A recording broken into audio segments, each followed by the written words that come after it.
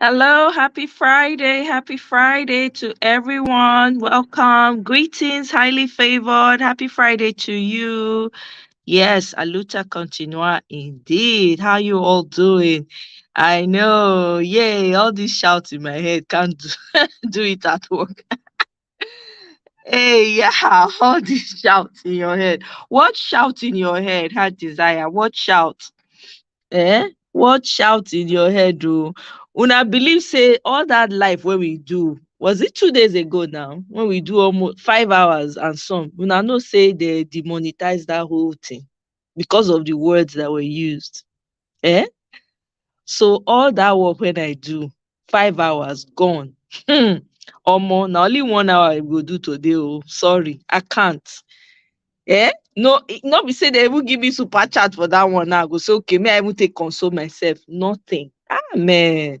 Guys, if you see the amount of work that goes into this life sometimes, on top of the pressure and everything, and then work, coming from work, it's not easy. 5 whole hours just gone like that. These YouTube people, they're not they smile. Oh.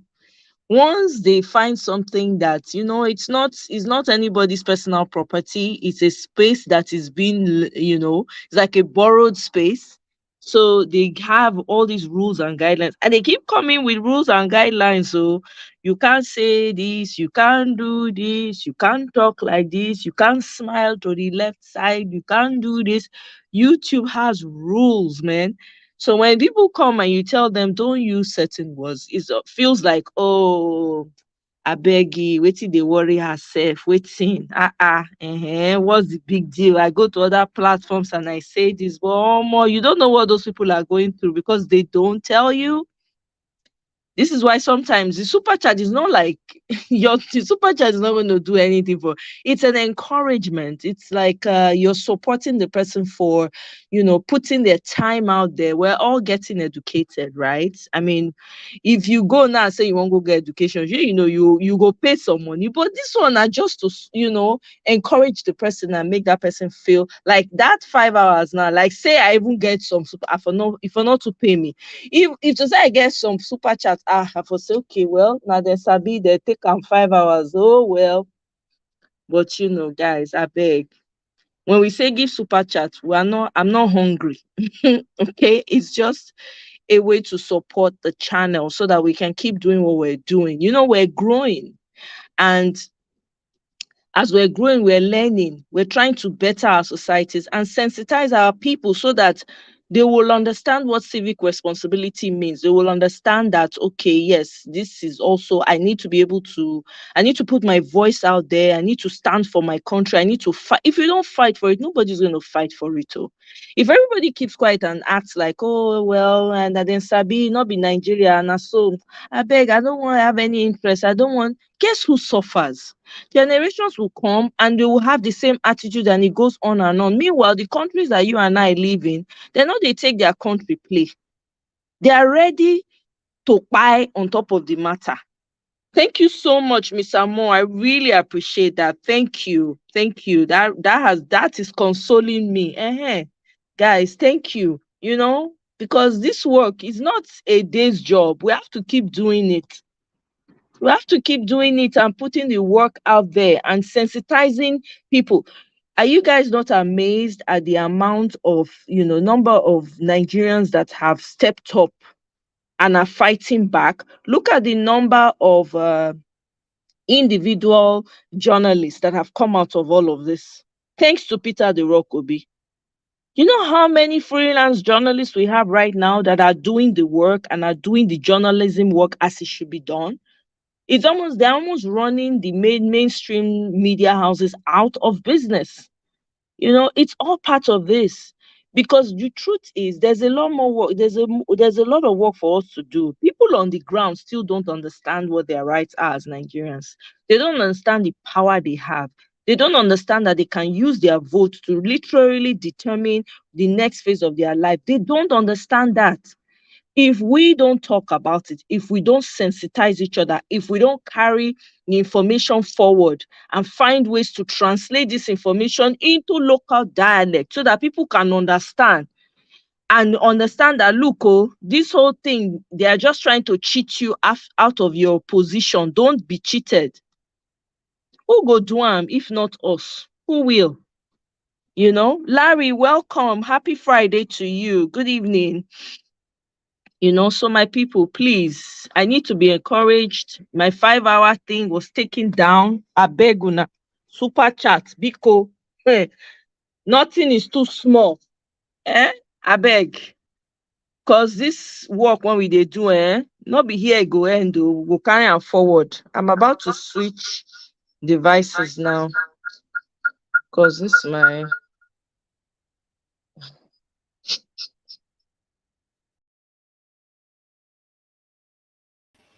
Can you guys hear me? Please let me know if you can hear me. Let me get a yes if you can hear me. Let me get a yes if you can hear me. Can I get a yes? Can I get a yes? Yeah. Okay. So I'm about to start playing some videos. So guys, seriously, 1 hour, I'm out of here. Plus, I have things to do right now. I am swamped. Um, I'm going to be sharing my link right away. So anyone who wants to come in, please feel free to come in. Um,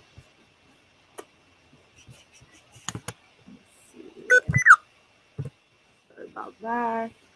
Okay, let me share this video while it's playing so that way you guys can jump in and listen in.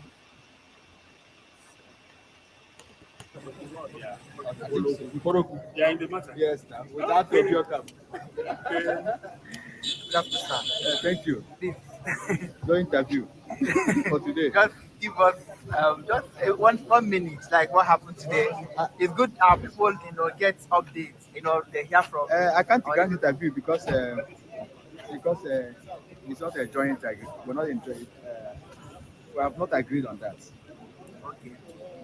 So there's no problem. The proceedings went fine. We are good. The local government will tender. We are all admitted. They're all admitted. We tendered 6 local governments, with the one that we omitted inadvertently yesterday, 6 of local government of Rivers State and 1 local government Niger State. That's Bida. Then we are all admitted. We tendered fresh 6 states. They were all admitted, including Lagos, Akwa Ibom, and all the rest. They're all admitted. So the fight is still on. Okay, so give us a sense of INEC objecting to every document. I mean, it's ridiculous. It shows to show the intent. It's intent that we look at now. They certified this document, issued receipts across the state of Nigeria. We got this from EC8A, which is the primary foundation upon which elections are conducted, because they are generated at the polling unit level. And we tendered in court. Surprisingly, INEC is objecting to the admissibility of the document they issued in their custody, because the Evidence Act says they issue CTC, who is in the custody, is in their custody, they issue CTC of them, and they're objecting to it. So we are fantastically surprised with that trend. It is quite really, we are surprised. But that does not hold any water, because documents speak for itself. It's certified. We have receipts. We paid for everything. So it can't be objecting to their own documents that are emanated from their own custody. With respect to the September election, we are challenging. So it's left for the court to, in the final analysis, when the address stage, lawyers will address the court on the admissibility of documents. So it's one thing to object, it's one thing for the court to sustain your objection. So it has not been sustained. The court ignored them and admitted the document for now. That is where we are. Okay, your today presentation, you guys were early. Your team came very early. You guys seem to have came prepared today, and your presentation was, seamless. It was seamless. It was smooth. I just I will be looking forward to having, this kind of, seamless, presentation. And your name keep, causing uproar in the court. So please we have a seamless presentation and proceedings of the court on top of Labour Party and P2B. Yesterday we had income for River State, which we have sorted out. we entered the 16, 15 local governments, and because our schedule did not contain 6, which we have tendered today through a new schedule, including that of so it has been seamless. We thank God. It's not easy to do presidential election. Getting from EC 8A across 36 states of Nigeria, it ran into millions. We sit down and sort them out, page by page, page by page. It's not an easy job. We will now be sleeping for past 2 months or thereabouts since March, not be sleeping, first week of March. So it's just there. But we thank God. The argument about Monday adjustments, I will not comment on it. It's Okay, for please, confidence could of you all parties. just tell us your name again, so that My because name is Vincent Otaopopo. I think okay, it can loosely be translated as bone crusher, But right? if you care to know, the English translation is the man who eats bone. Ota is to chew in Igbo land. Okay. Opopo is bone. So if you interpret it on I don't know where you come from. You can also interpret it for Yoruba people. They say it's Ota is a conqueror, a winner. Some people say it's the other thing. So my name is Vincent Otaopopo, and the name sounds as it sounds. It's very funny, but it's as it. All right. So I think we need cause. people like you in this case, because I think, like you mentioned, petition tribunal is a tough case. So we need people like you. For even as your name goes, on top, it means that you're built to actually fight anything that is strong. And we only give grace to God for the opportunity to be here, even to live, even to breathe, even to participate in the proceedings of election petition tribunal. It's not easy, but we thank God for His grace.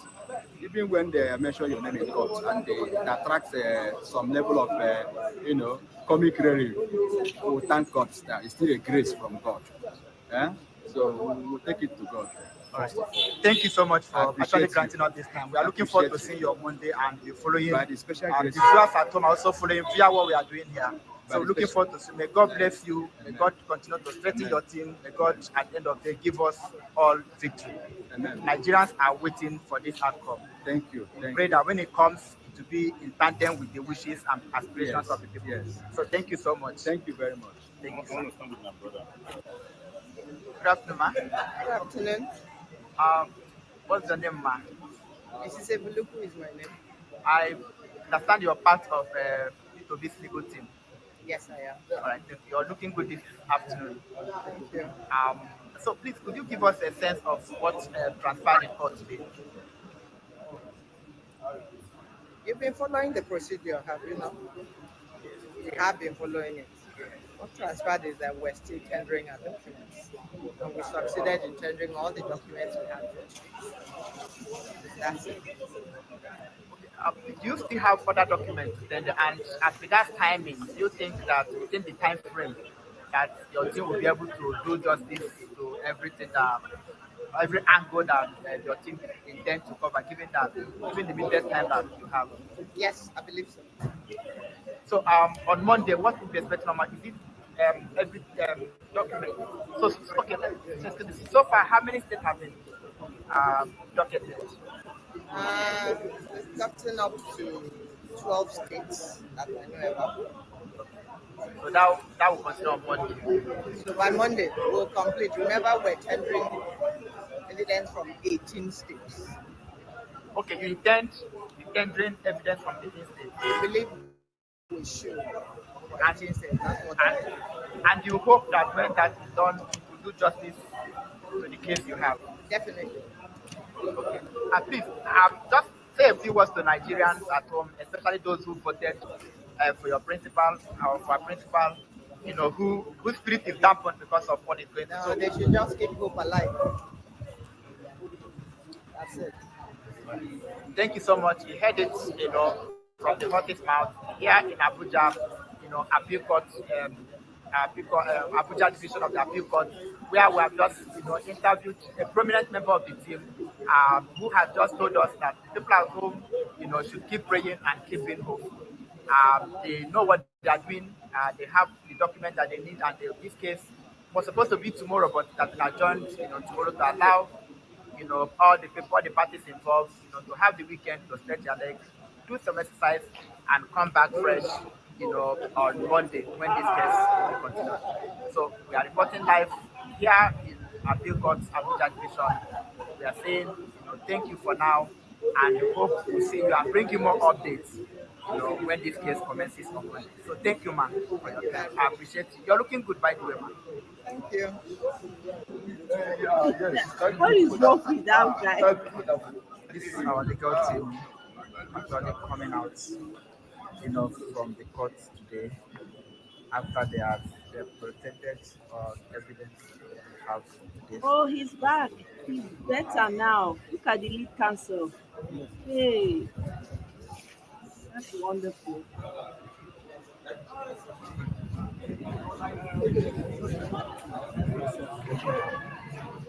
Here and that was arguments. That was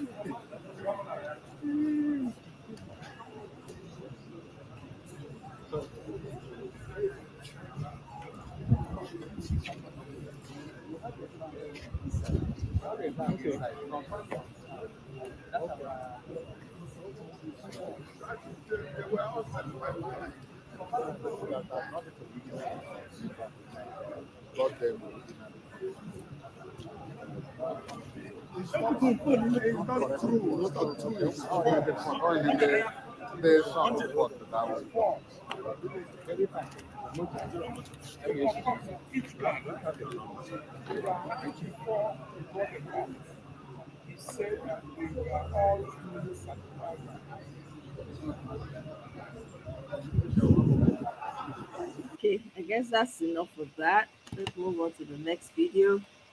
This one now, sharp. Hey, Kene, welcome. Oh, Mr. Chike, welcome. Emmanuel, welcome. How desire? I don't understand what you mean. I don't understand. You say you know fish out for office, abi? Hey, sorry.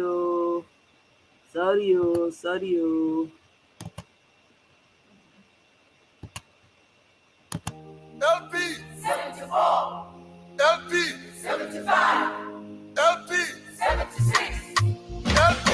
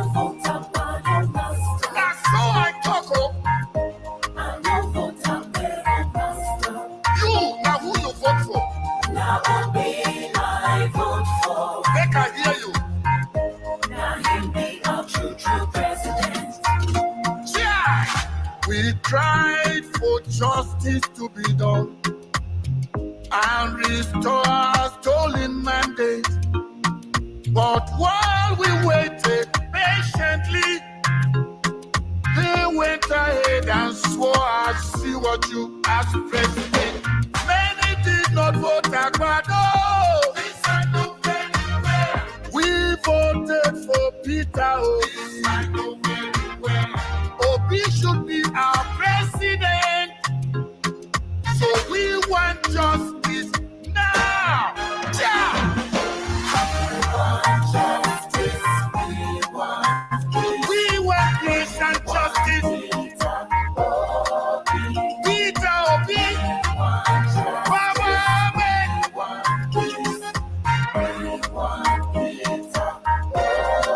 For a new Nigeria, where there is peace, security, prosperity, north to south, east to west. We want it. We want peace and justice.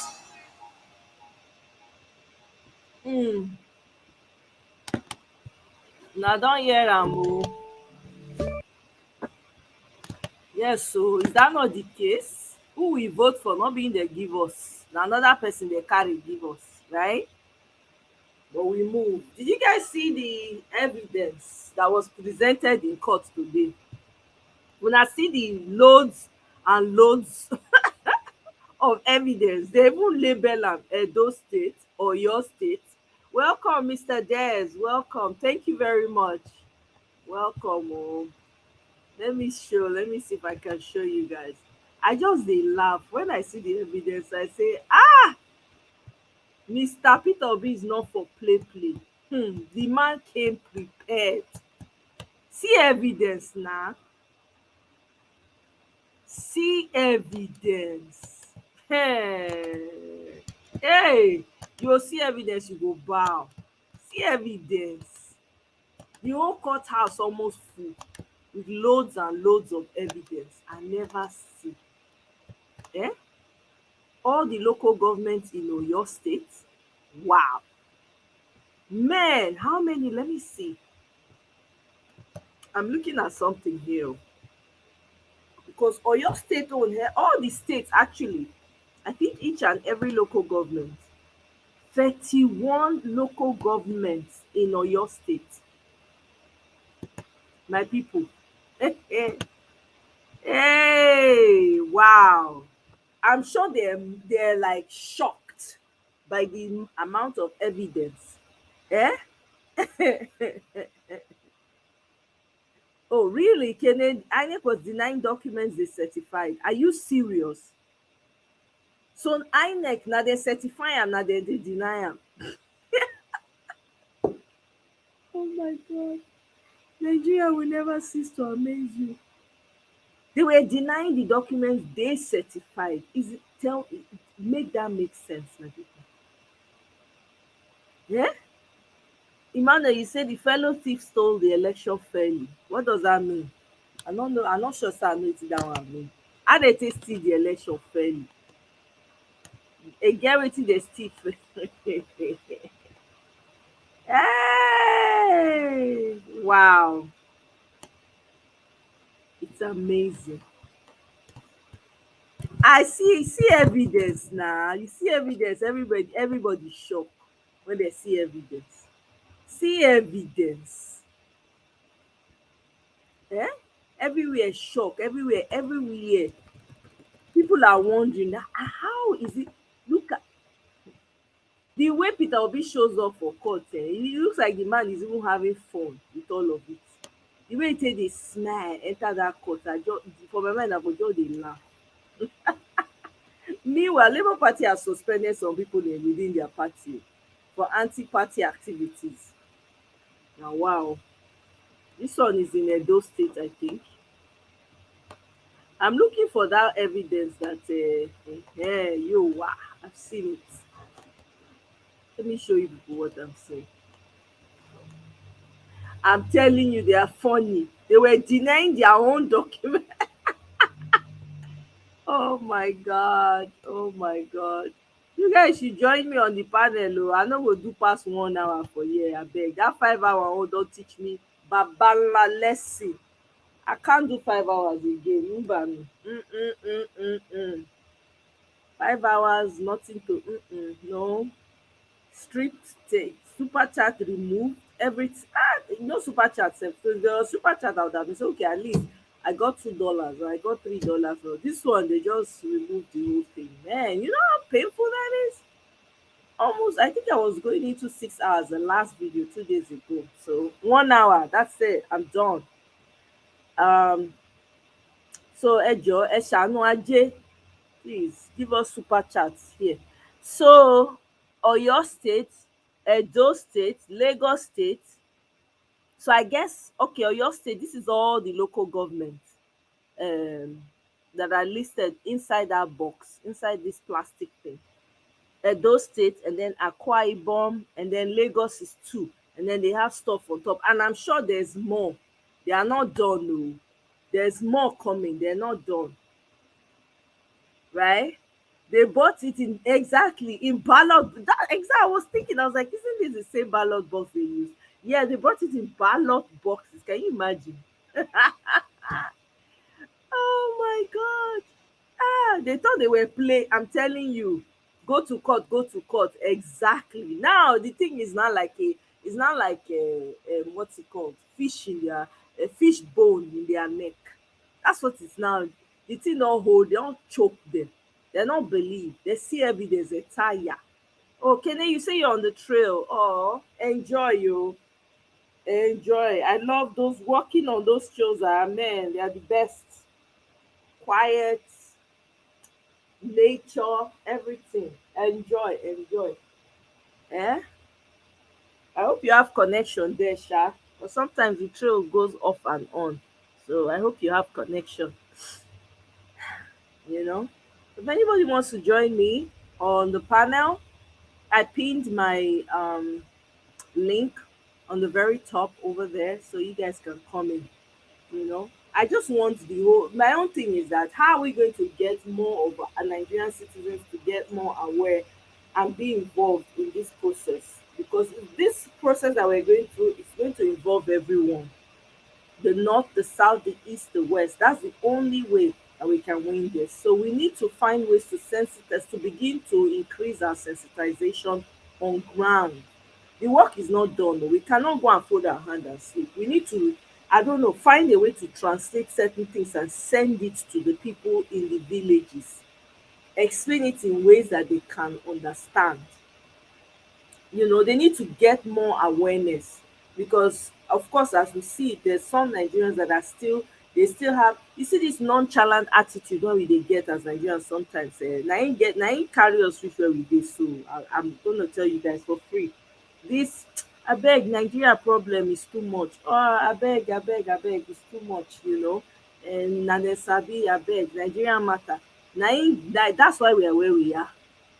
Because of those sentiments is the reason why we're where we are. To be honest with you, we cannot continue like this. As a people, we need to wake up and do what we need to do. We are in an era where we have the opportunity to reach far and wide with information. We can make this happen. We can spread this information and sensitize people about civic responsibility from the grassroots. Speak in a dialect that they understand. The work is not over. There's more work to be done. We need to keep talking to people, educating them, helping them understand the power of their votes.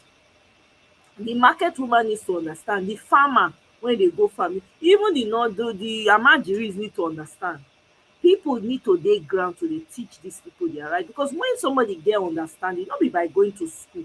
If person understand say omo na this thing na im dey cause my problem, na im make me no dey see food chop, na im make me no dey fit go farm, I guarantee you they're gonna do things differently.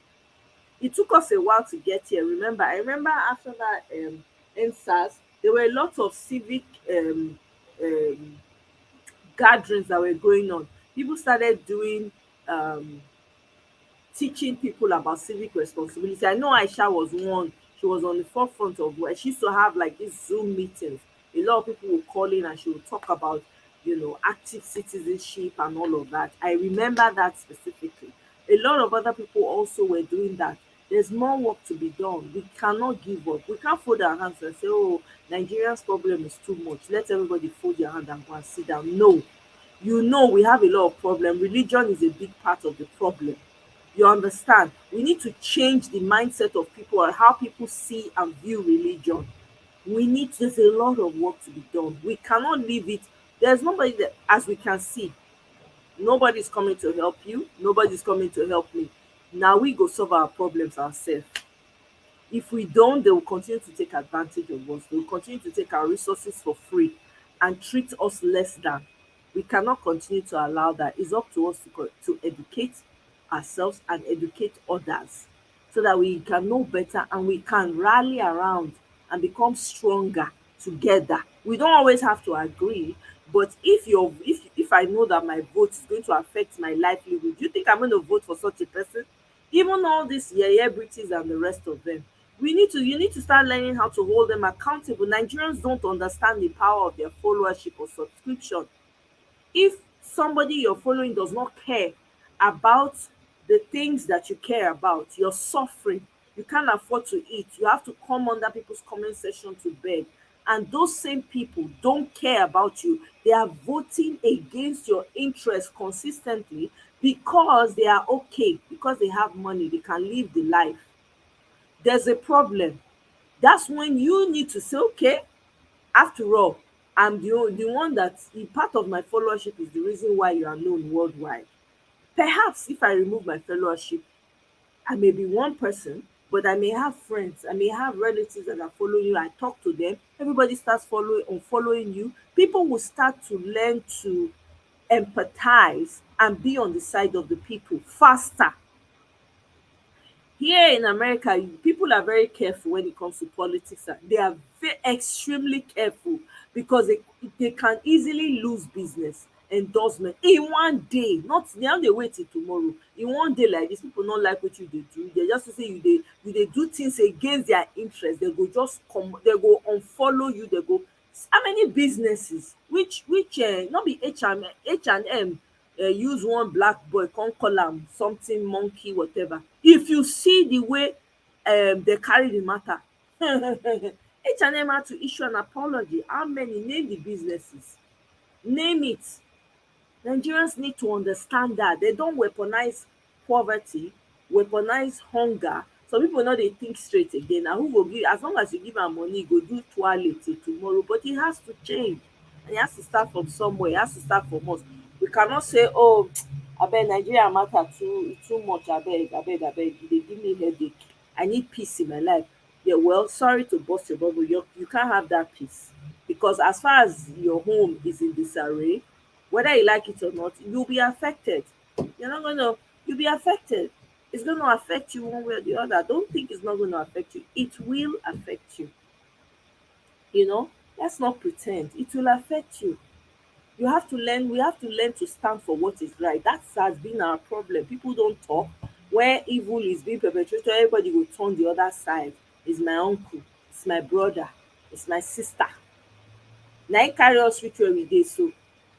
But thank God, a lot of people are waking up, but the more people need to wake up, more people need to continuously wake up so that these people, one day they will just realize, say, omo, the game don't change forever. You know, so we not fit fold our hand, enter house, say, oh, work is done. No, we're still in court. We're still fighting. We're still fighting and waiting for our mandate, which we know we will get. We must get our mandate, whether they like it or not. Man like Peter Obi, where you want to see am? See evidence now. Check evidence. Even they themselves, Kene don talk am now, they dey deny their own documents. Mi ìrírú ẹ̀ rí. They deny their own document. LP attorneys have subpoenaed INEC most likely Monday. Wow. Jez, are you serious? Omo, I've been out of the loop, oh, guys. I've not really been paying attention to the. Wow. Check that out. Are you serious? There's subpoena there. Okay, now. Monday. We shall see. We shall see what becomes of that. They subpoena them. Interesting. I'm glad to hear that. Wow. That's pretty impressive. Well, let's see what happens, whether they follow through. Because you know these people, they don't follow through. They see themselves as a king of kings. They know they look, they look people like say, ah no. Now they feel like they've arrived. Yeah. See, let me see if I can. I'm trying to find where they subpoenaed.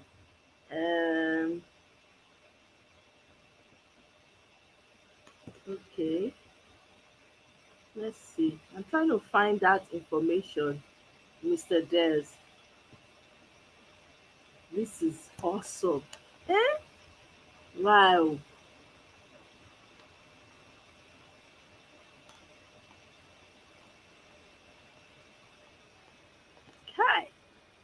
I'm looking for it. This is cool.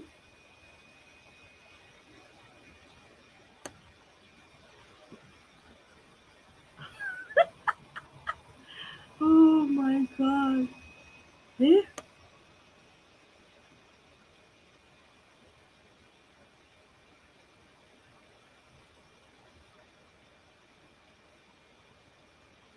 And again, one more thing I noticed. Why are the national newspapers, Punch and the rest of them, carrying fake news? I don't understand. Why can't they just say the news as it is? Why do they always want to spin it to please? I don't understand. Eh? That corruption is deep, oh. Kai, e deep. See Bubu Rich in town. See as they throw party for the man. The same people when they suffer. Kai, now wow. Some people are used to their suffering, sha.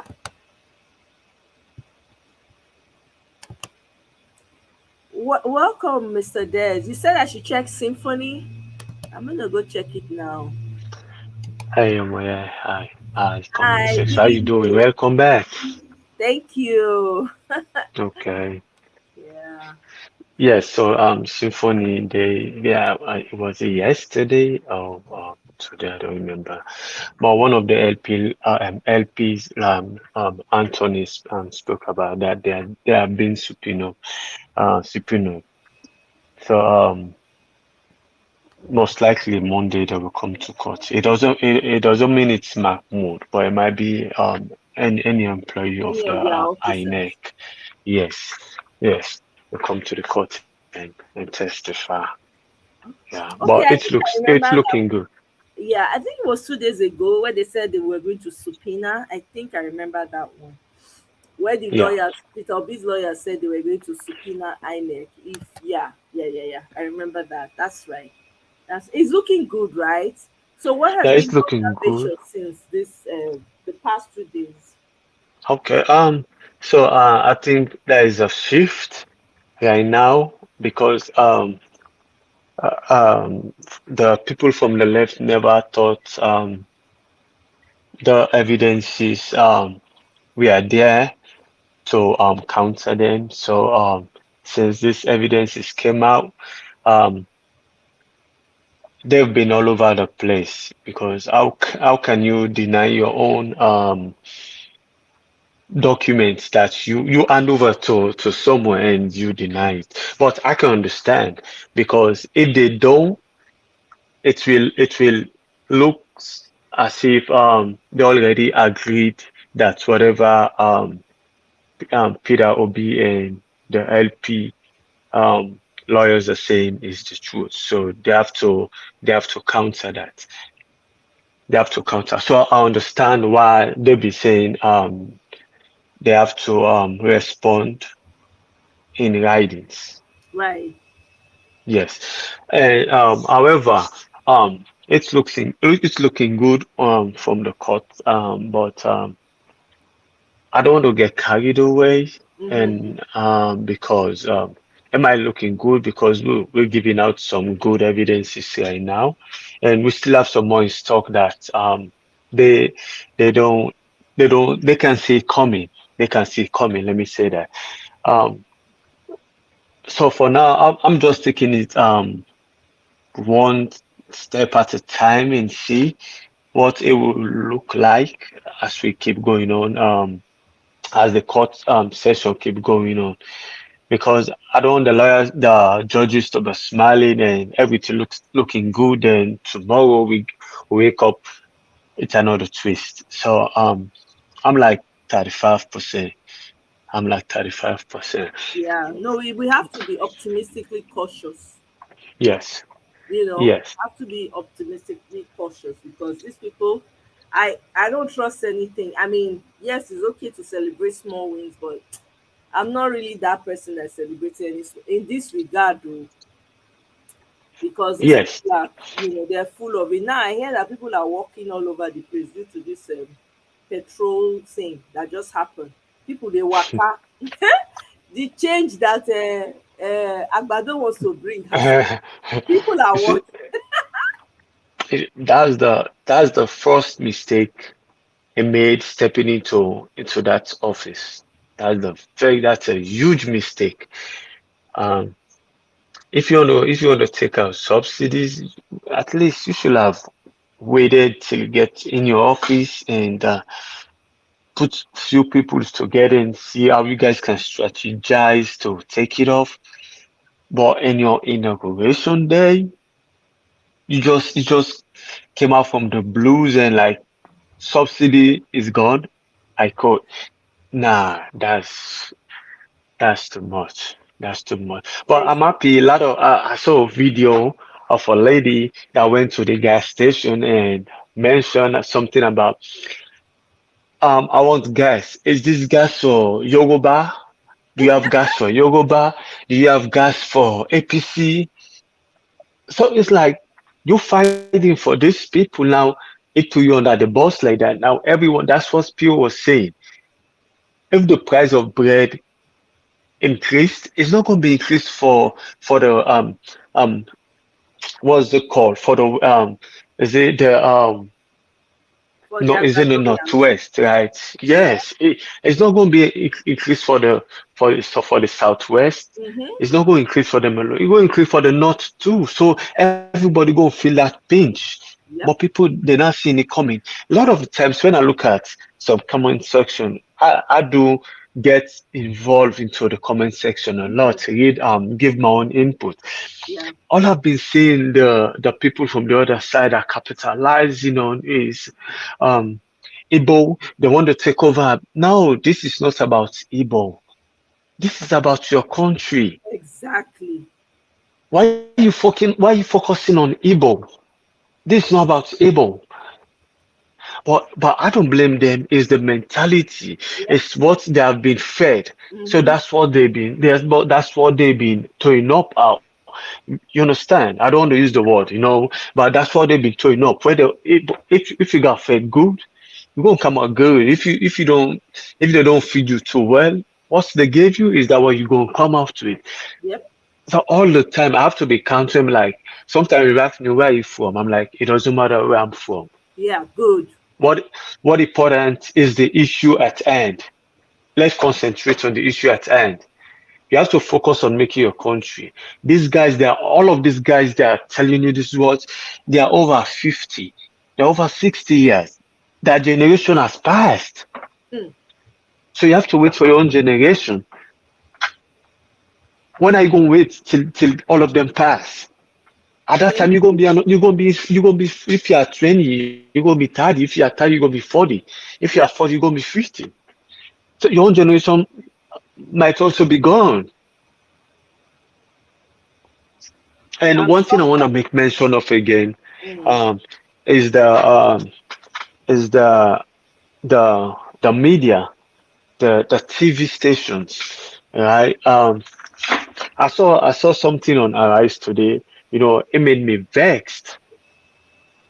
The caption was LP lawyers disorganized or something. I'm going to watch for the video. Like LP lawyers are disorganized, so the judges kick them out about their paperwork. I'm like, why you guys telling lies? That Exactly. why you misinform others? Or are you part of the establishment that's on the payroll? Let me say you're on the payroll. Yes. Yep. What happened in court was totally different because LP they're supposed to use they're on a schedule. They can't go above their schedule. These guys know what they're doing. If they already have an estimate of 4 hours, whatever you do is going to affect because they say they have 3 weeks, right? So whatever time they use, 4 hours, 3 weeks, whatever time they use is going to tell them in the future that remember the last time we came, you're supposed to spend 4 hours, we spend 6 hours. So they're going to deduct that 2 hours in the future. So they're working with time. Whatever they can produce today, all the evidence they can produce today, they're going to produce it. They won't let adjourn tomorrow. I don't know this new I don't know where they're getting their caption from, if they are part of the establishment, or I So don't know. Kene says it was Channel's Twitter that misinformed, that he screen captured it. Okay. Yeah. Let me see if I can pull up the Yeah, if you can pull it off, because I know that there's a lot that's been going on with the media. They've been spewing all yes. types of false narratives, Yeah, let me especially see if I in can pull it Nigeria. up first.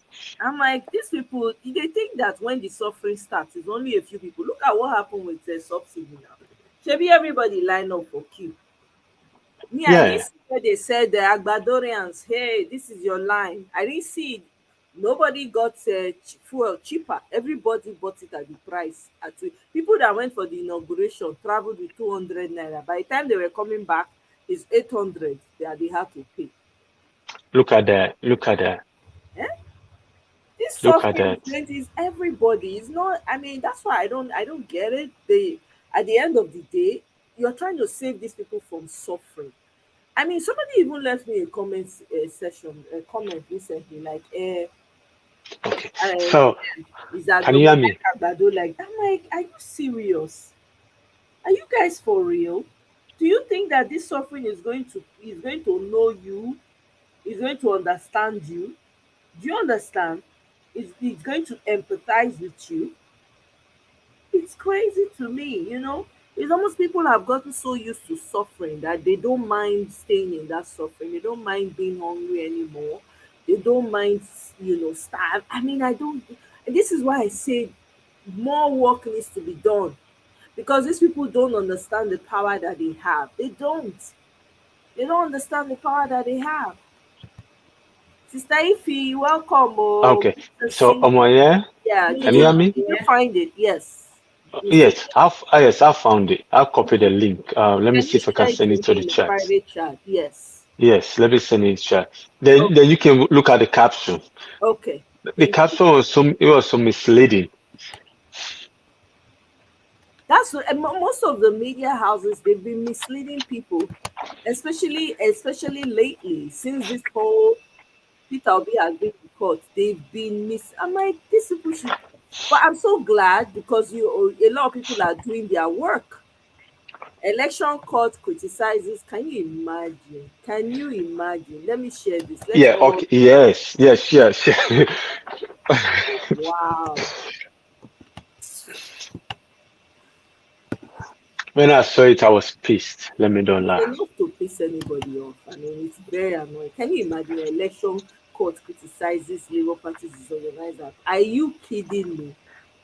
Just to throw some type of. Presidential election It was shade.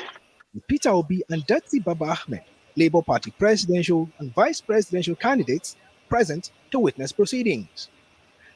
And the day's proceedings began with the Labour Party's lawyer, Emeka Okpoko, informing the court that it has exhibits from 18 states to prove its case against Tinubu's victory.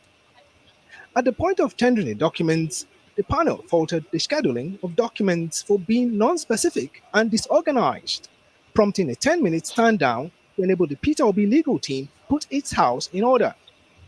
Even at resumption, the situation isn't any better, prompting the court to state that the action of the Labour Party lawyers constitutes a waste of time of the court, urging that they be properly organized.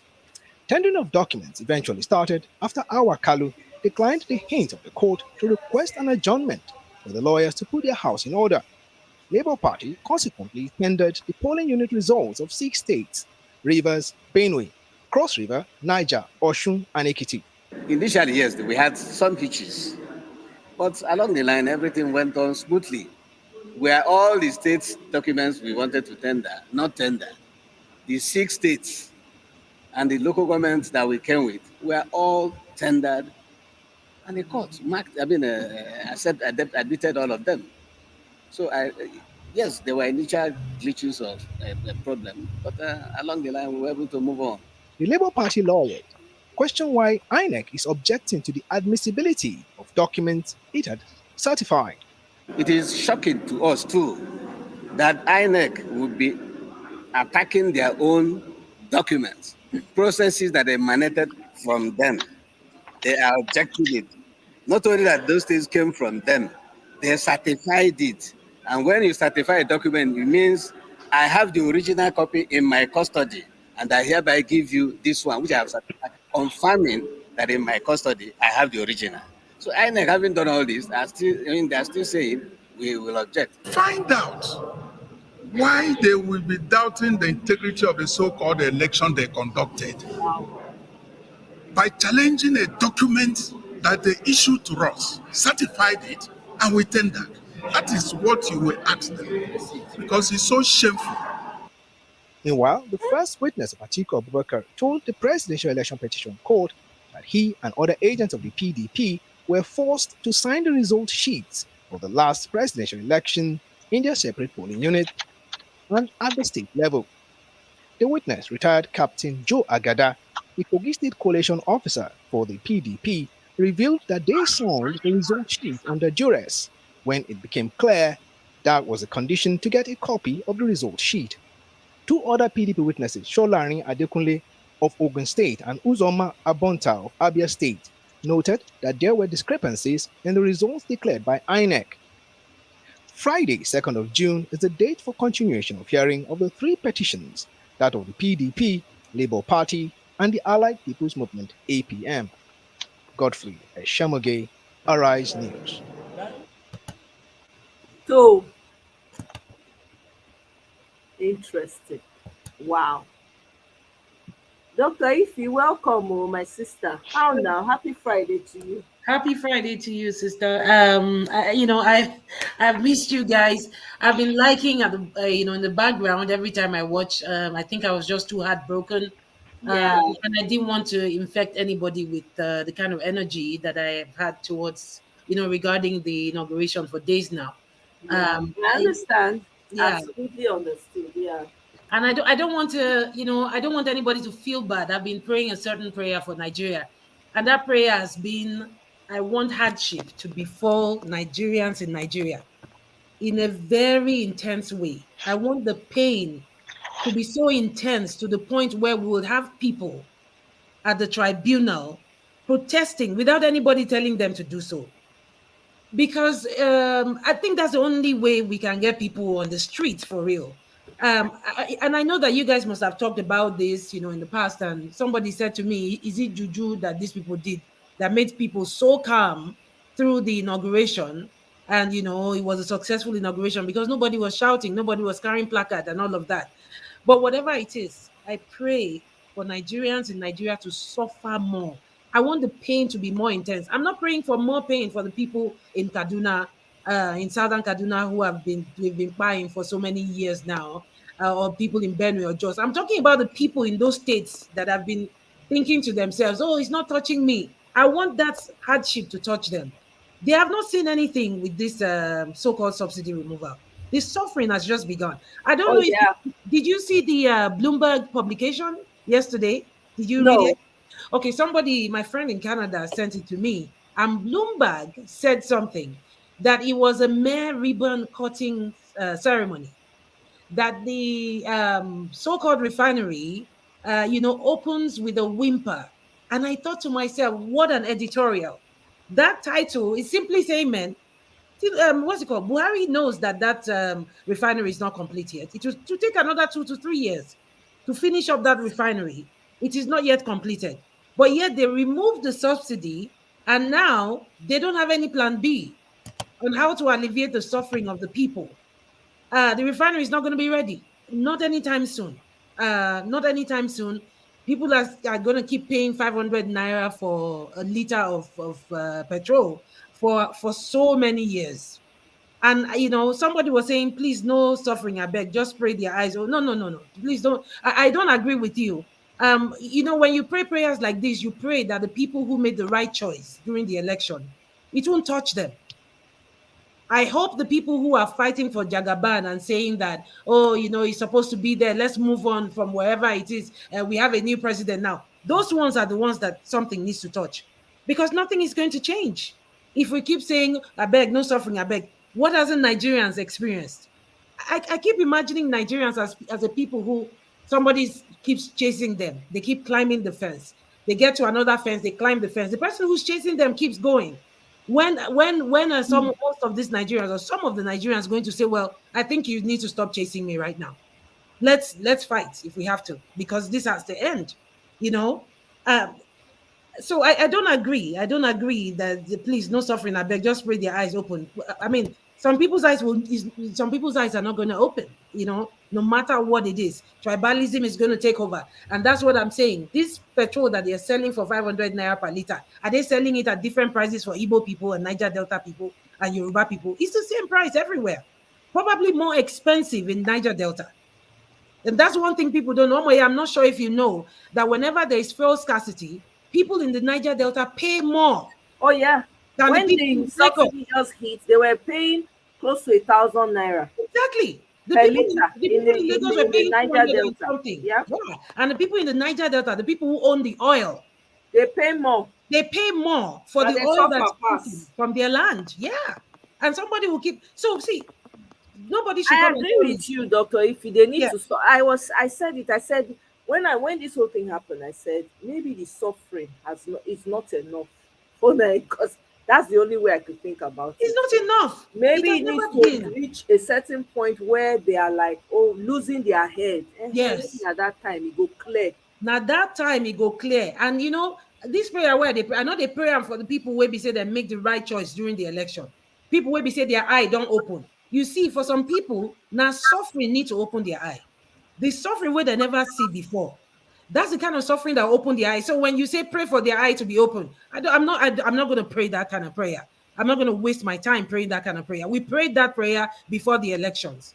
We prayed that prayer when people were sensitizing people to go and get their PVCs. We've moved on from that.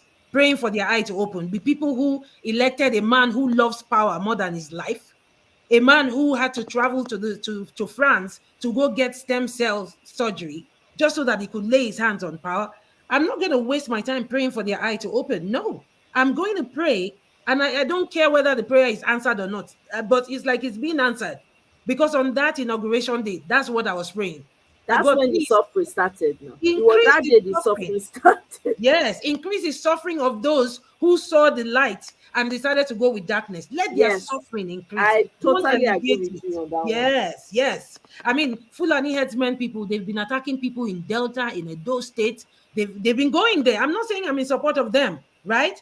And I'm sorry, I was born in Lagos. Maybe the people in the south, in the western part of Nigeria, need to have a taste of Fulani headsmen attack too, before they will start waking up.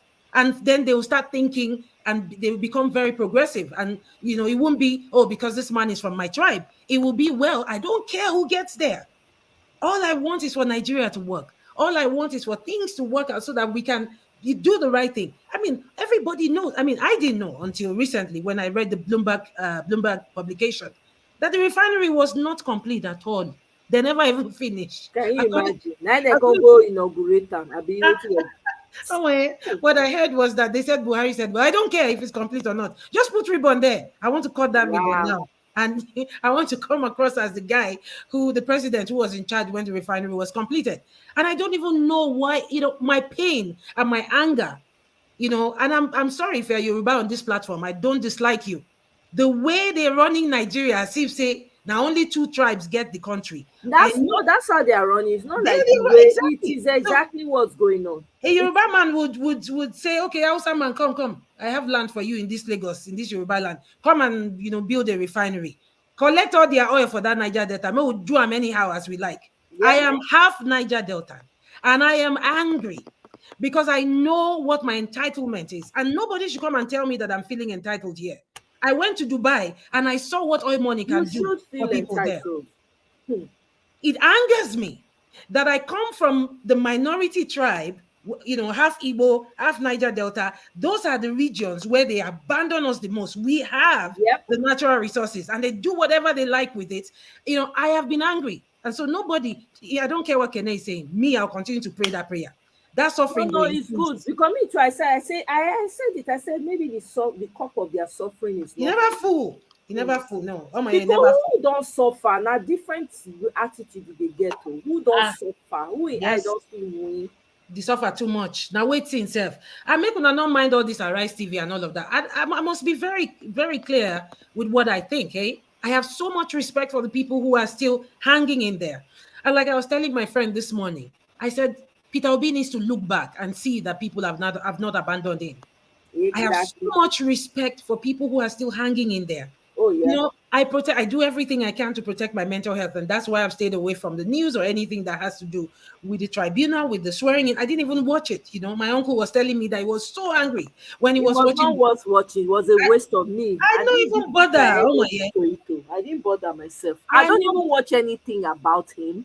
I don't listen to anything about him and the group of them. Exactly. I just stay away. My focus is Peter Obi. I'm telling you, exactly. And that's why I keep going.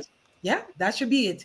You know, somebody was telling me that they caught a glimpse of, one video where he was seated because Naim be president now, according to them, right? They say, they close mouth when he sit down. They never know anything. Small time now, water will come out from that mouth. Oh, yeah. Whether person do stem cell or not, I'm a scientist. I know what stem cell surgery does. It elongates your life. But if God say you want 5 person, stem cell not fit do am. Stem cell now waste of time it will be. But if the surgery is successful and God can say, okay, I leave you as you be, if he live for another 20, 30 years, another 5, 10, 20, 30 years with stem cells, the extra stem cells that they've pumped into his system. But, the thing is, plus the commission of the refinery join with the inauguration, the vex, don't they catch me? And this one now what they call holy anger. This will not be the kind of anger where they affect person mental health. No. This kind of prayer where they pray, they make me happy. When I hear say people they suffer for Nigeria, are they happy? Are they laugh? Are they laugh now? And when they say they do the fuel don't reach, I say it don't declare now. Yeah? Don't declare. It don't declare. Oh my, then go hear them. For this one where they enter. So that one a small thing. By the time we go, they sell 1 liter for whether na 490 or 500. I not send. Then maybe now the next thing we go they happen now. I say Tinubu will come the package oxygen. They tell Nigerians say if we not buy, we not go feel breathe. Maybe when he don't reach that level, because that man nothing way they sell. That man go package rubbish. Can't take one fake gold wrapper. They tell people say see as this thing they shine. That's what you do for Lagos. And I sure say that's what you go do for that Abuja. May they not worry. All those tush agbero where they there where they call people enter bus. Now MC Oluomo will carry all in boys reach there. They will come take over the Abuja where they never see anything. When that time come reach, nobody go beg them before them go court. Go they drag those judge them for that their gown where they smell. Tell them say I beg, make you not do the right thing here. I don't know. I mean, I hope all the pastors we do prophecy. We thank them for the purpose where they serve. Some of them keep us going till the time where we say the inauguration happened. But this time around, now the people need to take the power into their hands. Now them need to do the right thing.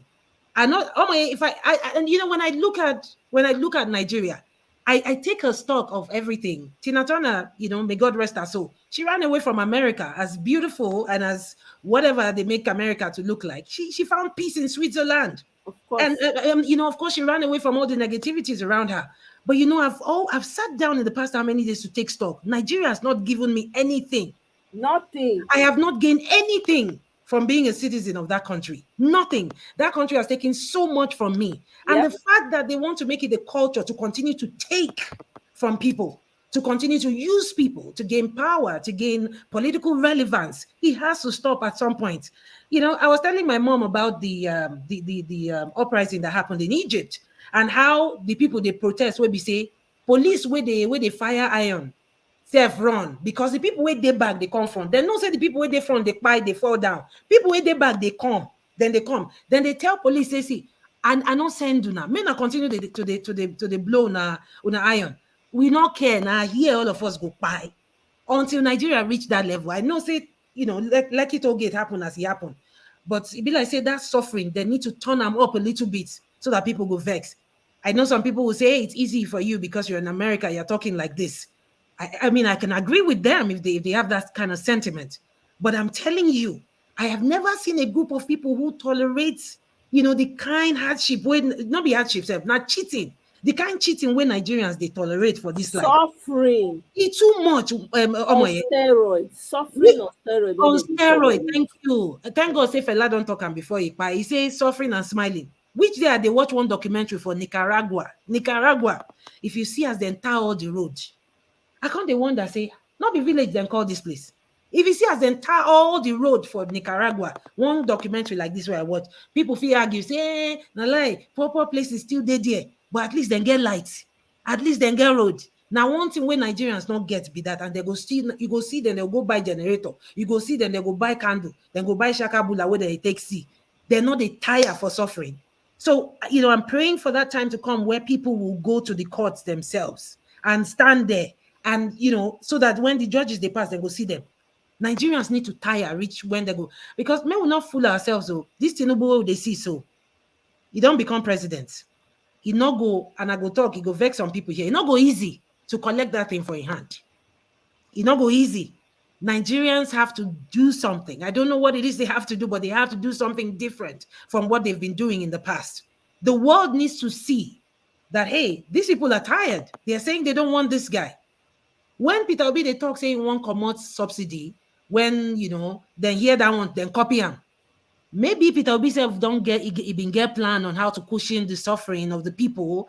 These people don't get backup plan as we see them. So, in fact, the subsidy itself, they hear say it never go into effect. But you know how things are in Nigeria, right? So the gas stations will begin to put it in effect before the government puts it in effect officially. Officially, it's not in effect.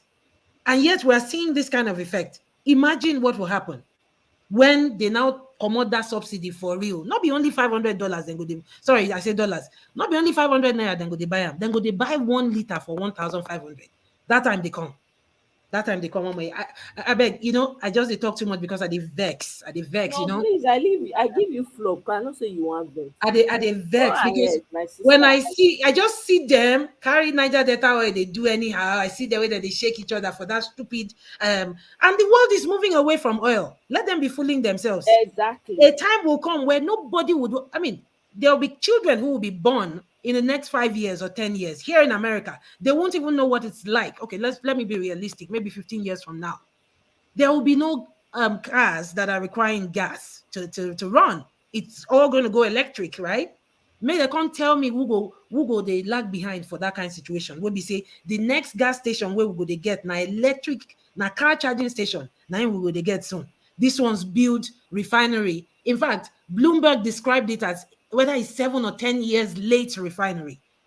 It's like the Nigerian press is not aware of what is happening, the reality of what the world knows about Nigeria. I mean, everybody knows that this refinery is late, number one. It's late, on top of say it's late, I can't lie.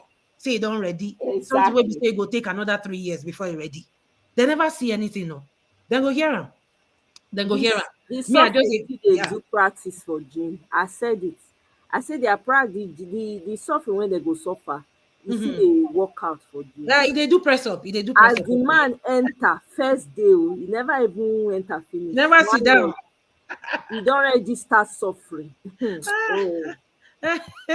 it not go affect them now, eh? It not go affect waiting concern them. No matter what. Some of the followers they will come people comment section, they say they like it like that. I say carry they go. They enjoy them. Maybe they enjoy the suffering. The same mouth. Whether you ever see the mouth they complain again, we don't know. You people think that you're doing somebody, you don't know it is yourself you are doing. Now they do. The Fulanis will become landlord. I pray make them become landlord. And I've never prayed for this. I'm sorry. I've never prayed for Fulanis to become landlord more than now. I need them to take over Nigeria. They own the country now. Let them take over the whole place. I don't know if you listened to that phone conversation between Shetima and I listened to Amushan of Ogun State, right? You heard what he said. Yeah, let me even look for it so that people will hear it again. Make them remember that conversation. We go see as in common Niger Delta. What be the guy name? Now Amushan, whether Amushan, Amusan. SAN. Oh. Where they wear long cap, where they wear one signature long cap like that Ogun State man. He talk him, he say, see, we go establish trans-regional trade, whatever. That's what he called it. And he says it's going to be specifically between the West and the North. And I'm sure when they are talking about the North, they are taking away Jos, Benue, all those people, Southern Kaduna, they're going to do it in a way where they are going to cut those people out because those people are considered, to be non-Northerners. Except when it's time to vote, then Benue becomes a northern state, Jos becomes a northern state, Nasarawa becomes a northern state and stuff like that. So they're very strategic. So in my mind, when I listened to that conversation, I said, okay, so what happens to the Niger Delta oil? They know what to do with it already. They'll share it amongst themselves. And then the Niger Delta people will continue to suffer, as usual, as it be.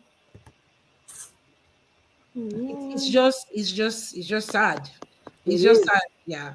It is, but guess what though? It's probably what they need to go through, because there's nothing else. With all the screaming and the shouting, the people that supported this, they need to go through something. They need to go through oh my, say you get one Yoruba girl where I know for Twitter. I don't come on for Twitter again. Maybe it go reach another 10 years before I go back on Twitter. But and that's what I do. I just disappear, and I take years before even going back. Something has to take me back to Twitter. But for now, the girl was saying something about, hey, when the election finished, where then lie finish. He said, say in here go hear what now? Say that voice, that man voice, where they sound like mouse voice. He don't tire yourself for that voice. Peter Obi was always being very repetitive with his words. He says when they sell bread expensive, they don't sell it different for Yoruba and they don't sell it different for Hausa. They thought he was just talking.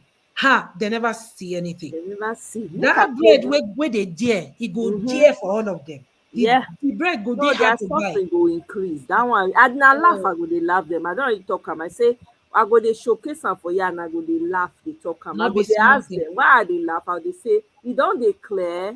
Are you people, you don't declare now? They don't see them. But the suffering need to increase, because these are our Nigerian people. I never see person we manage read them. Then they manage.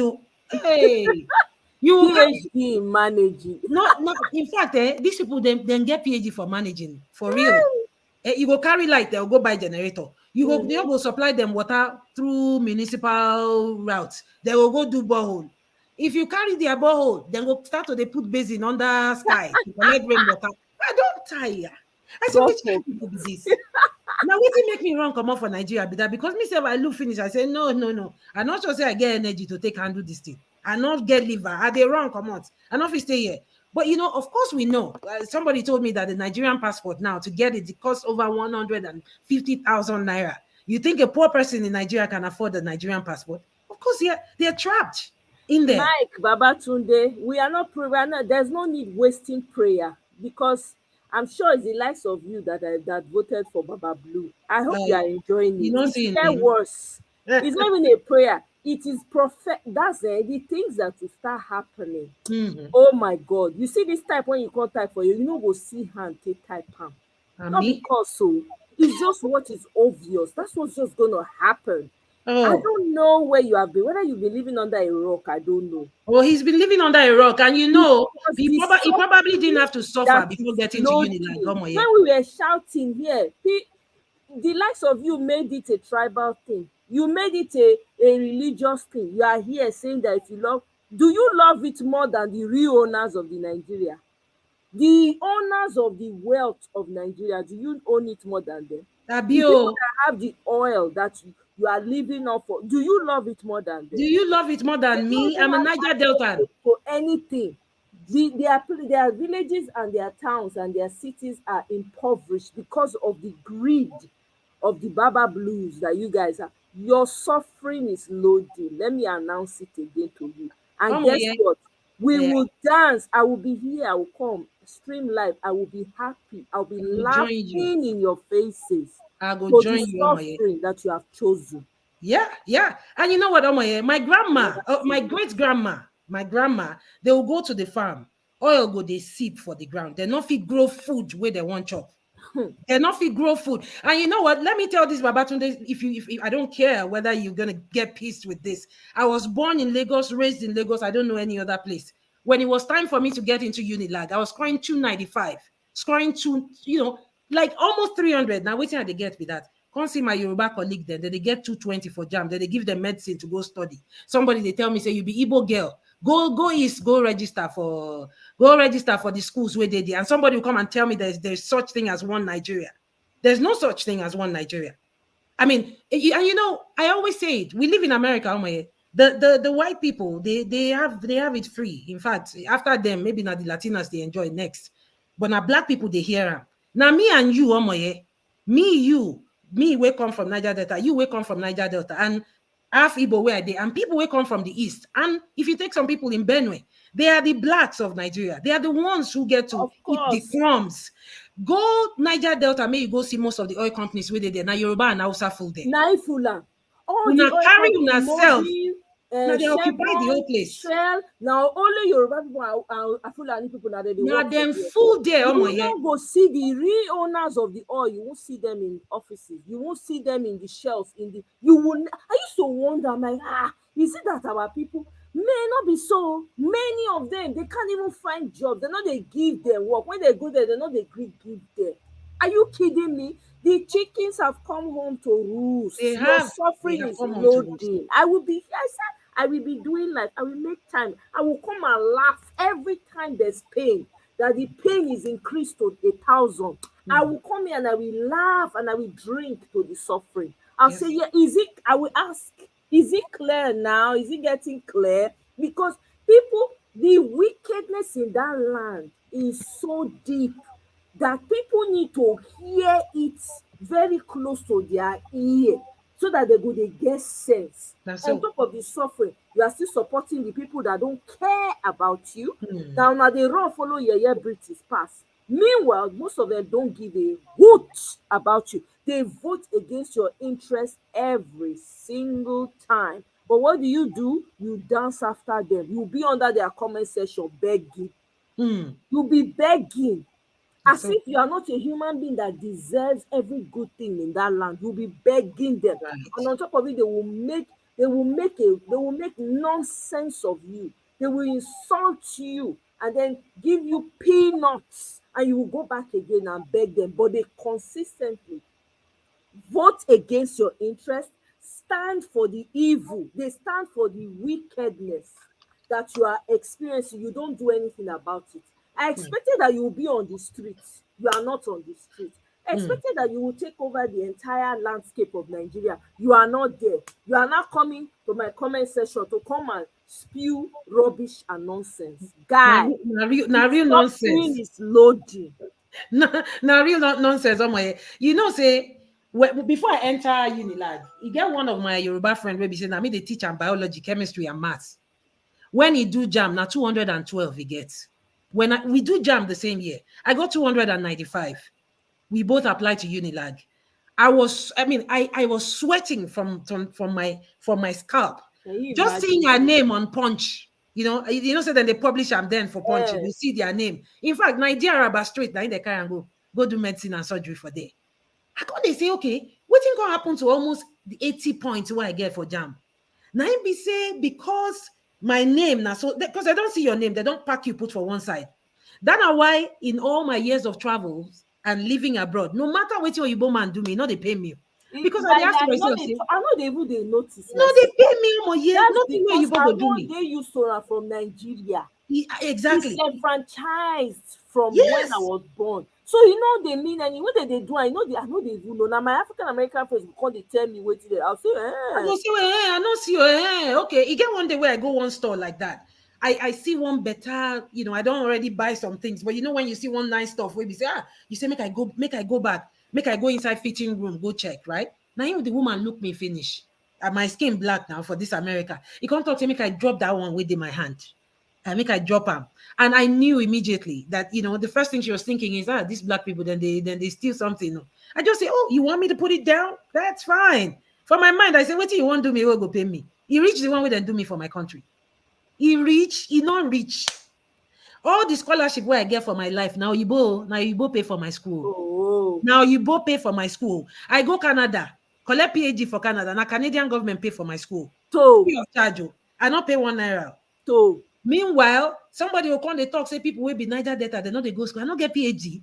Why be I not fit go back to my country, make them give me better position for oil company. Not lie, because I not be Yoruba. ladder So, for those and because we know they talk, because we keep quiet since all these days, I don't realize now. I go open my mouth and I go talk am as it be.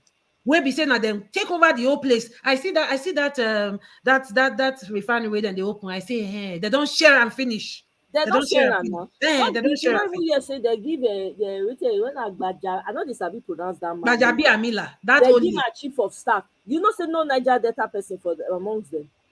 I know. all the selection where they make, not Yoruba and one. Hausa Now Fulani and Yoruba. and Yoruba, Uh-huh. Fulani and Yoruba, now food that. Yeah, make them go share the country by themselves. Make them not worry. You know, I was telling my mom today, and any well-meaning Yoruba person can agree with me. You know why I am not tribalistic and I don't dislike Yoruba people? I love the good ones amongst them, and I'll say it again: their readiness to betray all the other regions in the south just so that they can maintain this sweet relationship with the Fulanis. They are always in a hurry to do so. History has proven that over the years. Their readiness to betray this other southern region, the Niger Delta and the East. Oh, the Yoruba person, the typical Yoruba politician is ready to do it so quick. They are the service. Time and time again, they've done Time it and time again. consistently.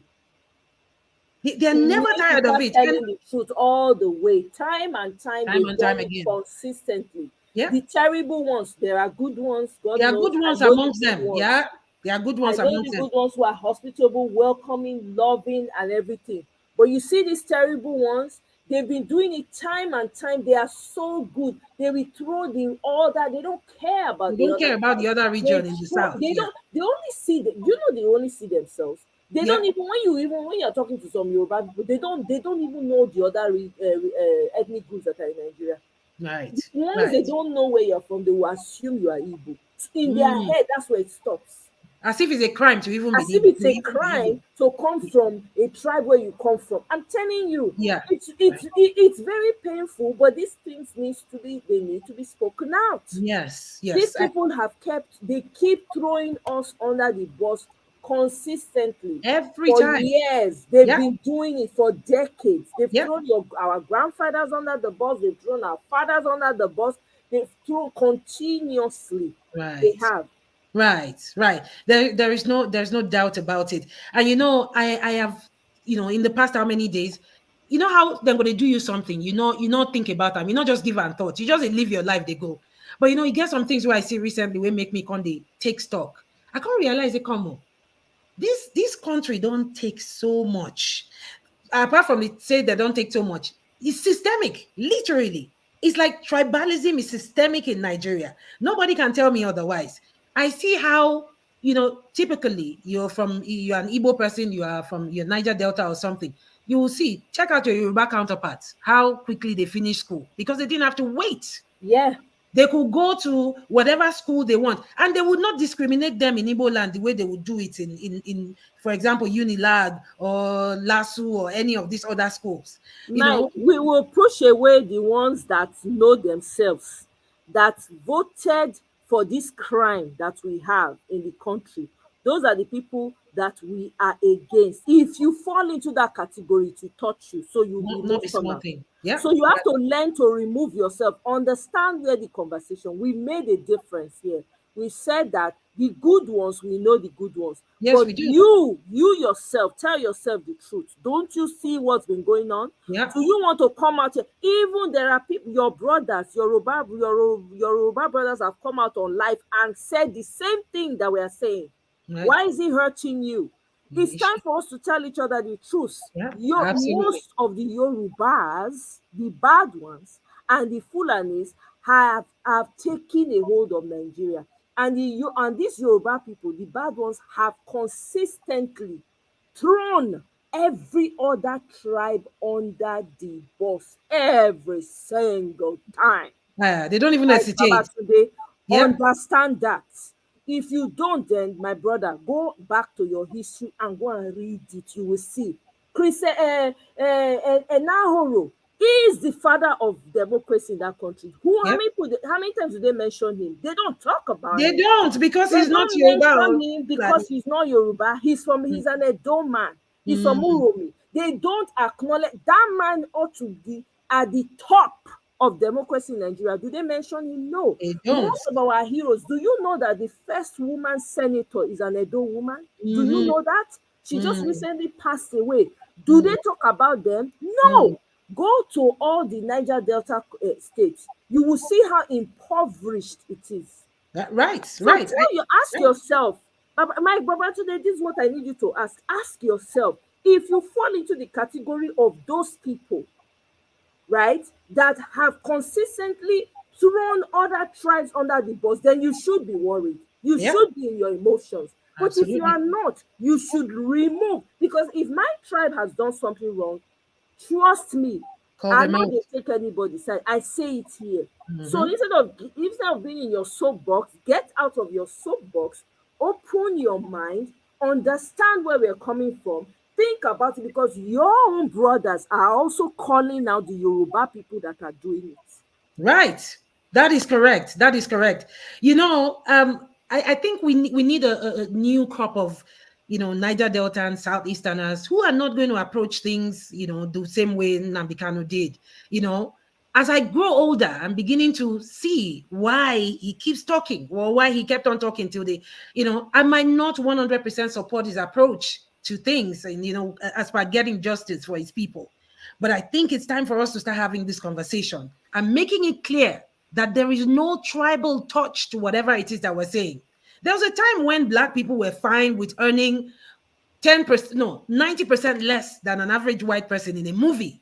In America, there was a time where it was normal, where they would tell the Black person, hey, collect them like that now. Yeah, make you even thank God, say then say me you act alongside white person. Things don't change now.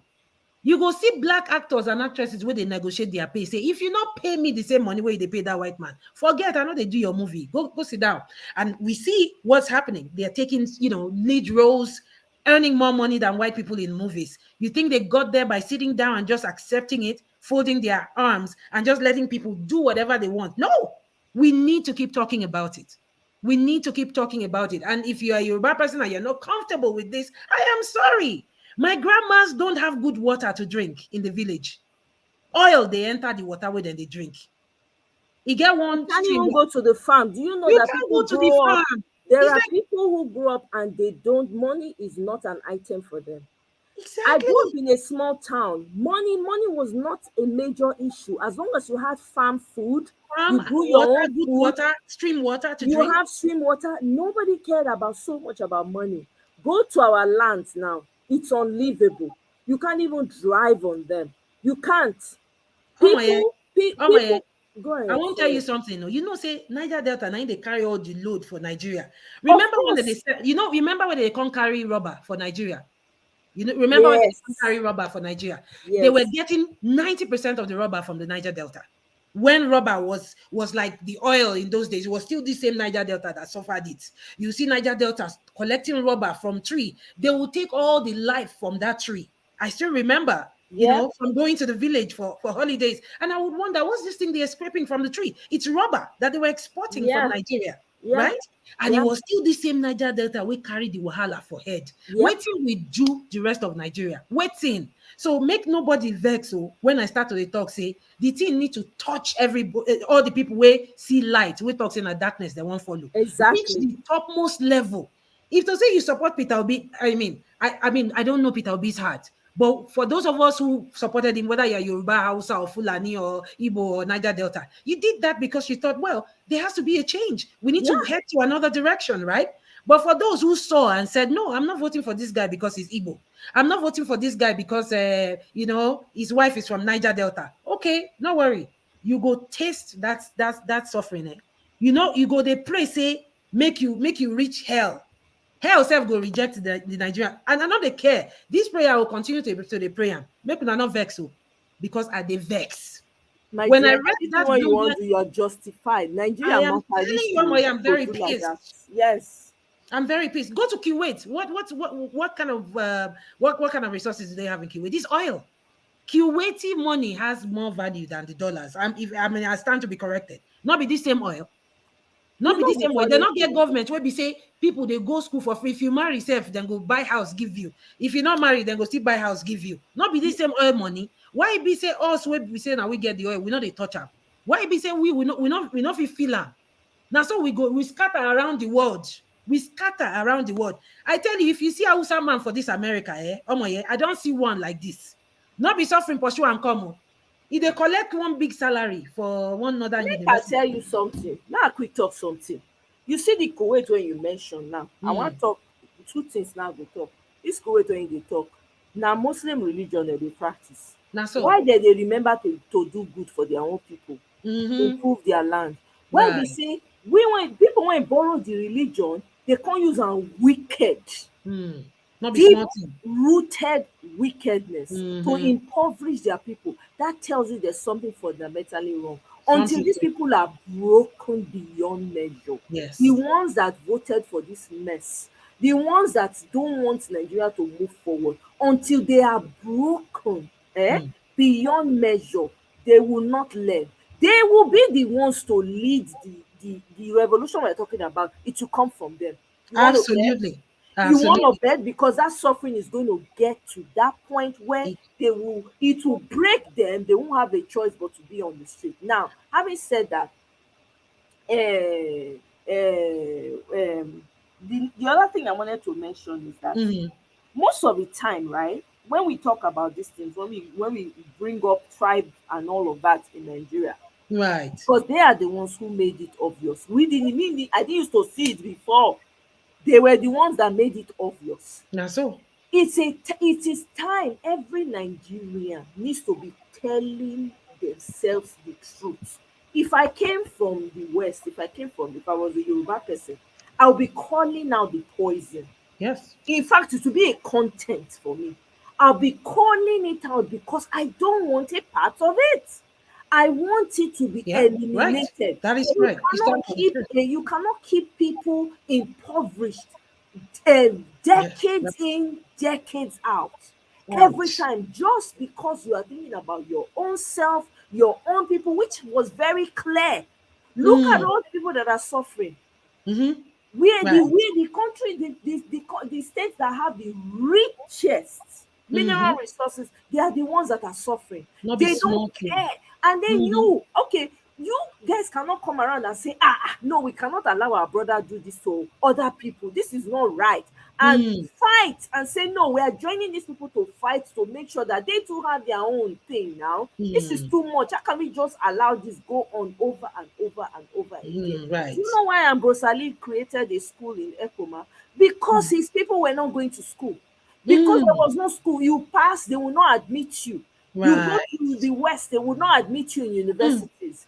They will not. They only admitted maybe like 1 or 2, and you have to know somebody that knows somebody. And the man now said, okay, my people need to have a school where they can go to as well, that they can call their own. Look at how many people went to Edo State University.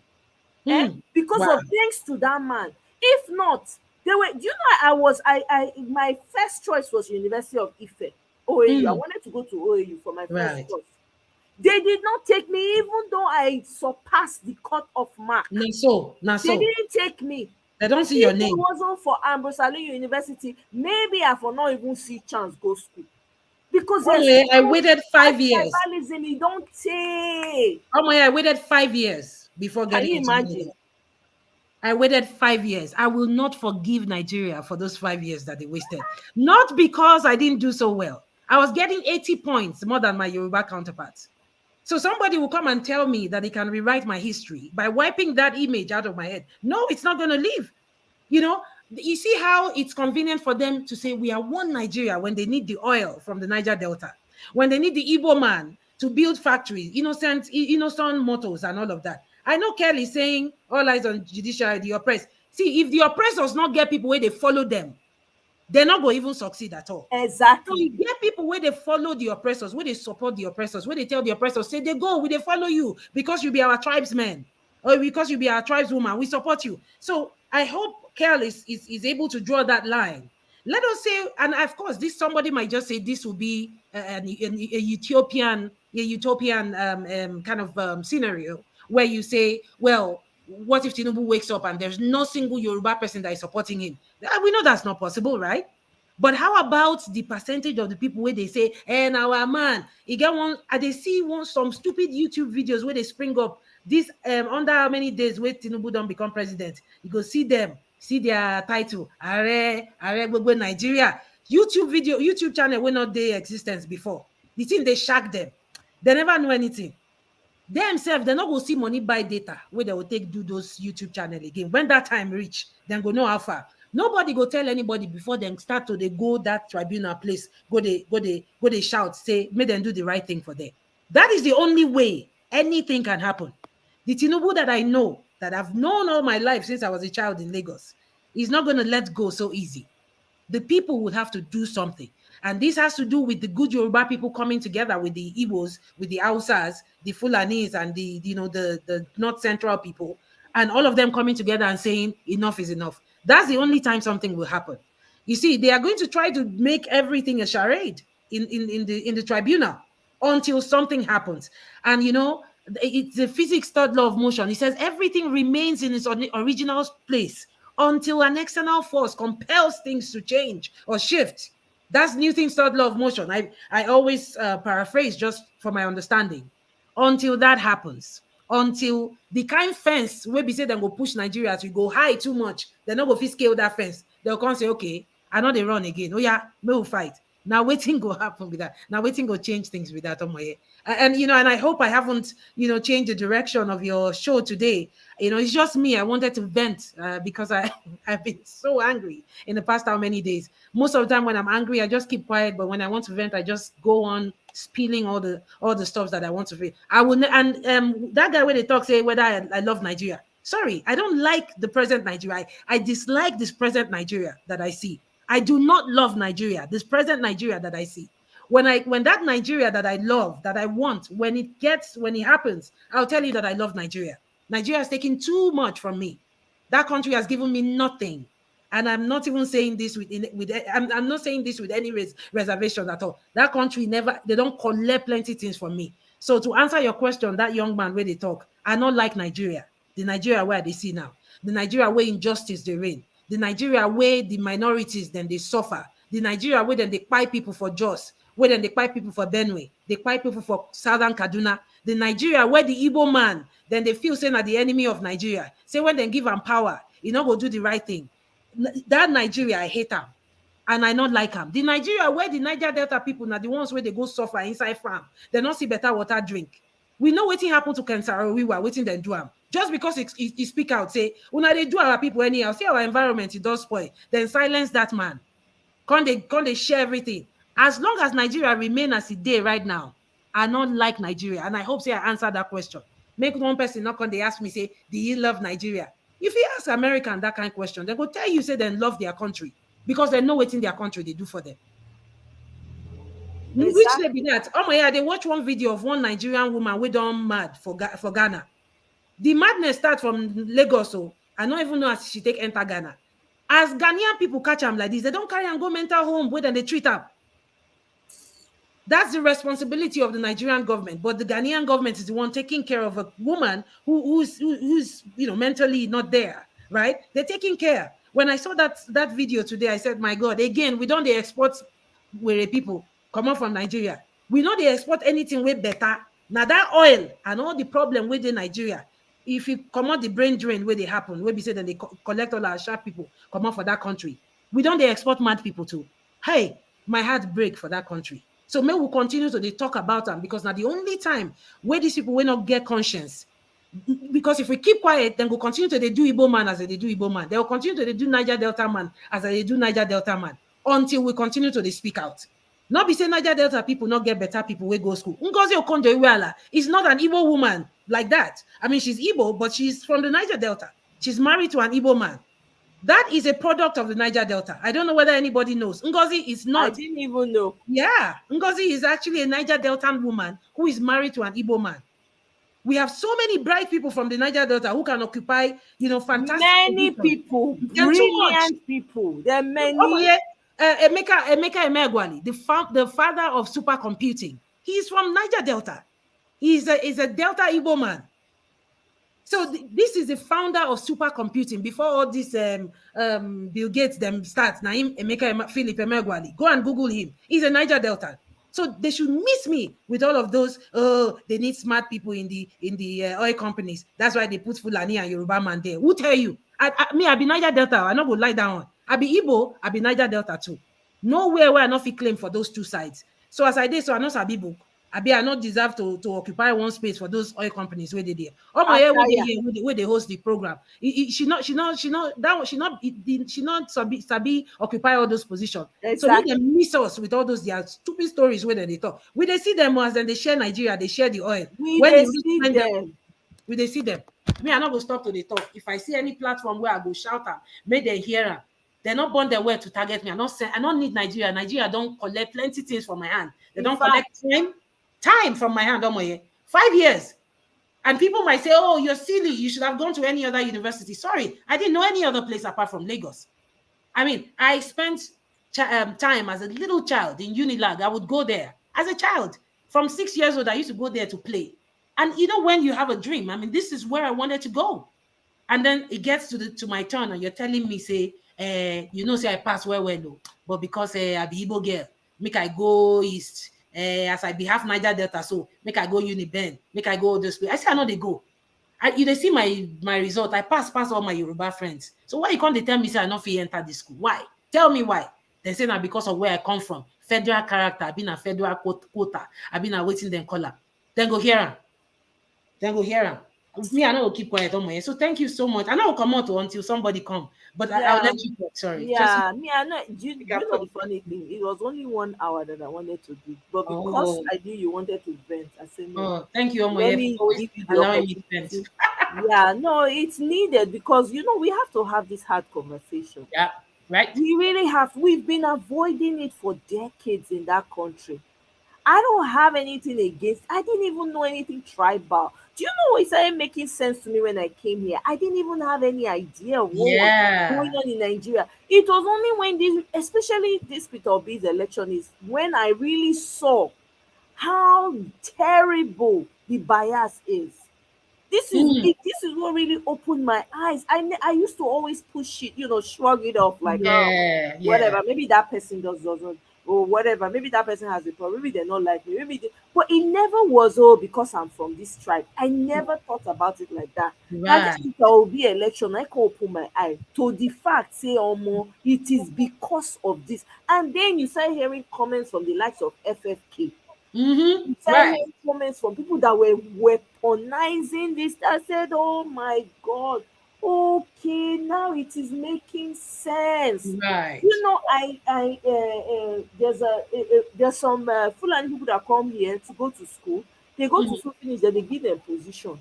When they go to school for year now, Nigeria they collect salary. Why Nigeria they sponsor them? They collect pocket money. They collect pocket money as you dey here. They here. They collect pocket money from government. Now they pay their rents. Now they pay their feeding. Now some of them don't get car. Uber. Guess where that money they come from? Your freaking government. Yes. So why we talk? Why we not go talk? Tell me. Do you understand? Even some of these Yoruba people, they go not be that they go the top schools. Who they pay? Some of them now government money. That Gbajabi or whatever his name is. Not be government pay for the school when you go for Oxford. All this when they come up with Oxford and Cambridge degrees. Not be government money they take go. Right. I'm not saying all of them, but majority of them that are in that around those circles, that's how they went to where they went to. Right. It's so obvious. So who are we fooling? Do you understand? Who are we fooling? If we don't tell the truth, I don't have anything against anybody.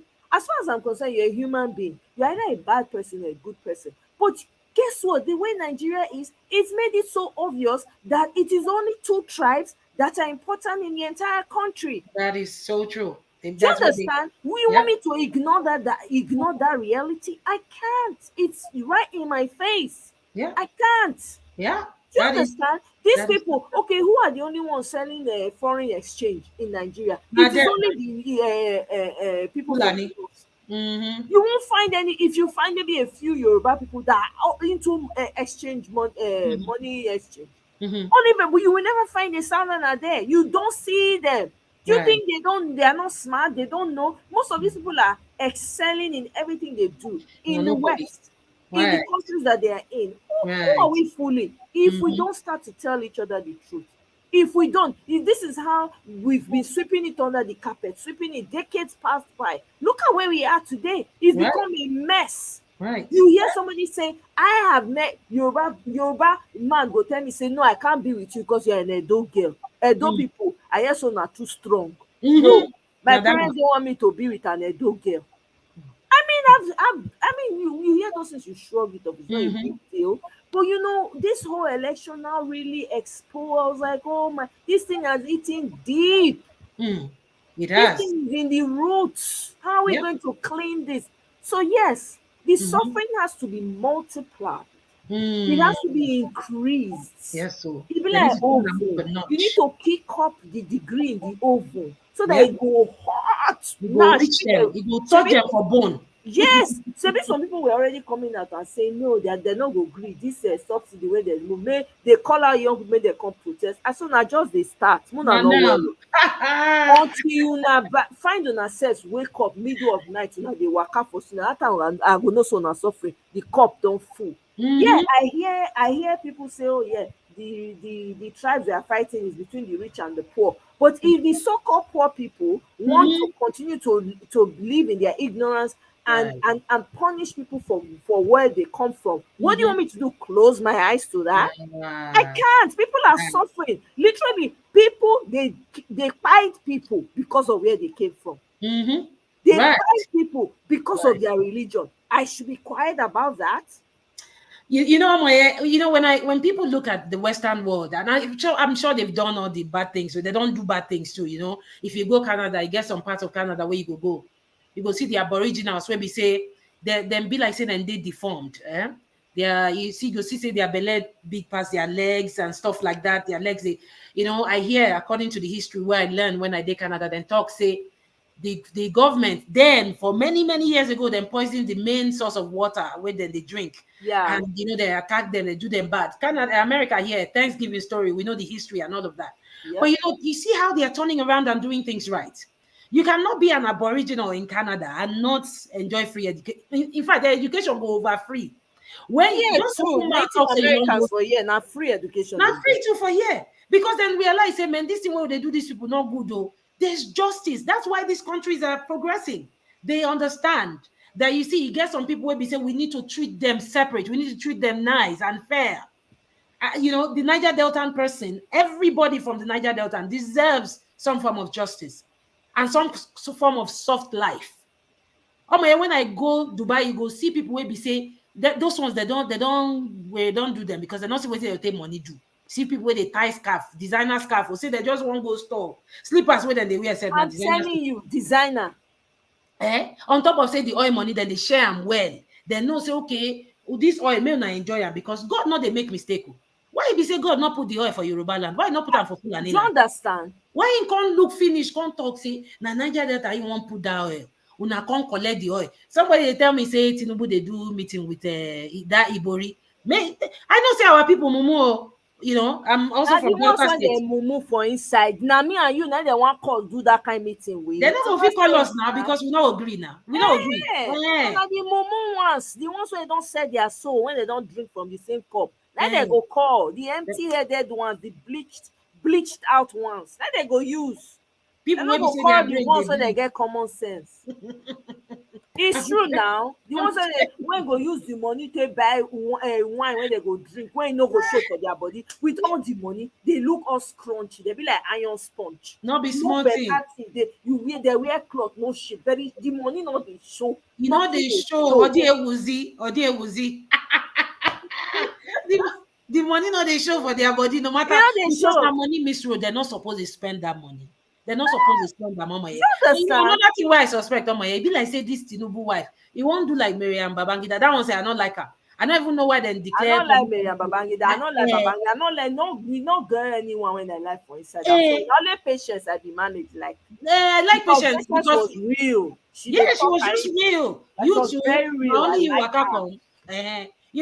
No first lady. Even Stella. I'm sorry. Stella was just all about Stella from my state now. No, yes, now. What did she do for Edo State? What did she do? Nothing. Zilch.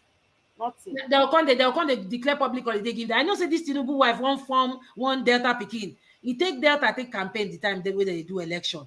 I sure Delta people they not vote for your husband, but he go once make he. I sure say he won't do that. He won't pull that Miriam Babangida stunt. Won't come go Delta now. Make them open their eye before he carry all the oil. This one he not go even divert and share. He go carry and put for her pocket.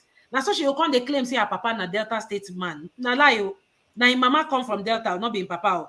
Make Now Delta you- shine their, make Niger Delta shine their eye because that Tinubu wife, my eye dey on top in body. That Exactly. woman, as they see, and so he get plan. He get plan for Niger Delta. He get, I mean, Absolutely. better E plan. no go work. We need to shine our eye. We need to dey shine am for them because we no fit trust anybody now. So we be now the ones with the responsibility of shining the eye for them. Absolutely. Kevin Kale says Fulani is using Yoruba today. How can you use a group of people That are not willing to be used. educated?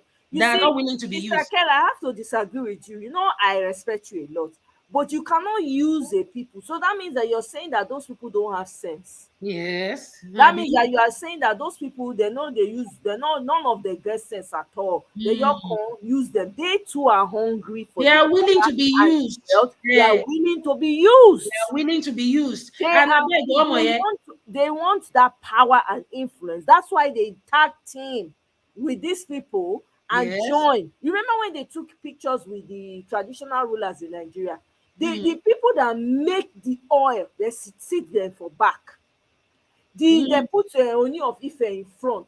Oba of Benin, senior all of them for that place. They put them for back with Prince Charles. At that time, it was Prince Charles. Now, King Charles. Now King Charles now. Please, until we start telling each other the truth, we go nowhere. It's not because it is Not clear, true. it is obvious. Not true. Because Can they ask me question? They ask us question. Miriam Babangida na Niger Delta now. You know, say one thing about our people be say when they marry, they will turn to, now so she turn to Fulani finish just because she go marry Fulani man. Now Niger Delta, now Delta babe, now Asaba babe, now him Miriam Babangida be until she can't turn herself to Fulani full time. So some people go see they argue with you, say no, not be Delta woman, na Fulani, na lie, na Delta, full-blooded Delta woman.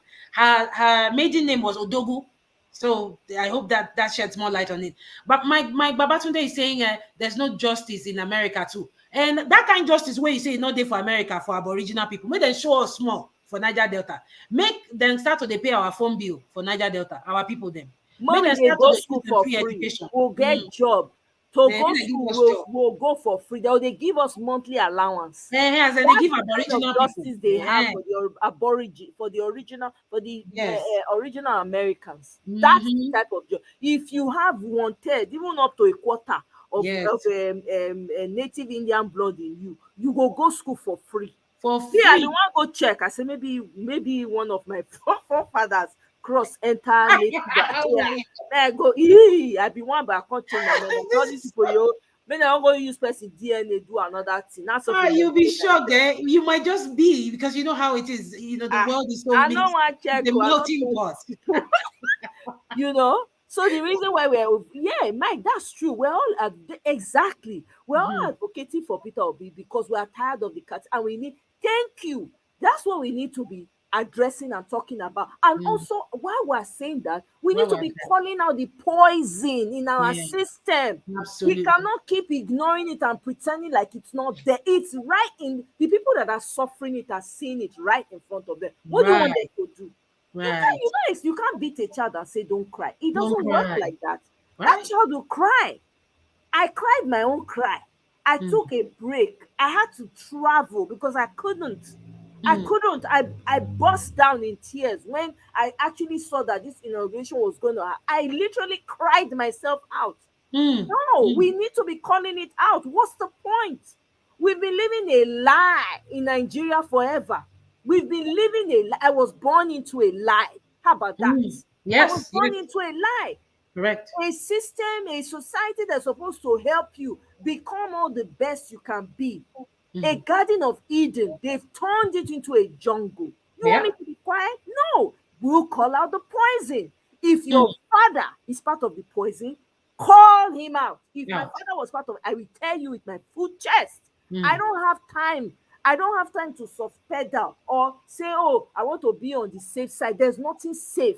Safe is what has made it is what has made 3 million people unalive today in Nigeria because we want to be on the safe side. When all the time when they happen for North and the rest, why don't they talk about it? That is part of the problem. Right. Where is the outrage? Right. Does it have to get to that point before we realize there's an outrage?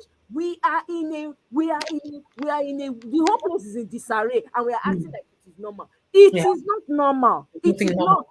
So the poison that has become Nigeria needs to be called out with Yeah. all fire and brimstone, Yeah. holy anger. Right. Because the moment you start to tell yourselves the truth, that is when you're going to be Set free. experiencing the true freedom. Yeah. Yes, my fathers were part of this. Yes, my mothers were part of, but I choose not to be, because I see the damage it does. You and I, we need to come together and start to call out the freaking poison. We can't keep doing this. We have children that are being born today. Do we want to leave disaster for them? Think about it. Right. Look at where the world is going to. Where is the hope for the young ones coming up? Somebody gets out of school, there's no hope of a job. Nothing. Nothing. No hope for anything. He's almost like a vagabond. What kind of society treats its citizens like that? Where you choose only the small group of people from the north, especially, they come overseas, they come to America, they don't spend a dime. I've met many of them. They are wired pocket money from home. Yeah, that's correct. They pay their house, they buy houses, they pay for it. And we are Nigerians, and we say, no. Let's start calling it out. I agree. We are fighting is the rich against the poor. But the poor, when refuse, when continue to they collect crumbs from the table of the people, we need to call them out. And that is why I'm saying the suffering, I will be dancing while they are suffering. Because I have had sleepless nights for over 1 freaking year. Yes. This election back to back. I postponed professional exams because of this election. Right. You want me not to be outraged? I will be outraged. I will speak the truth. Oh, pie na pie. None of us are going to live here forever. So what's the point? What do we have to lose? It's enough. If the people back home don't feel like, oh, this cup of suffering is full, I'm tired. It's the subsidy that is slightly opening their eyes. I want the fire of that suffering to be increased. That's what I want. So that the outrage, we will feel it. You can touch the outrage. You say, yes, now they are ready. I'm tired. Yeah. I mean, and at the end of the day, I think it became sort of a culture to suck it up and just, keep going as it is. I can't imagine what America would have been like if there was no such thing as civil rights, like pure civil rights, or where we say that civil right go there for maybe a section of the population. Because all the civil rights, what would they see for Nigerians is all this, like for poor people too, they suffer. We want people for the Eastern and Niger Delta region too to rise up. In fact, you see this leaked audio where you want play, so I want me them do that thing where they want to do. You see that trans-regional trade, whatever, where they want set up between Yoruba and Fulani. I want it to happen. I want to see it. I want to see it. Let them EJ say Stella built a hospital in Benin City. Is Stella from Benin City? Is Stella Benin City Obanavai? Stella is from Ekpoma. Their house, a baby compound, they did nothing where they do. Apart from the nice house, you go, you say, oh, a baby compound, I be this. That's all. Nothing. You not build. You forget to build for Ekpoma. What impact did she make on the individual lives? Now to be president wife, now matter. Now the change when you bring about. Was she a mother? I mean, for a mother. AJ, rest. You build up for Sapele. What? How far with the hospital now? How far? Is it now international? I want to know. Is there maintenance? My brother, leave that thing. Mr. Kel, welcome. Oh.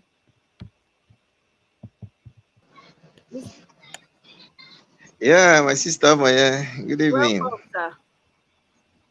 Yes, so well done. How are you doing? I'm fine, thank you. How are you? I'm good. Dr. Ife, well done. Welcome, Mr. Kel. Hello. Yeah. Thank you very much. I want to thank you for the work you are doing and every other platform. You see, I think sometimes I look at what is happening or what has happened in Nigeria as the necessary evil that needed to happen for things to change. I don't know, somehow where we are now, the way we are reacting, the way we are taking things, and that is what is necessary for a country to move forward. Dr. Ify said something, a law of science, that every object assumes a state of rest until a force is applied onto it. I think we have for long, assumed that state of rest and allow these political criminals to turn us around and where they like. But this time around, they are getting a different response, and that is what is needed for a country to change. When we keep hitting up the system, voicing out, what we may not understand is that it goes into the system and shake them. It put them on their toes. It makes them to know that, hey, the owners of the country has woken up. That is what is happening. These discussions that we're having now, the reaction, the way we are reacting is very necessary for a change to happen. That is that force that is needed. Let me go into the discussions you are discussing now about the Fulanis, about the Yorubas, the way they treat Igbos, or they categorize every other southern Nigeria apart from the west as Igbos, is because Fulanis, to them, they feel that they are born to rule. They feel that Nigeria belongs to them to rule. Every other person, every other tribe is a subject. And for them to do that, they will need some, maybe a region in the south to be able to clinch the presidency anytime they go for election. And they found that in Yoruba. They found that in the West. That was exactly what happened against Goodluck Jonathan. The North found the criminals, when I say Yorubas, I mean the political criminals. I'm not talking about, Yorubas are nice people. I lived in Lagos for over 20 something years. Even though we have every tribe have their differences, but they are good. There are good Yorubas, just as also you have good Igbos, also have bad Igbos. But they found these criminals, the Tinubus of Yorubas, and they use that to manipulate the system from the southwest in order to say they have won. That's what I meant in that message I sent. They use Yorubas. They use the criminal Yoruba elites, to destabilize the entire southwest. Because see, if we come together in the south, if the entire southwest, southeast, south come together politically, it will be a game over for the North to rule Nigeria, because no tribe will win an election without the South. South will not win without the North. And it's found that in politics, the middle belt aligns with the South when we go into election. The middle belt, the Benues, the Nasarawas, the plateaus, they align with the South, except we don't have a credible candidate in the South. So if we in the South come together, we'll dictate what happens in Nigeria. This election that passed just made us understand that northern Nigeria, they are not one. The Fulanis are different from the Hausas. And the Hausas has just been, been the slave of the Fulani, even though the Fulanis are few. So because there is a credible candidate from the South, which is Peter Obi, they were able to stand on their toes, on their feet, to say, we are voting the South. So If we can come together, if Yorubas can understand this, that this marriage they are having with the Northerners, they are going to pay heavily for it. If they understand that and pull out, the South will determine what happens in Nigeria.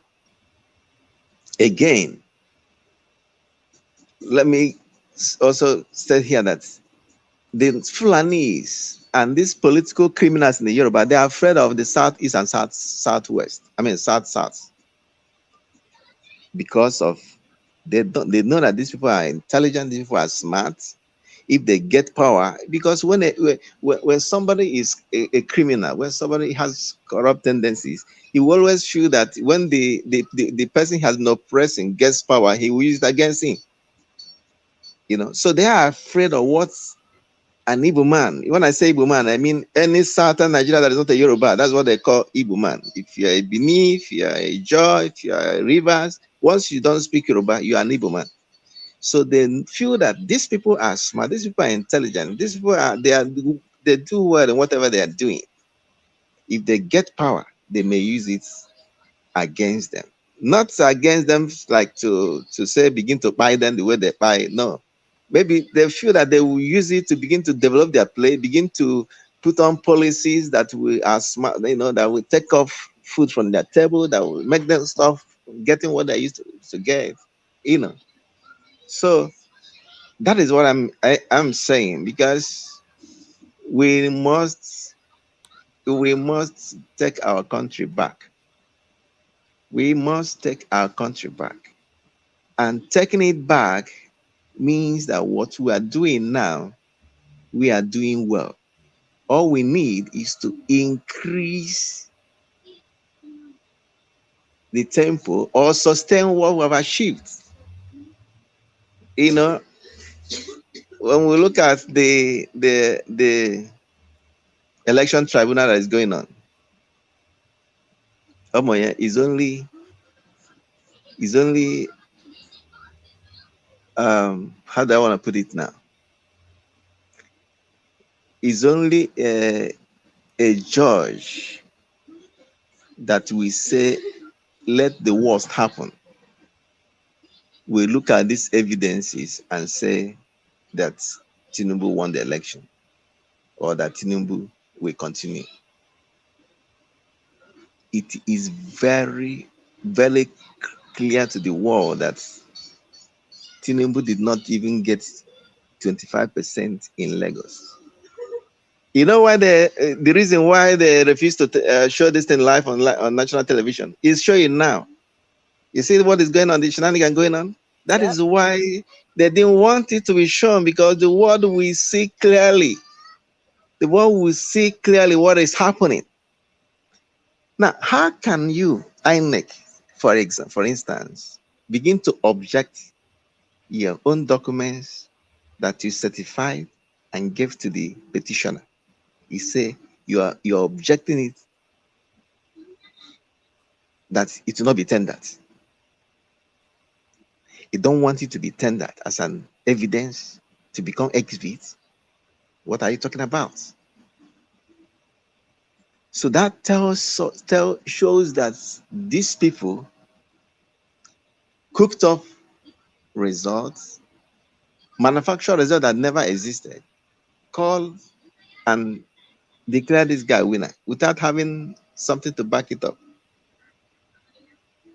You see that objection, they are saying that they will bring their remark at the closing of the remark. They will state the objection at the closing of the remark. You know what they're trying to do? They are trying to look for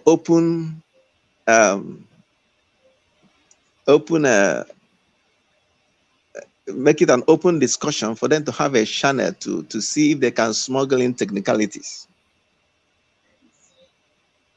when they are closing their remark, when they are actually going to go into the nitty-gritty of the the petition.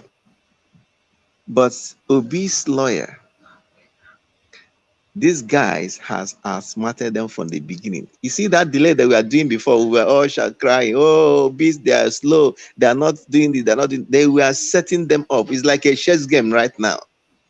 If you understand chess, you know, you make a certain move to preempt your opponent to take a certain direction, right? For you to clinch. That was what the Labour Party lawyer did.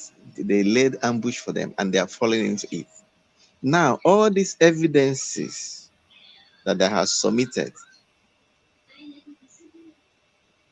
when judges look into these evidences, I've told you before, Moye, two things will happen in this case. Two things. You can quote me on it.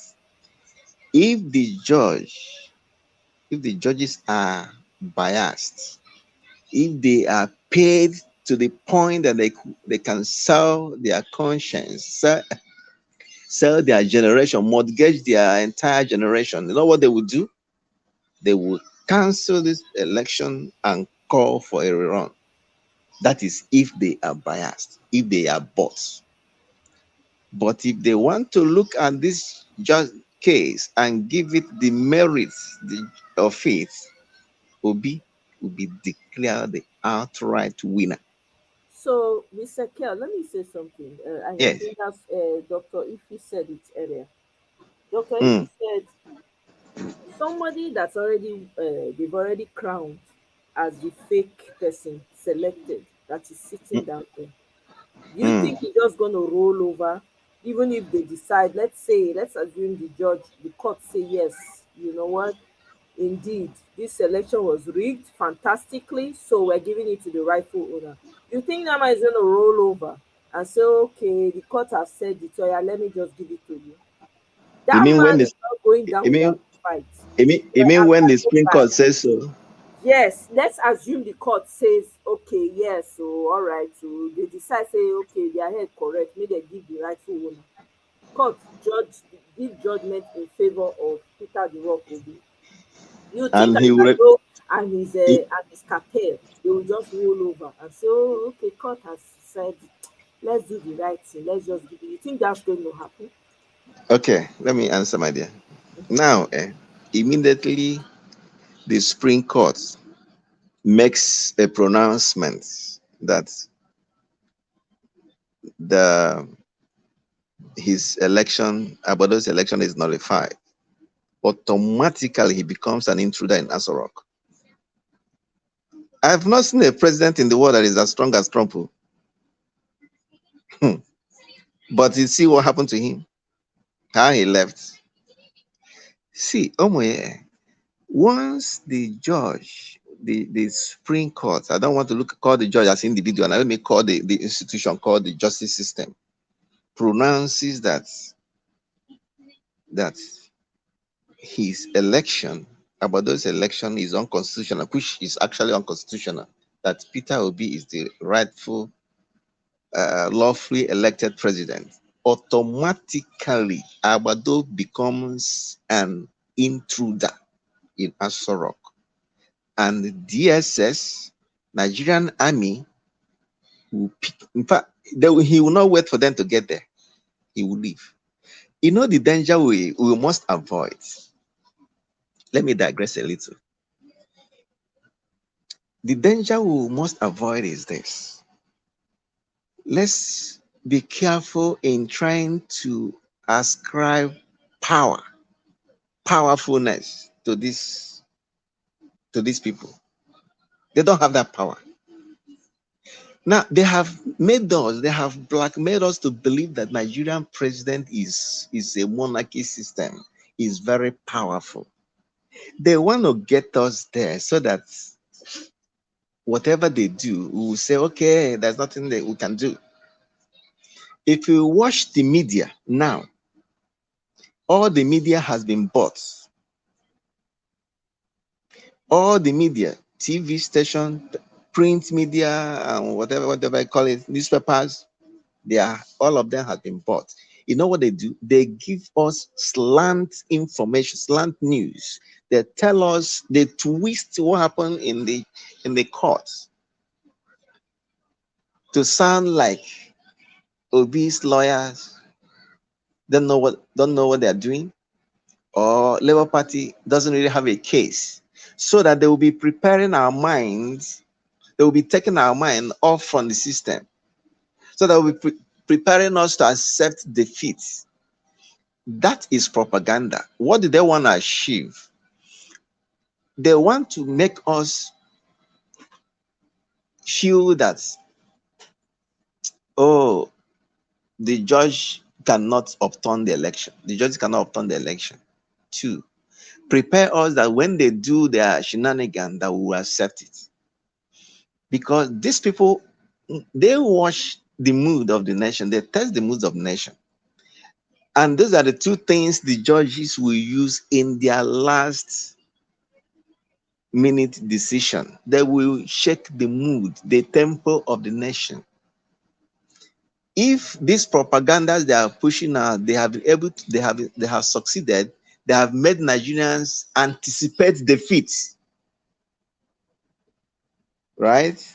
They will give it Abado. But if what we are doing now, the way you are talking tonight, the way Dr. Ife is talking tonight, and everybody, the way we are following these people, bomber to bomber, pouring out our anger, is still on. I tell you, they will render justice. Because those are the 2 things these judges will use. Okay, if we give justice, because they wouldn't want to implode the nation, the country. If we give justice, right? The Abados, would they blow the country? Do they have capacity to blow the country? The answer is no. Now, if we say, okay, let status quo remain, the youth, the obedience, have we prepared them enough to take the defeat? If the answer is yes, they will go south. If the answer is no, that obedience are watching them, obedience eyes are on the ball, they will render justice. I want to give you, that is a saying that is popular in Anambra State. I will say it in Igbo, and I believe Dr. Ife understands Igbo, she will interpret it for you. We say that, okay, anaghị atazu onye mwanya. I don't know if he is there. Can she tell you what you mean? Yeah. I mean, you can't have a rat eat your fish when your eyes are wide open. Good. Do you know who said that? I don't know. Tell me, please. Good. Peter Obi. Make that a proverb in Anambra State. When he was in court with Ngige. Let me, Anambra State, okay, let me use Anambra, Enugu, and Imo. Catholic Church and Anglican determines who becomes the governor, right? That is, if you can get the congregations to accept you, you are the governor. So when Ngige was the governor, like Awadona, Ngige was imposed. Obi won the election, but they took it and gave it to Ngige. But somehow Ngige began to do well. In that 3 years Obi was in court, Ngige was doing well, right? So the bishops, the Catholic bishops, the Anglican bishops, the traditional ruler, they called Obi. And then, ask him to see, this your brother is doing well, leave him, let him finish his tenure. You can see, we all agreed, I am from Anambra, we all agreed that Ngige was doing good, right? So,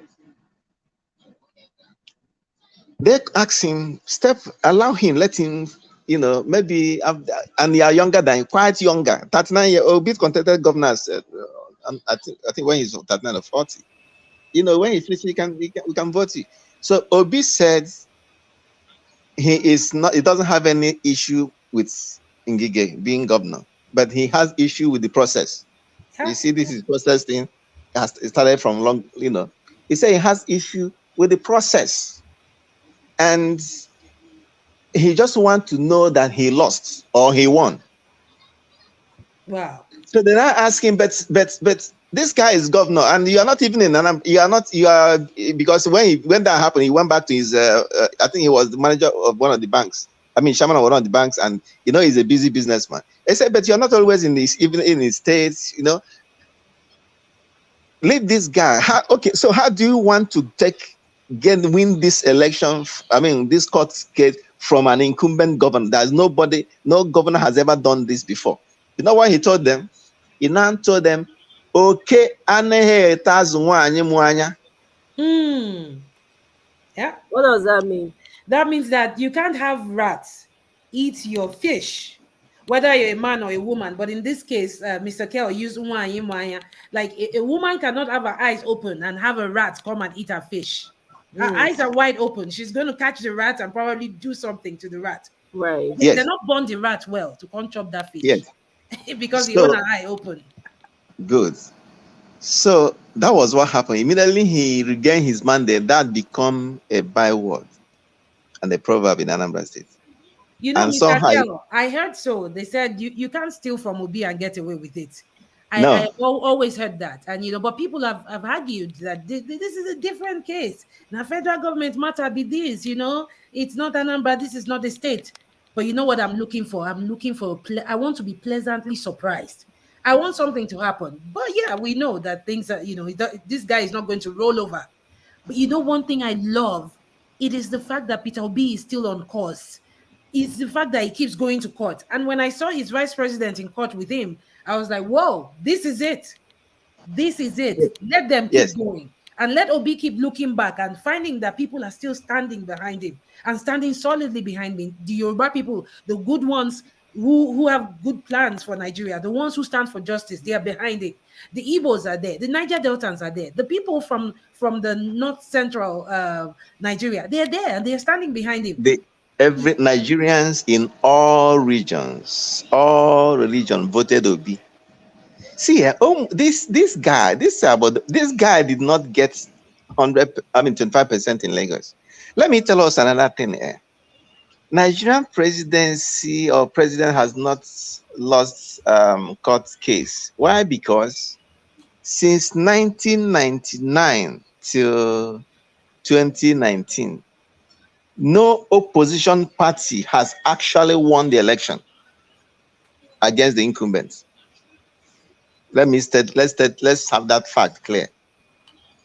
1999, all the people that won, all the presidents that won, they actually won. I will explain what I mean by winning. 1999, Obasanjo won Falaye by rigging. He rigged. He don't take. You don't say when they don't rig. Hold on. Let me explain it. He rigged and won by rigging, but he left no evidence of rigging. 2003, he won this Buhari by also rigging, and he left no evidence of rigging. Right? You know how they rig? I will produce more votes against you, against my opponent, and I will be declared winner. Whether those votes are manufactured or not, all they know that the vote will count higher than the opponent. 2007, the same thing happened. The manufacturer result, manufacturer whatever, Yar'Adua won. Right? And he won everywhere by rigging everywhere. So when I say winning, I mean including rigging. They rigged to win. The same thing happened 2011. The same thing happened 2015 against Jonathan. They rigged him and they won. 2019 they won by rigging. But this one, and remember I said from 1999 to 2019 they've been rigging without evidence of rigging. No trace, because nobody has actually produced evidence to show that this election was rigged, even though it was rigged. Because when you get to court, it's a different matter entirely. But this one, this 2023, this past February 25th election, this guy could not rig to win. He could not produce number in his rigging that would have made him to win, right? He didn't win. All those his smartness, all those his powerful, whatever we have ascribed to him, he failed to prove it. He couldn't rig in Abuja to get 25%. He couldn't rig to produce result. He only all he did was to switch results, take the opponent's result, cancel it with titpace, add his own, remove from the opponent. Is that rigging? That's not rigging. So what he did was he rigged to and left a lot of evidences, which is now being used against him, which is now used to prosecute this matter. So it's a different thing. It's just like I said now, okay, I don't know if it's in your show, I made this submission or in Niger Watch. You know that if INEC had declared them show already president-elect, they would have sworn show already, even though he did not win any states, right? So what they did was to declare him winner, even though he did not meet the constitutional spread, whether by he didn't rig up to the point number that were giving him the presidency. They declared him a president, right? Thinking that they would go to court. When they go to court, they would manufacture stories, use technicalities, right? And then he remains there. But they forgot that the person they are dealing with is a master in that game. That's why Obi said, when Obi said, I won this election and I will prove it, Nigeria should keep calm. They shouldn't go violent. These people, they wanted Obedient to come with violence. They are the master in that game. APC, they would have finished Obedient after like 2-3 days. In fact, Obi will be begging for his release. Obi will be begging. Obi will be the one calling for government of national unity. But he chose to go, the legal way, because there is where he's the master. It's like fish asking you to come and fight me in the water. And he say you are stronger than fish with your knife. You want to go and fight fish inside water. So these people are not that powerful. In fact, I'm becoming more optimistic now than before. I am liking Nigeria now than before. In fact, for me, this is the best time to be a Nigerian, because see, our history is in the making right now, and everybody that play any role in this Nigerian process now will be in the book, whether you play the negative or play the positive. You see the judges, they have a golden moment to make history in their generation. They have the golden moment to replace Nnamdi Azikiwe, the Ahmadu Bellos, the Mike Emeagwali Okparas, the Obafemi Awolowos. These judges, you see now, if they deliver justice, I tell you, their name goes into the history of making of Nigeria. If they go negatively, their name will be in the book. Just like Mahmoud Yakubu, he has made his name, he has put his name in the history. He has put his name in the map of Nigeria as the man that destroyed Nigerian democracy. Mr. Kell, I'm sorry, I have to hop in right there. Yes. You and I, and most of the people on this platform, we are progressives. We are people who care about our reputation, and there are some people who don't. I want you to know that there are so many people in that chamber, whatever the tribunal is where they're sitting. They don't care about tomorrow. They don't care about whether they have a name or not. They just want to chop today and buy tomorrow, and everything goes. Need I remind you, sir, that Nigeria is also a country that has no respect for history. We don't respect our martyrs. We don't even declare public holidays, when it matters.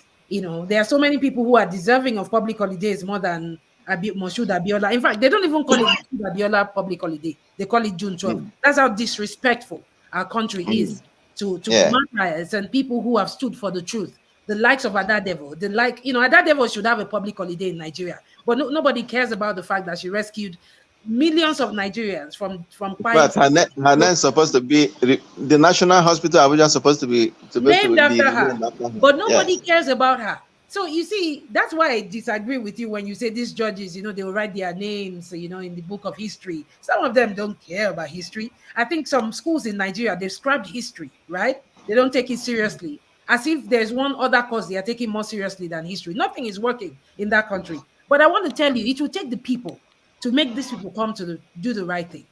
What I like is the fact that Peter Obi's will is still unshaken.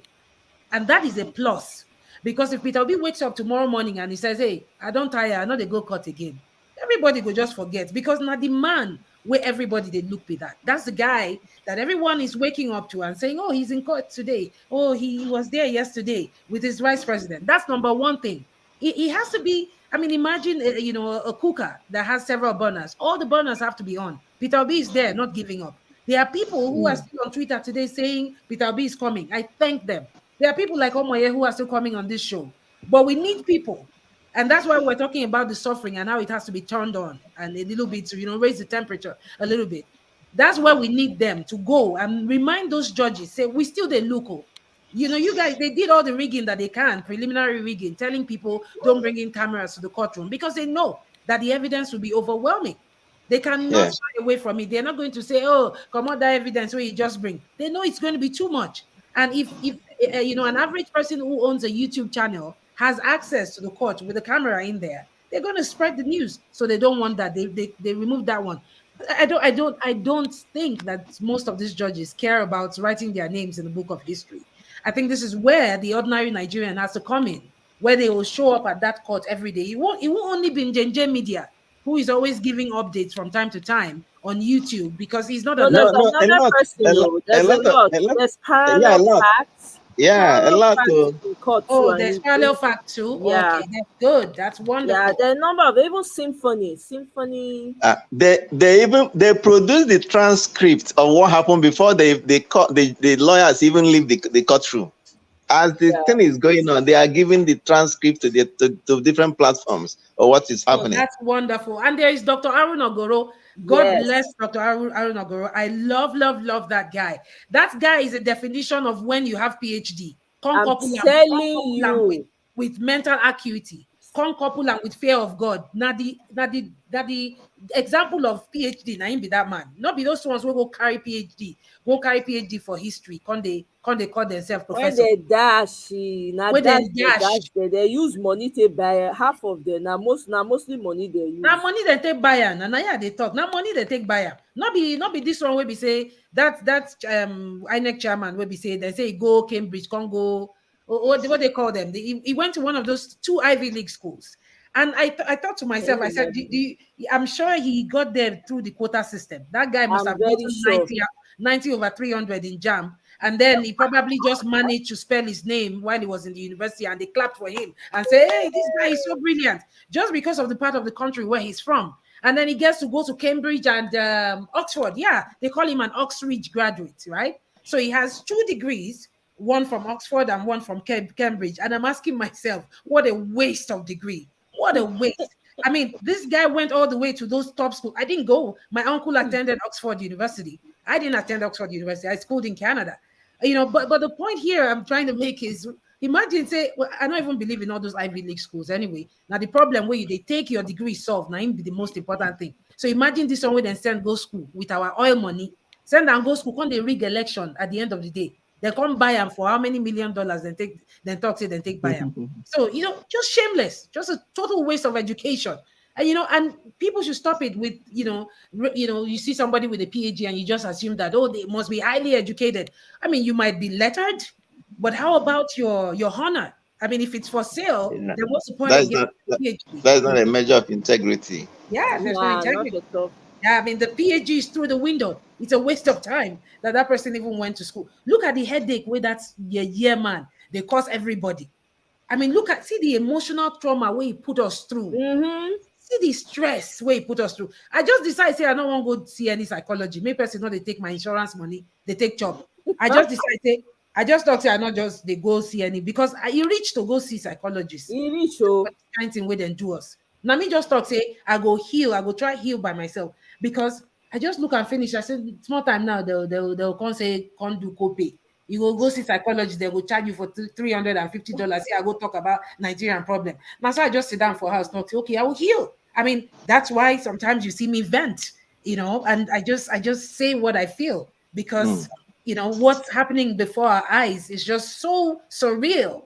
It's so surreal. I can't believe this. No, but there's no country in the world where they fit do this kind of way they try for Nigeria. They tell you, even Colombia, they're not fit try them. This kind of mind where these people get, take rig election, they can't rig them poorly, then rig them amateurishly. On top of all the amateur rigging where they do, they still get mind, then swear I'm in. This man get mind though. They don't meet their match. And with the talk, say the people need to vex more so that then go did that court, they remind the judges, say, come, we they watch you now. Not be all this one when they take Arise and channels, they take do. Can't they post anything when I like? We they follow now. Njenje media they there. Parallel fact they there. Aruna Goro they there. We go No, follow. obedience are too much. Obedience are too much. In fact, they even in parallel fact, they even said that one of the judges said they even though they have closed, they stop people from, as in using their phone inside, but they still see clips of what happened in the court in the social media. So that tells you that these people are afraid. These people they watch. They better be afraid because this our generation different where we not send though. I not collect PhD. I not collect. Oh my, they hear me. I not collect PhD. Can't they speak Patutomi in English? I not get time. Say exactly. I collect PhD don't mean say when they reach time to speak Wafi. Make I can't shut my mouth talk say because I go school for abroad. I go speak that PhD. Oh my, did they see Aisha Yusuf on Al Jazeera? No, was she on? I've been looking for her. I don't know that she deactivated her YouTube. That's Make her find out. Somebody say, I bet, may you play Dr. Aruna Goro music. They say, get one music. I play Amelia. I play Amelia. Now, nobody to do catch up on now. I play. Yeah, okay, don't play them already. Okay. Yeah. Aisha was on Al Jazeera 2 days ago. Hey, I bet make her find out. Make her find out. What? She was in there with three other. I mean, one is about the person, another person is a neutral, like an interview, right? Is it what are the challenges facing Nigeria's new press? That's it. Yes. Okay. So play it and watch. Yeah, that would be a joy to watch. Yeah. Okay, let's see. Okay. Okay, play. I want to play this one. I go pause. Okay. But yeah, somebody don't say that they call some black people angry black woman. You get one person where they call us angry. Tell me anything where you like. Good. The anger is needed. If you know, let me repeat to the person that said it. But I know who said it. I just intentionally ignored this comment because to me, he's in his emotions. I don't even care if he calls me anything. I don't care. That was maybe it's justified. So anger is needed. Yeah. So to who Mike Babatunde, if you have any tribalistic uncles, okay, because it looks like it's very plenty. Maybe in your where you come from. Talk to them. Tell them, uncle, don't be that tribalistic anymore. The world is bigger than that now, uncle. Otherwise, I'm not gonna take care of you when you're older, right? And oh my God, when people say when we talk like this and people say we're tribalistic, I don't even think this guy speaks a better Yoruba than you and I do. I'm sure he does not know a word of Niger Delta. I bet you he does not. Yeah. I bet you he does. I can bet you that he doesn't. He just came here to cry, soapbox. He's in his emotions. I had an A1 in Yoruba when I did YA. Me too. I had an A1 in Yoruba. Yoruba people how to put Yoruba word. inside. I used to this shit out. Exactly, because you have to love a people to learn their language, right? If I don't like Yoruba people, you think I'll be speaking? I speak Yoruba better than I speak Igbo or even my even Niger Delta dialect. I'm not That's even my going number to one language. I justify. don't speak I'm not going to justify how I feel, my anger to anyone that's not worth it. He's a faceless person, so why will I waste my breath? If he has energy, if he's that emotional, he should enter the panel. Let's talk about it. I'm not going to waste my time. He's in the comments, so why will I be paying attention to someone in the comment that is in his feelings? I'm angry. Yes, I have every right to be angry. My land has been overtaken. Tribe has been a problem. Yes, and we all know the tribes that have thrown us under the bus. If you don't know that, then hey, that's your problem. Call me whatever you want to call me. It doesn't move me. Shoot. I beg you. Is Inside Story.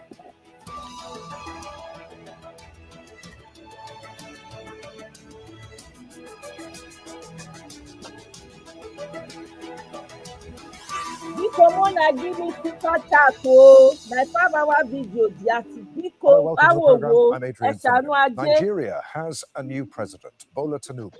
He won a closely fought election in February, but with a record low turnout and with accusations of irregularities. The result. How's the volume? Is it good?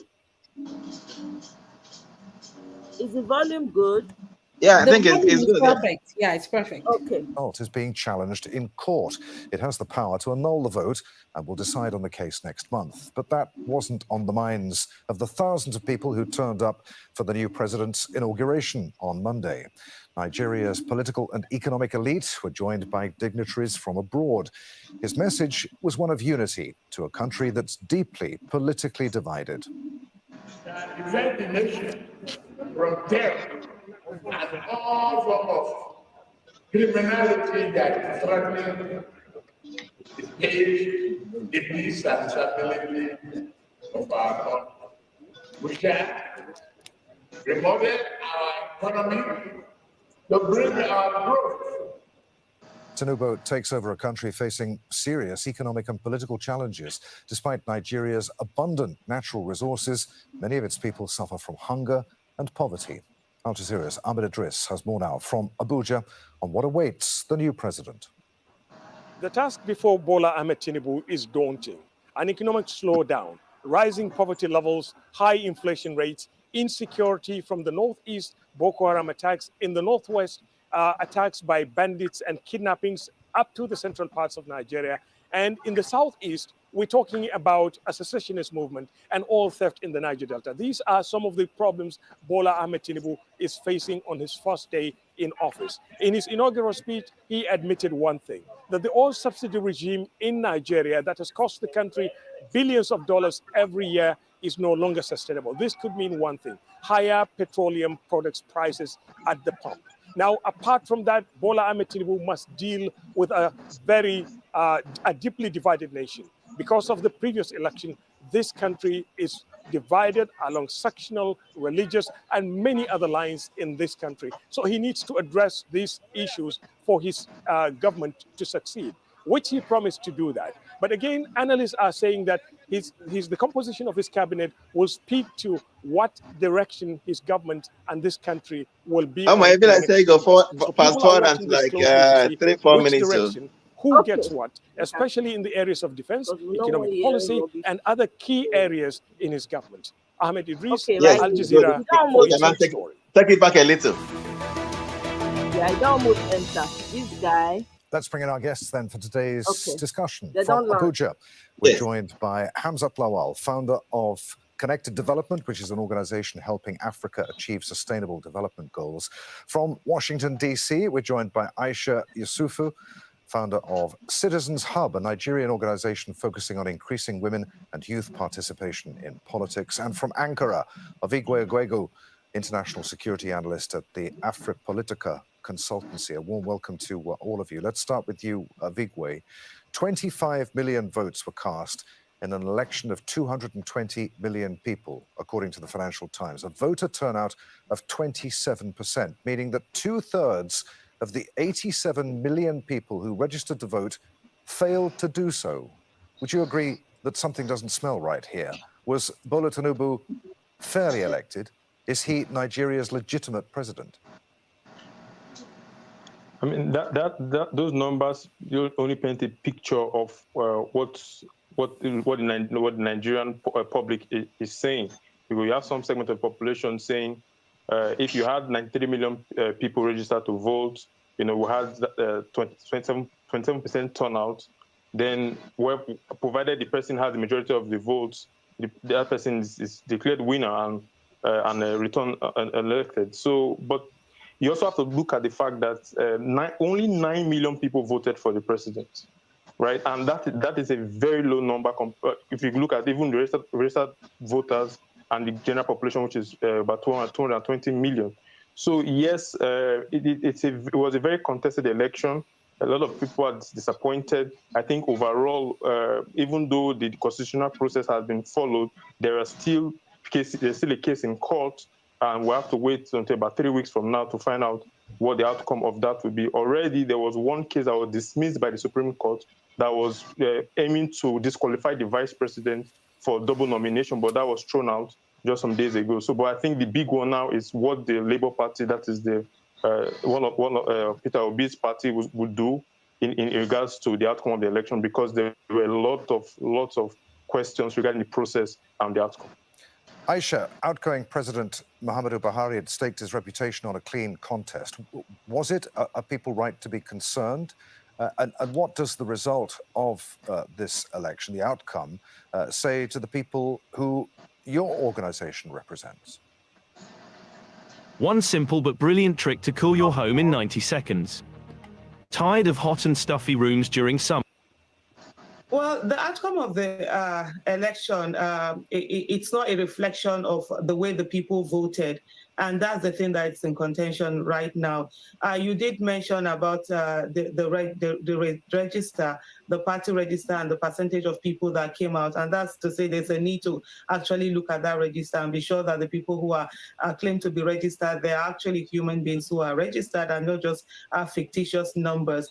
Beyond that also is to say that the election wasn't conducted the way it ought to have been conducted. INEC didn't follow its process. There were a lot of rigging. There was violence. And we must go away from the fact where we accept people rigging their way into power, because that's also a political coup. And if the world is not ready to accept a military coup, then it should not in any way accept a political coup. Situation where all manners of rigging is done and then someone is declared and people are told to go to court, that has to stop. And for a lot of Nigerians, and myself included, and Nigeria yet does not have a president. We are waiting for justice to be done, and we're waiting to see, the person that the people give their mandate to be the one that is declared, not what we have seen so far. Hamza, we can't really speculate. That would be shaking our profile. Who is this lady? Decide. This question, I think, is designed more to get to the legitimacy of Nigeria's judiciary here. Tinubu's already been sworn in. What happens if the courts do decide the election has to be rerun, or will they opt for acknowledging irregularities while allowing the result to stand? Is it possible that the result did, in fact, reflect the will of the people? How independent is Nigeria's judiciary? Well, a lot of people will say the judiciary is on trial, but I think that as a society and as a people, each and every one of us is on trial. Because as a country, what is our values? And how are we going to ensure we entrench the principles of democracy, fairness, and ensure inclusivity? So if the judiciary says that the election should be upturned and a rerun held, then INEC would undertake another elections. But then there will be that debate about, can we afford another elections? But I think what's important is we must continue to ensure that Nigeria does not end stagnant. We must continue to move forward. But as we move forward, there must be justice, because if there's justice, then people can enjoy peace and prosperity in the country. But I think what's also fundamental is, yes, we might argue that Tinubu does not have popular votes, but he has majority votes, or INEC has declared that he had majority votes. And INEC's guidelines and even INEC Act is clear on that. But I think what's also important is to have reforms. Let's reform this process. Let's reform the fabric of society, an institution that holds our fabric together and upholds democratic principles within the country. Vigwe, if the courts do decide that the result stands and that Tinubu is the rightful president, what sort of leader is he going to be? To what extent is he going to govern in the style of his predecessor, given that they both come from the same party, who of course came to power promising so much, but ultimately delivering so little, at least as far as improving the lives of ordinary Nigerians is concerned? For just $67, you can make as many videos as you want, and you never need to pick up a camera or... He ran on a platform of improving the economy, creating jobs, working on security. I mean, the two major issues facing the country right now is lackluster growth, and security crisis in many parts of the country. But it remains to be seen how he's going to execute on that. A lot of people are even concerned about his physical ability to discharge his duties. Now, put that aside and let's look at what the policy platforms. And on his inauguration day, he has announced removal of fuel subsidies, which has been a controversial issue in the country for many years.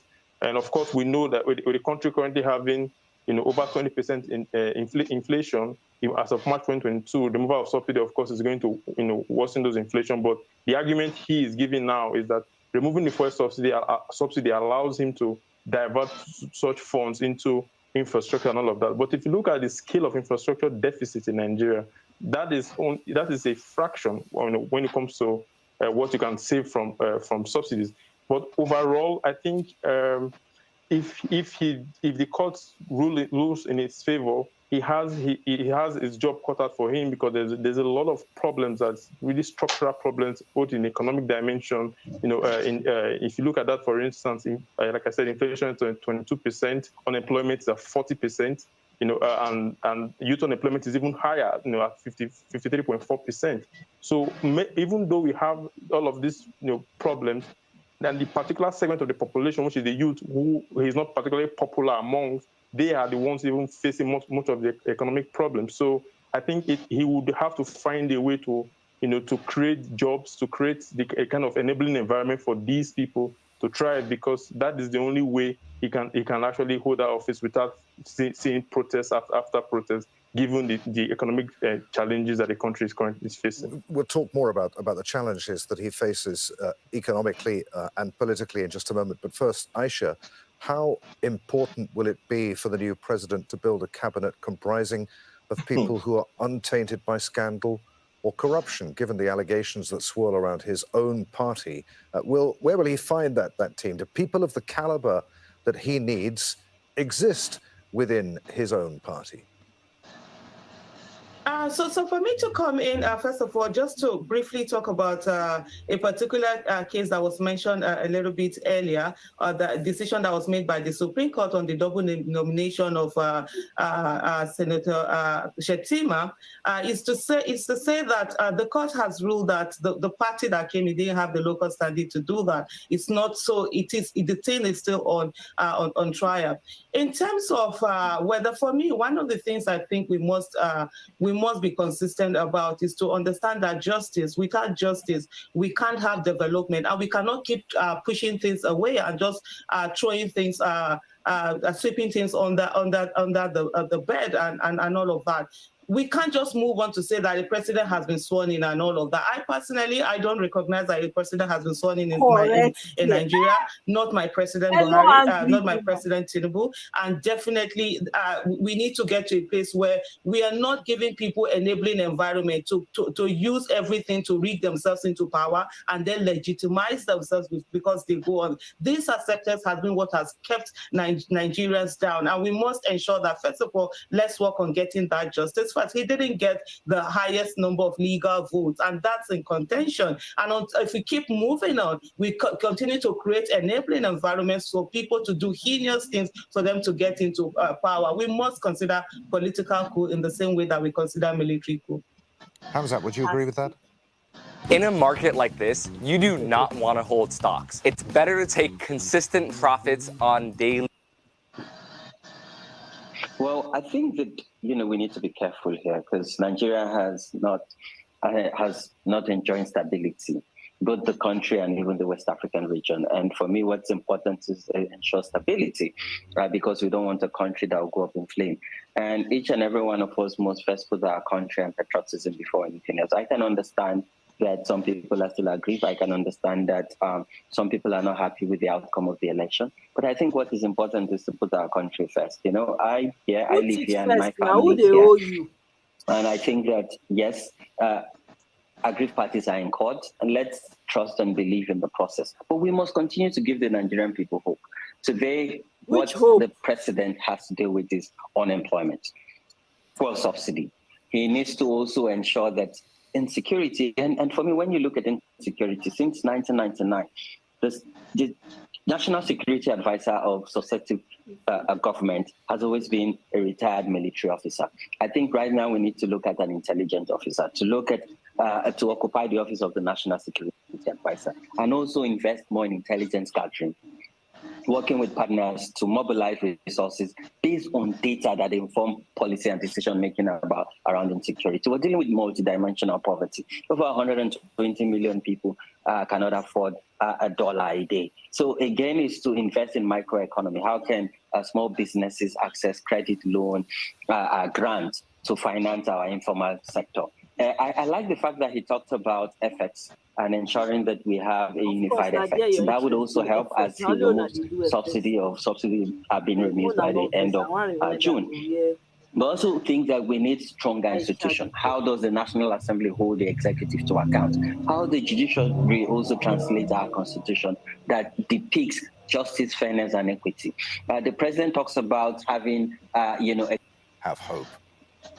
So I think the first thing that we need to address is this issue of stability, that constantly there's a desperation to be able to get stability over justice, over the justice of people's mandate. And that has led us to be one of the most unstabilized countries in West Africa. A lot of atrocities have been going on, a lot of killings and maiming, like had been mentioned by the previous speakers. And so we must come to a place where we are confronting the issues as they are. We all live in Nigeria. I live in Nigeria. Every of my investment is Nigeria. My family is there. I'm here temporarily on something. I'm going to be back in Nigeria very soon. But the issue where we want to sweep away this and just continue has gotten us where we are. And like you rightly mentioned, this is someone who was not voted for by the majority of the people. And there was a sabotage that happened in terms of inflicting yourself as to be duly elected and people being dared to go to the judiciary. So this is the angst, this is the anger. The young people that have no confidence in the country, that have been killed repeatedly, that have been denied enabling environment for them to grow, decided to do what was legal, to work within the ambit of the law and go to the polls and, vote for someone they wanted. And that process needed to be allowed to happen fully and in a free, fair, and credible manner. And whatever the result it shows up, then so be it. But a situation where you're seeing direct rigging, crude rigging, killing, maiming, changing of results, and someone being declared, there is no way you're telling people to move on and have confidence in such a system. And there's no way. There needs to be the acceptance of the people. So let's not be too in a hurry to crave for this stability that we've been craving all this while, that has thrown our country into chaos. The system,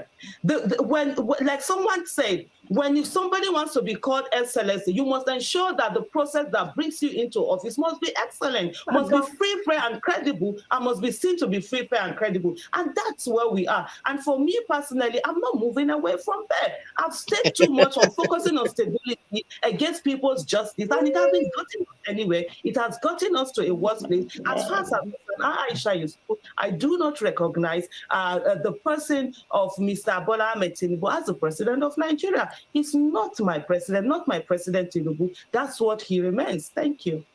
So Hamza, new president's first 100 days.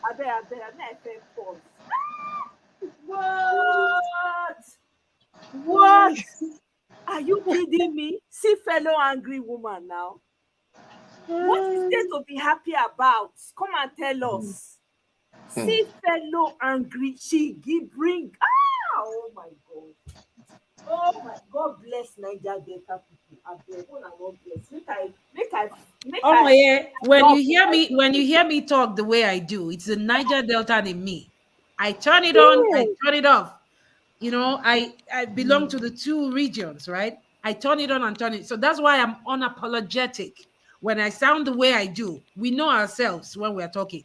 I'm This telling one, you. that two Niger Delta babe, that be this one where they talk. I'm telling you, like and our fellow angry woman too. Oh my, fellow angry, we are on the side of anger. What's there to smile about? There's nothing. There's nothing. They are just doing children anyhow. They do anyhow. It's worse every day. What is there to be happy about? Thunder, fire all those when they talk about peace and coming together. Aisha, I beg, I want to listen to more. Can I replay that? That enter my medulla oblongata. Make I do am again. I'm a no bless. It's worth listening to again.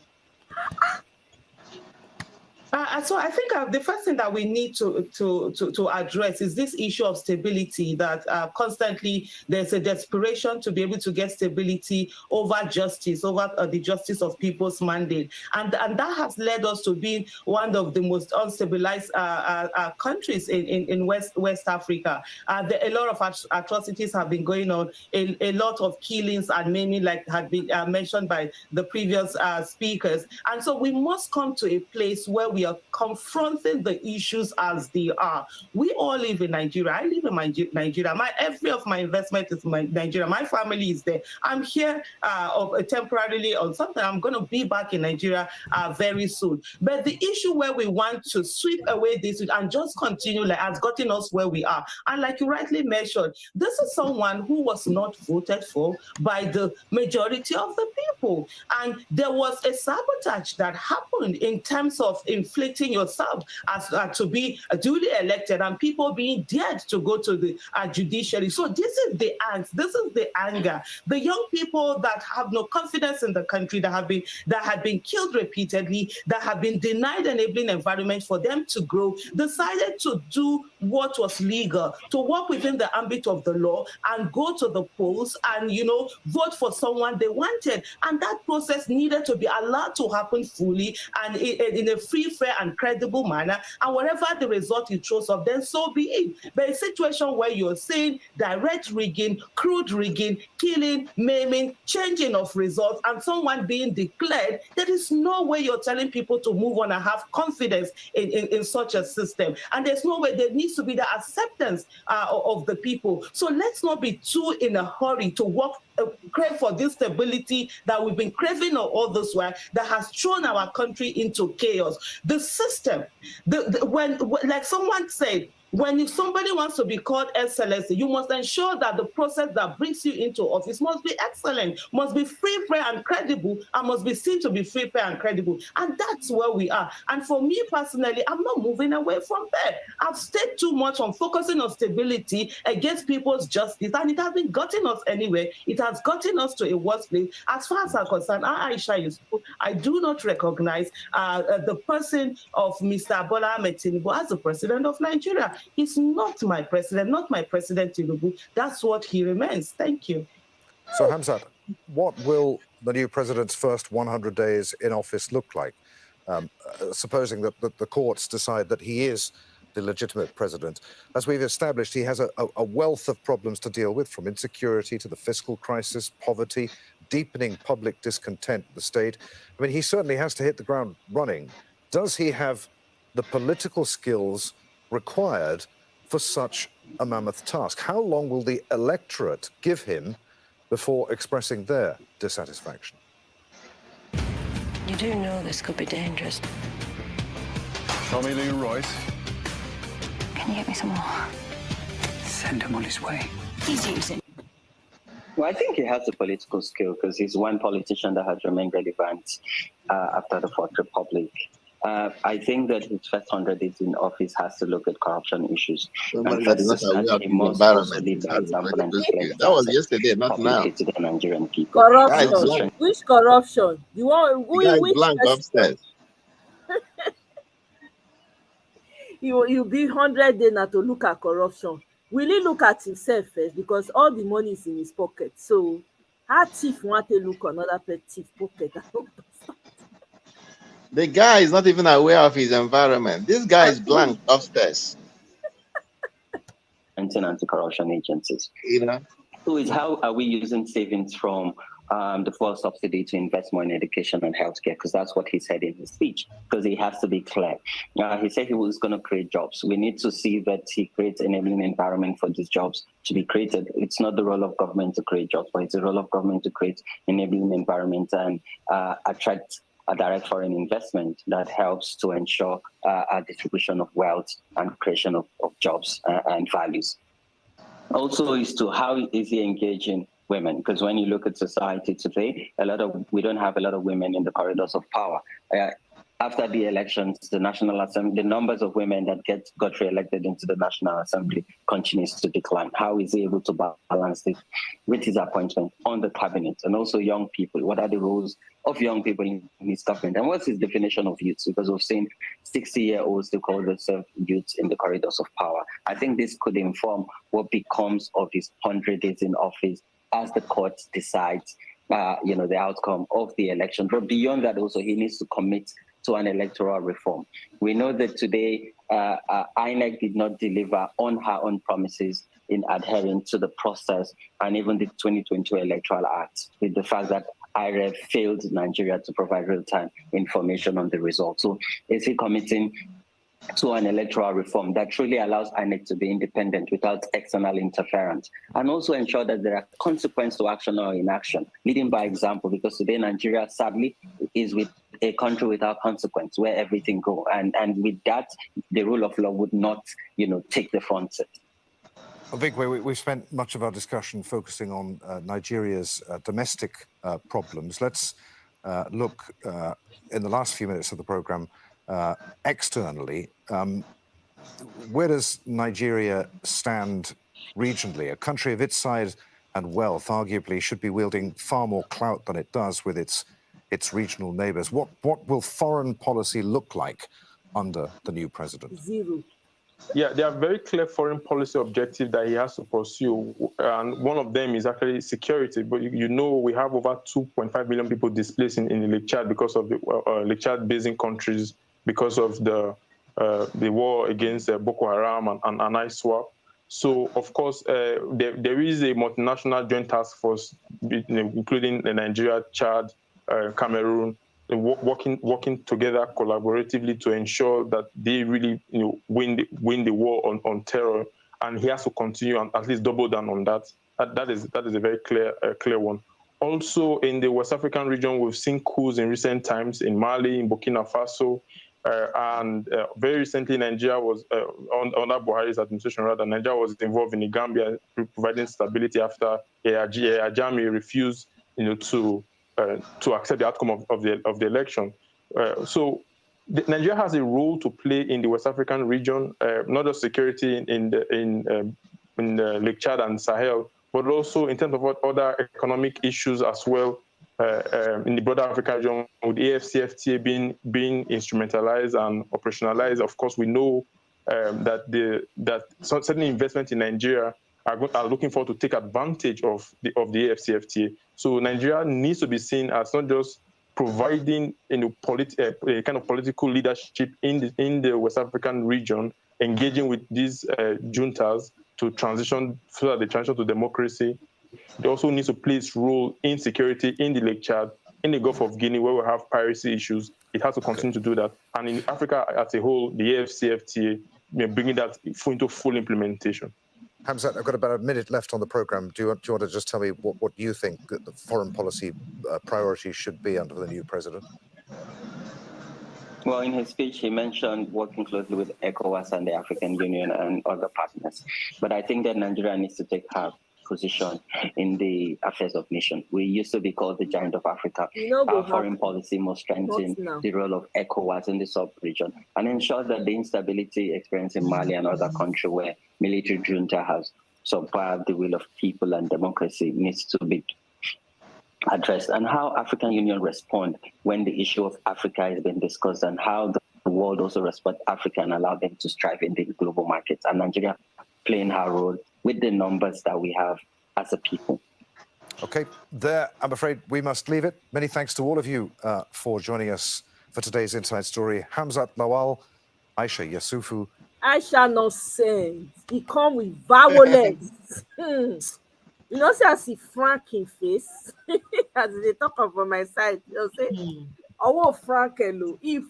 Oh, Frank hello. I'm telling you, like street grammar. When I go let Frank hello, oh, Frank hello, I get. Exactly. Now, so that is the face that Aisha has, like violence. Which person I want to make you accept? Which person? Oh my God! You know, this is Tinubu and his people, his minions. This is their worst nightmare. Where the idea is, you declare me the winner, and everybody just goes back to everything that the way it used to be. Normalcy. The lack of the absence of normalcy is what we need to keep establishing, and what we need to keep making sure that we just get on making it happen. Make we not get any form of normalcy at all. Make them know we still they talk about them, we still they hear them. I don't even know what they worry all this way then go they talk say make Nigeria claim in space for the region. Waiting where we never get lights, they never fix light problem. They never do road. Water not they run for people else. Now they talk say make Nigeria go claim their position for the region. Which kind claiming they won't go claim? I mean, work at home. A lot of things need to be fixed right at home. They want to divert the discussion. Oh, I mean, we are not going to let that happen. We're not. That's why Aisha did not let it happen. See, as Aisha take Frank face. Right. They are trying to mess with the wrong generation. Yeah, they're trying to mess with the wrong generation. Absolutely. And of course, what they thought that after that inauguration, people like Omoye go come, they're not go come, they stop to cover this kind of program. Everybody could just they sulk for one corner. They do not like this, it can't be. It go shock them. Say people I cried that day. I'm not gonna lie. That was their calculation. They calculated that once they inaugurating that everybody will say, "Oh, it's game over," without knowing that's the time the game is beginning. I'm telling you, I say when I cry, I just enter, I just do road trip. I just traveled. I drove because I needed my head to clear first of all to get over the mess that just happened. I went to see my mom. My mom was like, hey, she was just talking. She too, she was so upset, because she's been in it with me as well, right? So we talked. I got better. I was like, I am not giving up. Now I start. First, I'm going to laugh at Nigerians in their suffering. I don't care what anybody says. You know that we have gotten a deputy president now. You know that? Who is the deputy president? Yeah. Nigeria now has president, deputy president, and the vice president. Yes. So no, deputy president is the wife. You see, what we have seen in these 3 days tells us that if nothing is done, if judiciary didn't do the right thing, if they don't do the right thing, Nigeria is in a serious mess. I want to tell you something though. I know that guys might not like to hear this. There's this Niger Delta element to that wife. Our women are strong women. We they strong when we want strong, we feel strong good, strong bad. Men are not blamed Tinubu wife. Now the Niger Delta blood, where did that woman blood? Go let your husband be president though. I'm surprised you guys are saying she's a deputy president. She's the president. Exactly. What are you guys talking about? They carry in hand, take side. The thing is that you know that the man cannot hold discussion with anyone. That guy cannot talk for 2 minutes without saying something off script. So how is he going to meet the world leaders? She can run the show as in Nigeria. She can follow them and do Federal Executive Council. She can give instruction to the military. But we will have foreign diplomats to the country. How are we going to handle that? I have an answer to that, Mr. Kell. It is called teamship. Teamship. That teamship when go do for that. What's the name of that place in the UK? Was that Chatham House, right? Yeah, Chatham House. That's exactly what's going to play out in the world. Okay, so when foreign diplomat comes, he will set up a town hall that is different from Balabu. Bulaba. Shubulaba. See this whole thing. So I keep thinking, what really happened? What was the intention of the Buhari administration? I think that this rigging was an afterthought. The North, the Fulanese, they intend to remain in power. They never knew that Obi, they never even put Obi in the equation that this guy will even score some points. So what they did was, this guy, I think, wanted to hand over power to Atiku. He wanted to conduct clean election. You think that Atiku will win? Or if he happens to be Tinubu, then it is Shetima. Because they know, I mean, what I'm trying to say is Shetima and Tinubu was a setup, right? They envisaged the Yaradua situation with, happening to Tinubu. And they knew, they announced, okay, let them give Tinubu somebody that will be like Wike, a fighter like Wike. And that is, this Shetima is very arrogant. That guy is more power drunk than even Tinubu. So they paired him. So if he happens to be Tinubu, Shetima will outsmart him, will upstage him, and or if it goes the other way. So either way, it is not winning. That's the way I look at it. But when they now saw maybe like a week or two or a month towards the time election, they found out that Obi has won this thing. That was when they now started that 11-hour planning of how to rig. Because what is happening now, Remy is going to be the one running the show in Aso Rock, and that's going to be a serious trouble, chaos. This guy cannot, even if he called a service ship, for instance, for a security meeting, what will he be saying? This guy, his head is empty. This is not the Tinubu that they used to call Jagaban, that do all the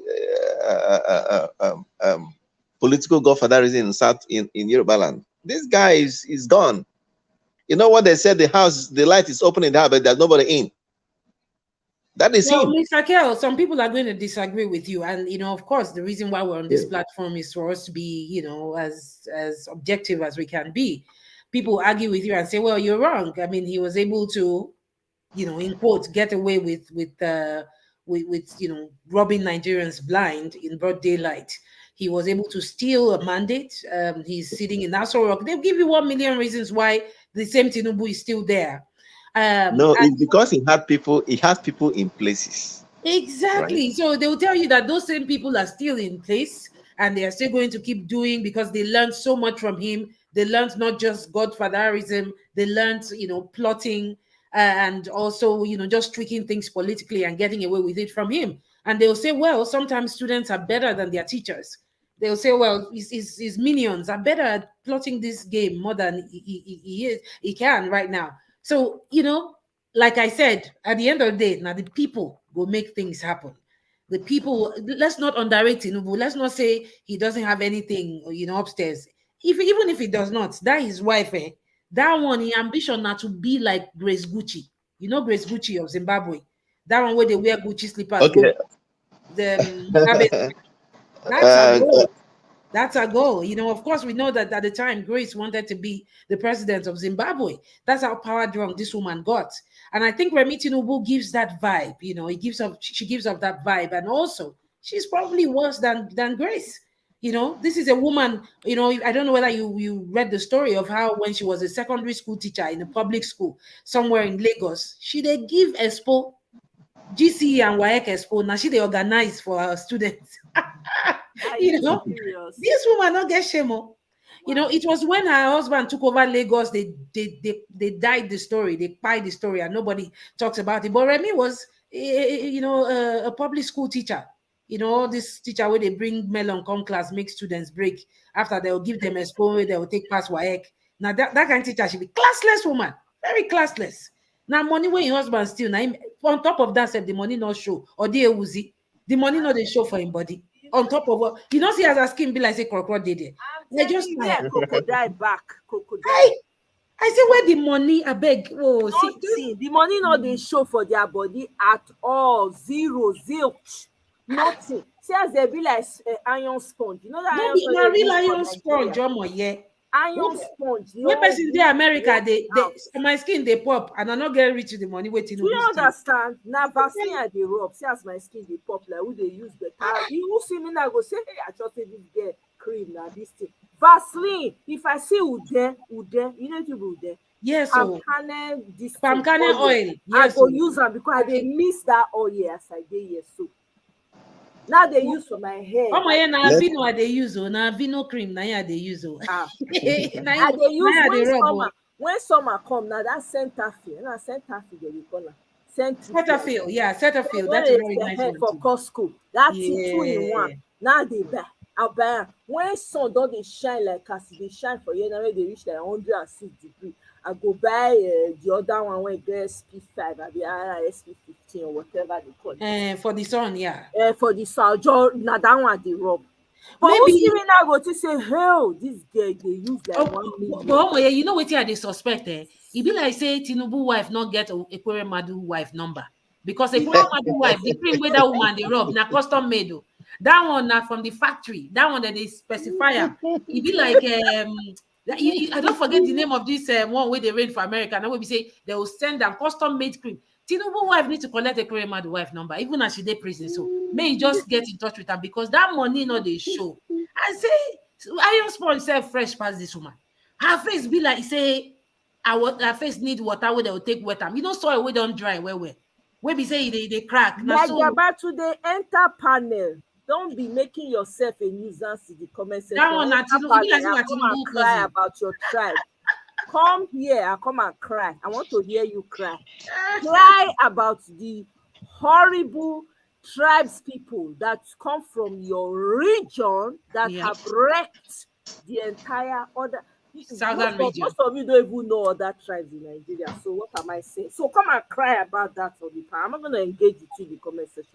Please, you know what I'm happy about. Of course, I don't want to give him any kind of audience, but I noticed that sometimes when you let things simmer for a bit, people will reveal their true colors, right?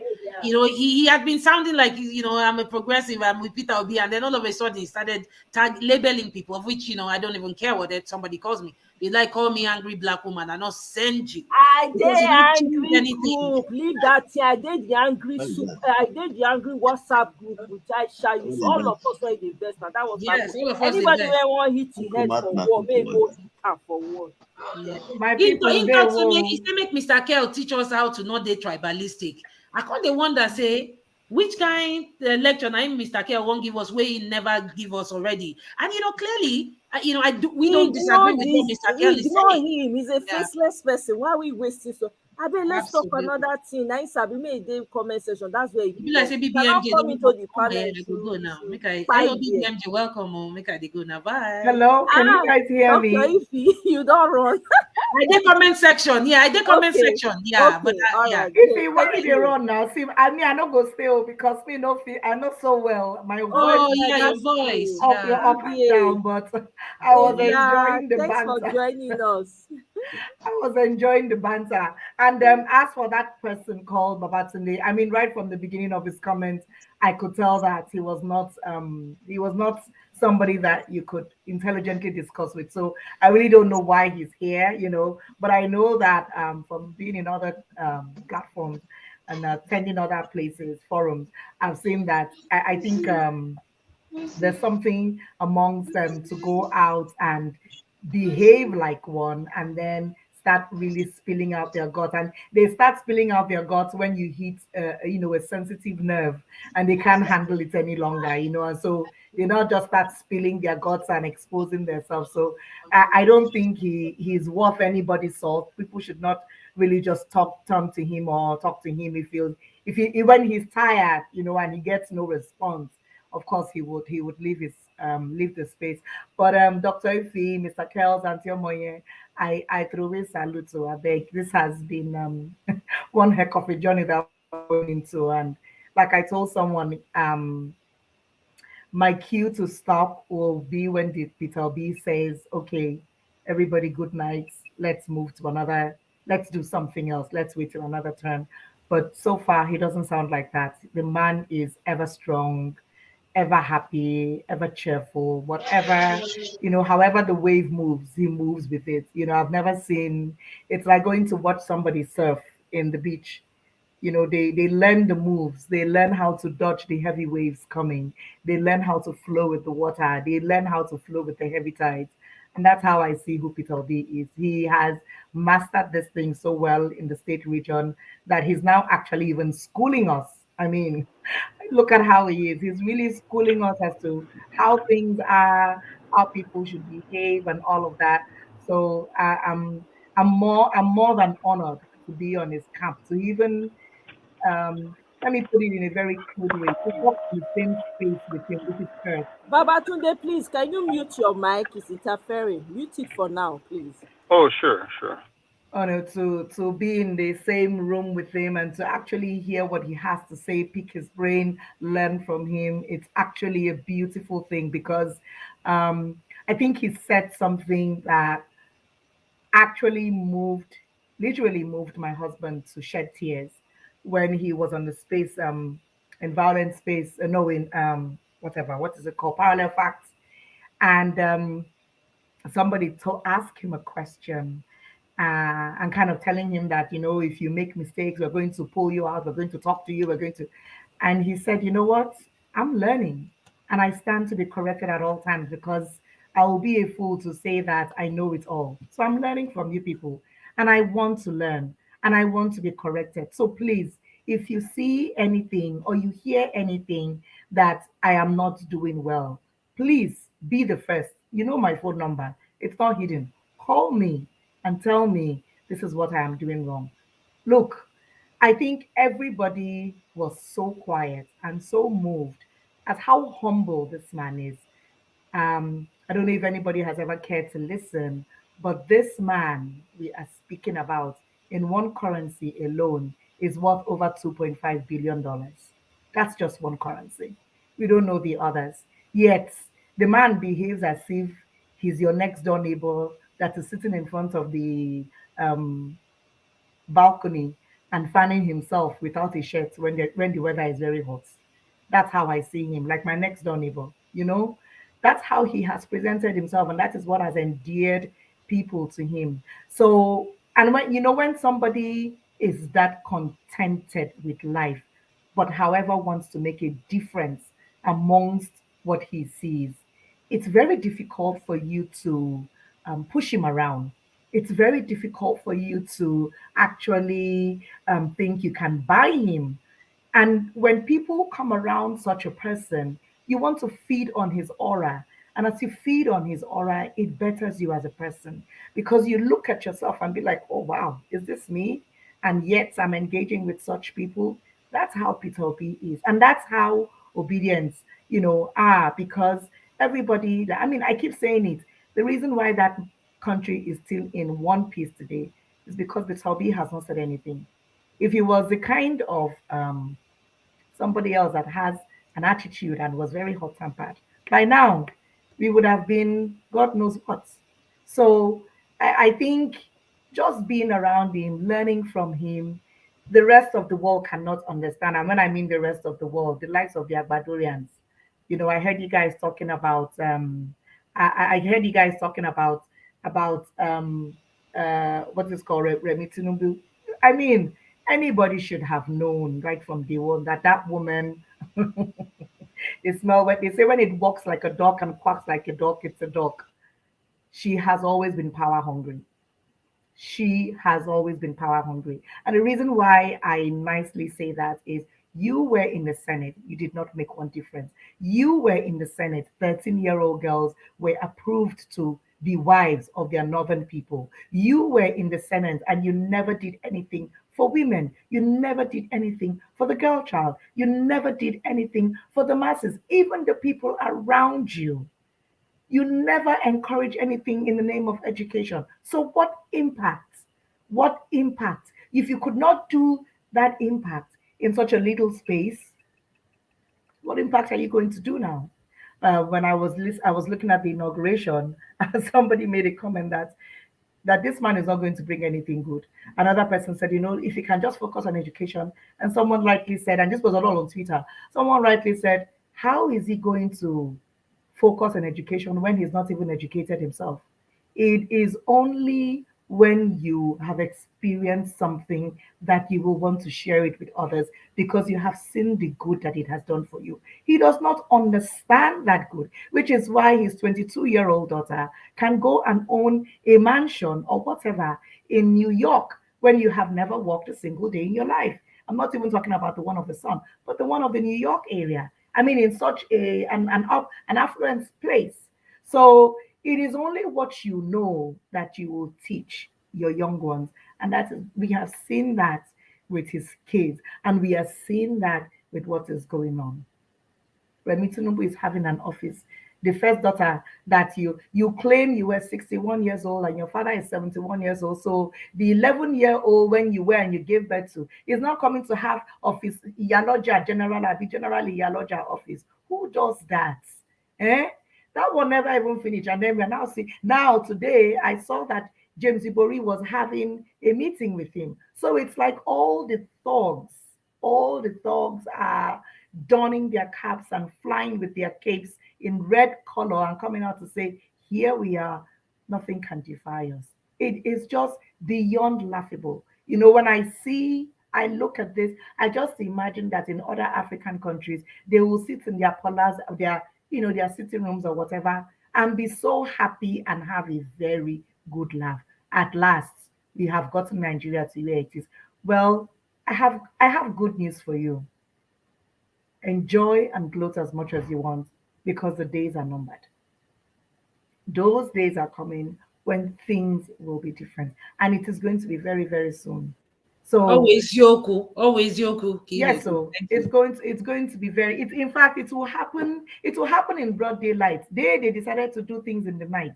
This time around, it will happen in broad daylight. Why? When you are doing something right, you don't need to hide. You call people to come and felicitate with you and to be happy with you.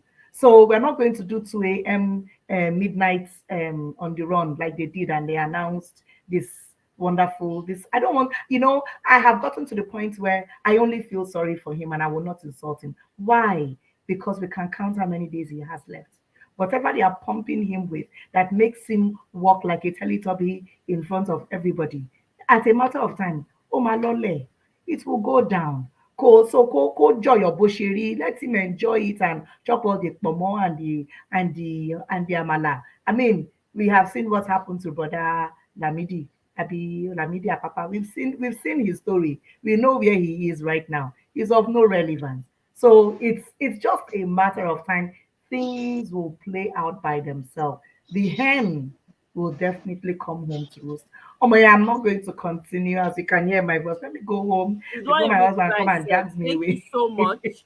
Thank you. I'll listen. We appreciate you. We love you. Please heal. Please get better. Thank you. Please lay your hands on bitter cola. Can you lay your hands on bitter cola? My sister, well, I don't try. Look, nobody do concoction reach me. I don't do everything. So then just make I like to close my mouth. Yeah, you feel better soon. Yeah, just rest because. Red oil. Push. Oh my, make cafe. See, I enter my farm. My farm now by the side of my house. I cut my fresh water leaf. Come cook my ogbono. Come sit down. My bitter leaf, they grow. That reminds me, anybody that wants bitter leaf, because send me DM. I want bitter leaf. My bitter leaf. I know whether that is sun. I beg. Because they grow. So when you bless bitter leaf with water, I think the thing will tell you hello, good morning, I'm here. So please. I go send just text me. Privately. I go send them to you. So as then they color there. Now the people we supposed suffer for Nigeria, now the thing they bite more than normal. Let them continue. For those of us that we know what is coming, please, you people should dust your CV, update all the updatable, because when that time reach, like one person did talk, I want to personally serve some people ewa inside prison. Me, go, Okay. go, go. Personally, I want to say, yeah, see ewa here. Like that first, that Okubo, Otobo, Akamu. Is that part from where they head, it go deflate, the oil go come out as it dey fat, so time never reach. Thank My you very people, much, oh my good sister. evening, God oh, will and bless everybody you. have fun, have a You wonderful weekend. too. Thank you. Thank you. Mhm. All right. Ah, Babatunde, welcome. One love. I'm gonna come to you in a minute. Okay. So yeah, let's hear you. You are here now. Yeah. Oh. Okay. First of all, I would say I believe everybody is entitled to. Actually, I appreciate what everybody are doing when it comes to obedience. I don't care if anybody feels that, hey, because of my comment, I'm not obedient. Then that's up to the person. It's just like you telling me telling me that you believe more in God than I do. You get what I'm saying? Because you don't know who I am. You only judging based on the comment that I made, and that doesn't mean I'm obedient. If you go through my Facebook and my comments on YouTube, definitely I've always been against Tinubu, even though I'm Yoruba. You understand? Because of his age. I'm not saying the guy is not smart. The guy is smart. You understand me? But because of his age, this guy won't.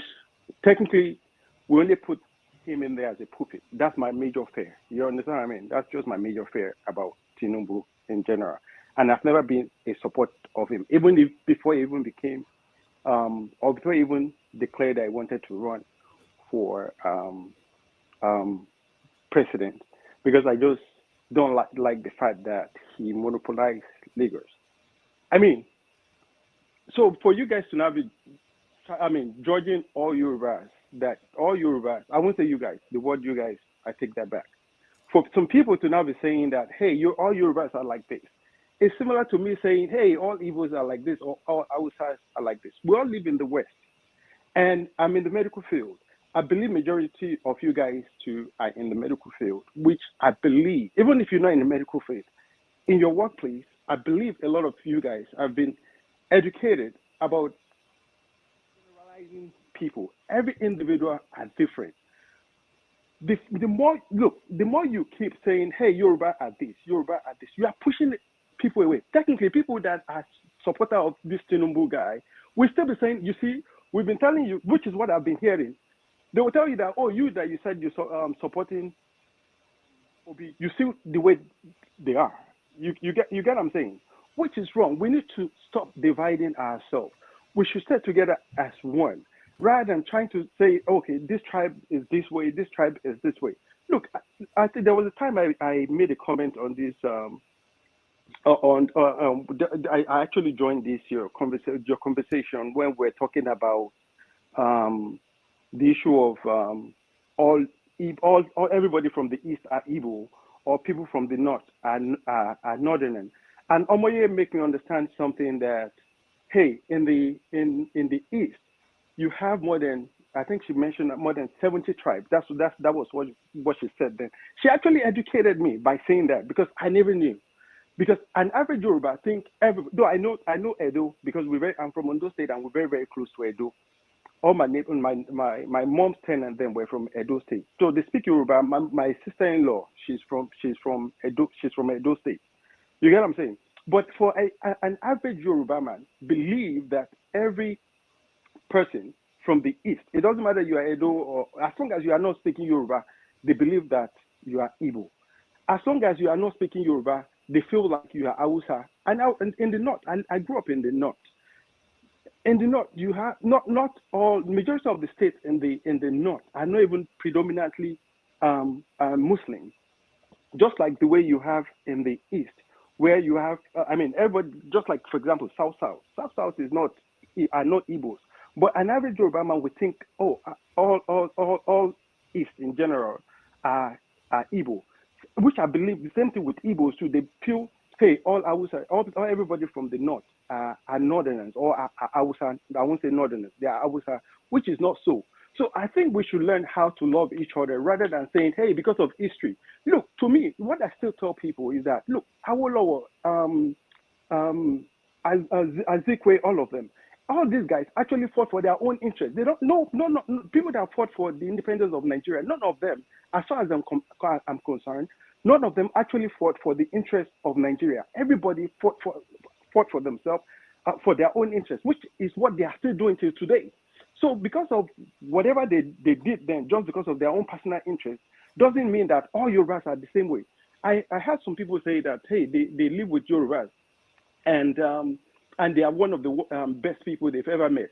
And same thing with people will tell you that they've lived with Igbo, and Igbos are one of the best people that they've ever met.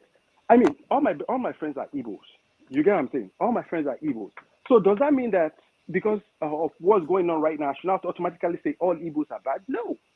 I supported Obi just because he has different ideology from every other person, and because the guy is younger than ever. I mean, he's way younger than Tinubu, and he's bringing different ideology compared to the old ideology that we've always been hearing when everybody want to campaign during the election. That's the reason why I support the guy. I'm not really supporting him because of his tribe. I support him because of what he has to offer the nation, not because of his tribe, to be sincere with you. So, hello? I can hear you. I want you to finish. Yeah, so for somebody to not say, hey, because even on those states, to be sincere with you, my parents actually voted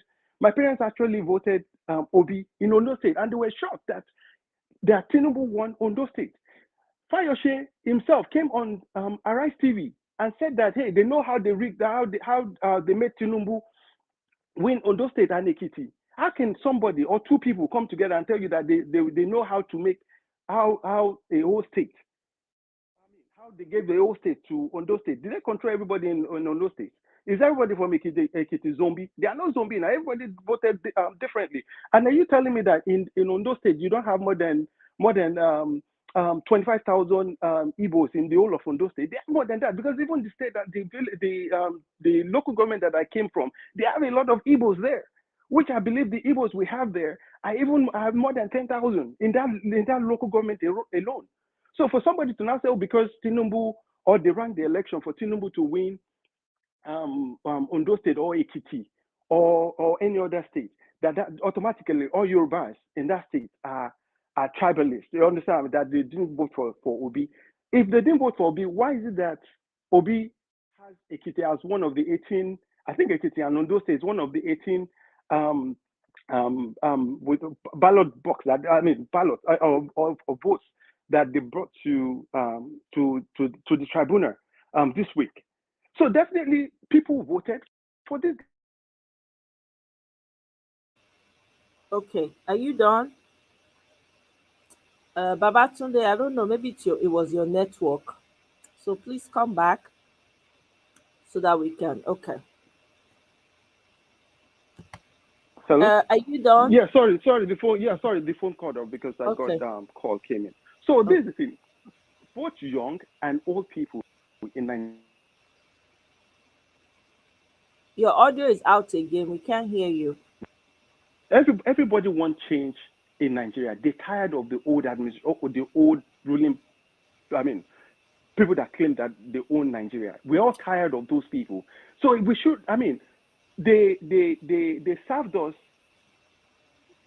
The issue, I will call the fight of tribalism, and we are eating that bait. They're giving us that bait, and we keep eating that bait, dividing each other the more and more. I mean, if some set of people keep saying that, hey, Igbos must leave Lagos. Nobody owns Lagos. I mean, as long nobody owns Lagos. As long as you are Nigerian, you have the right to live in any state in Nigeria, as far as I'm concerned. So because of those set of people saying that, does that mean you should not come on your own platform or create a platform and start saying, hey, Yorubas are bad people, or Yorubas are betrayers, or this or that? I think that is wrong. We should learn how to love each other and stop preaching hate. That's just my own take, and it's my own opinion. All right. So thank you very much for coming up and saying everything that you had to say. Number one, I think you came in midway into the conversation. You took the clip that you heard and you ran with it, and you were responding based on what you heard. If you had started the conversation from the beginning, you would have heard clearly where we made a demarcation between the terrible Yoruba people and the good Yoruba people. Let me just remind you, I grew up in Ibadan. I grew up with Ijebu, Ilesha. I can even speak a bit of Ilesha, Ekiti, surrounded by different tribes. Guess what? They were the best neighbors. Most of them were Muslims. We went to the Kewu class together with the children. We went to church with their grandmothers. So I have in-laws that are Yorubas. So I'm actually speaking against myself, or we were having a conversation. We're talking about the terrible Yorubas that have thrown the other tribes consistently under the table. Yorubas have been the best. I've had good friends from Yoruba. I have in-laws that are fantastic from Yoruba. That does not, we did not generalize, my brother. I did not. Wait, I'm not. There was one somebody. second. There was. When you were Okay. talking, I listened. I did not interject. Go ahead. Sorry. Please, All right, go ahead. please let me finish. Now, when you came in, maybe you heard it somewhere else that, oh, they're always, like you said, people are just generalizing. You've been hearing it. You cannot generalize anybody. If you say, oh, or if you meet one Igbo person that is bad, that does not mean all Igbo people are bad. If you meet one Edo person that is bad, that does not mean all Edo people are the bad. The terrible politicians that we have, guess what they have in common? They choose the worst of us from each tribe to run things. So let's assume now, let's flip it. Let's say it's an Edo person that's consistently making other tribes miserable, consistently riding over other tribes. It will be fair game for every other tribe to say, what is wrong with these Edo people? They are not giving other people a chance. Now, are they generalizing? No. So when you came in at that conversation, you came in midway and you were flying off the handle emotionally. And then you went as far as saying that Mr. Kell should coach the angry women. First of all, that's a trope that you just threw. That's a very typical. Okay. Let me land, though, please. Okay, keep going. Oh, when you were talking. So please. No, I'm hearing you. I'm hearing you. Keep going. So when you say that, you've joined the bandwagon of the African Americans or the Americans who are quick to say the angry Black woman. Those comments don't faze me. You know why? Because I have every right to be angry with the state of affairs in Nigeria. I have every right to spill my guts on it. So if we are talking about calling out the poison in our society, everything is fair game. We have been sweeping all these things under the carpet for decades, for generations. And it is a fact. If you go to all the oil companies in Nigeria, you will hardly find any other tribe. So if we want to be very honest and open our eyes and see what's going, yes, your family may not be part of it. Absolutely. Do I believe you? Yeah. Maybe your family is not among, but that does not mean that the majority of the Westerners that are in the political positions in Nigeria and all other positions in Nigeria have not consistently played these tribal roles. Look at what happened in Lagos, okay? Because they kept tribalizing a man whose mother was Igbo, they cheated him out of that position. Look at what they did with markets. Now, mind you, it wasn't just Igbos that go to that market. You had people from the Niger Delta, from the Eastern region, all labeled as Igbo. So when we're saying these things, instead of getting your emotions and saying, people are just generalizing the whole Yorubas, that's, first of all, you got it wrong there because you came in midway into the conversation and you ran with the rhetoric. That's not what I'm about here. If you've been following my platform, you will understand that I stand for what is truth, what is fair, and what is just. I don't care who it is coming from. If Peter Obi was a Yoruba man today, trust me, I will be here on my platform and shouting whoever that person is. You just said it. It's not about his tribe. It's because we all are tired. But when people are venting because of issues that have been there for decades, let me just advise everyone that is listening to me. Listen to them. It's like now the East has been inundated by these political people. They send soldiers, they make them act like they are part of their group, and then they decimate them.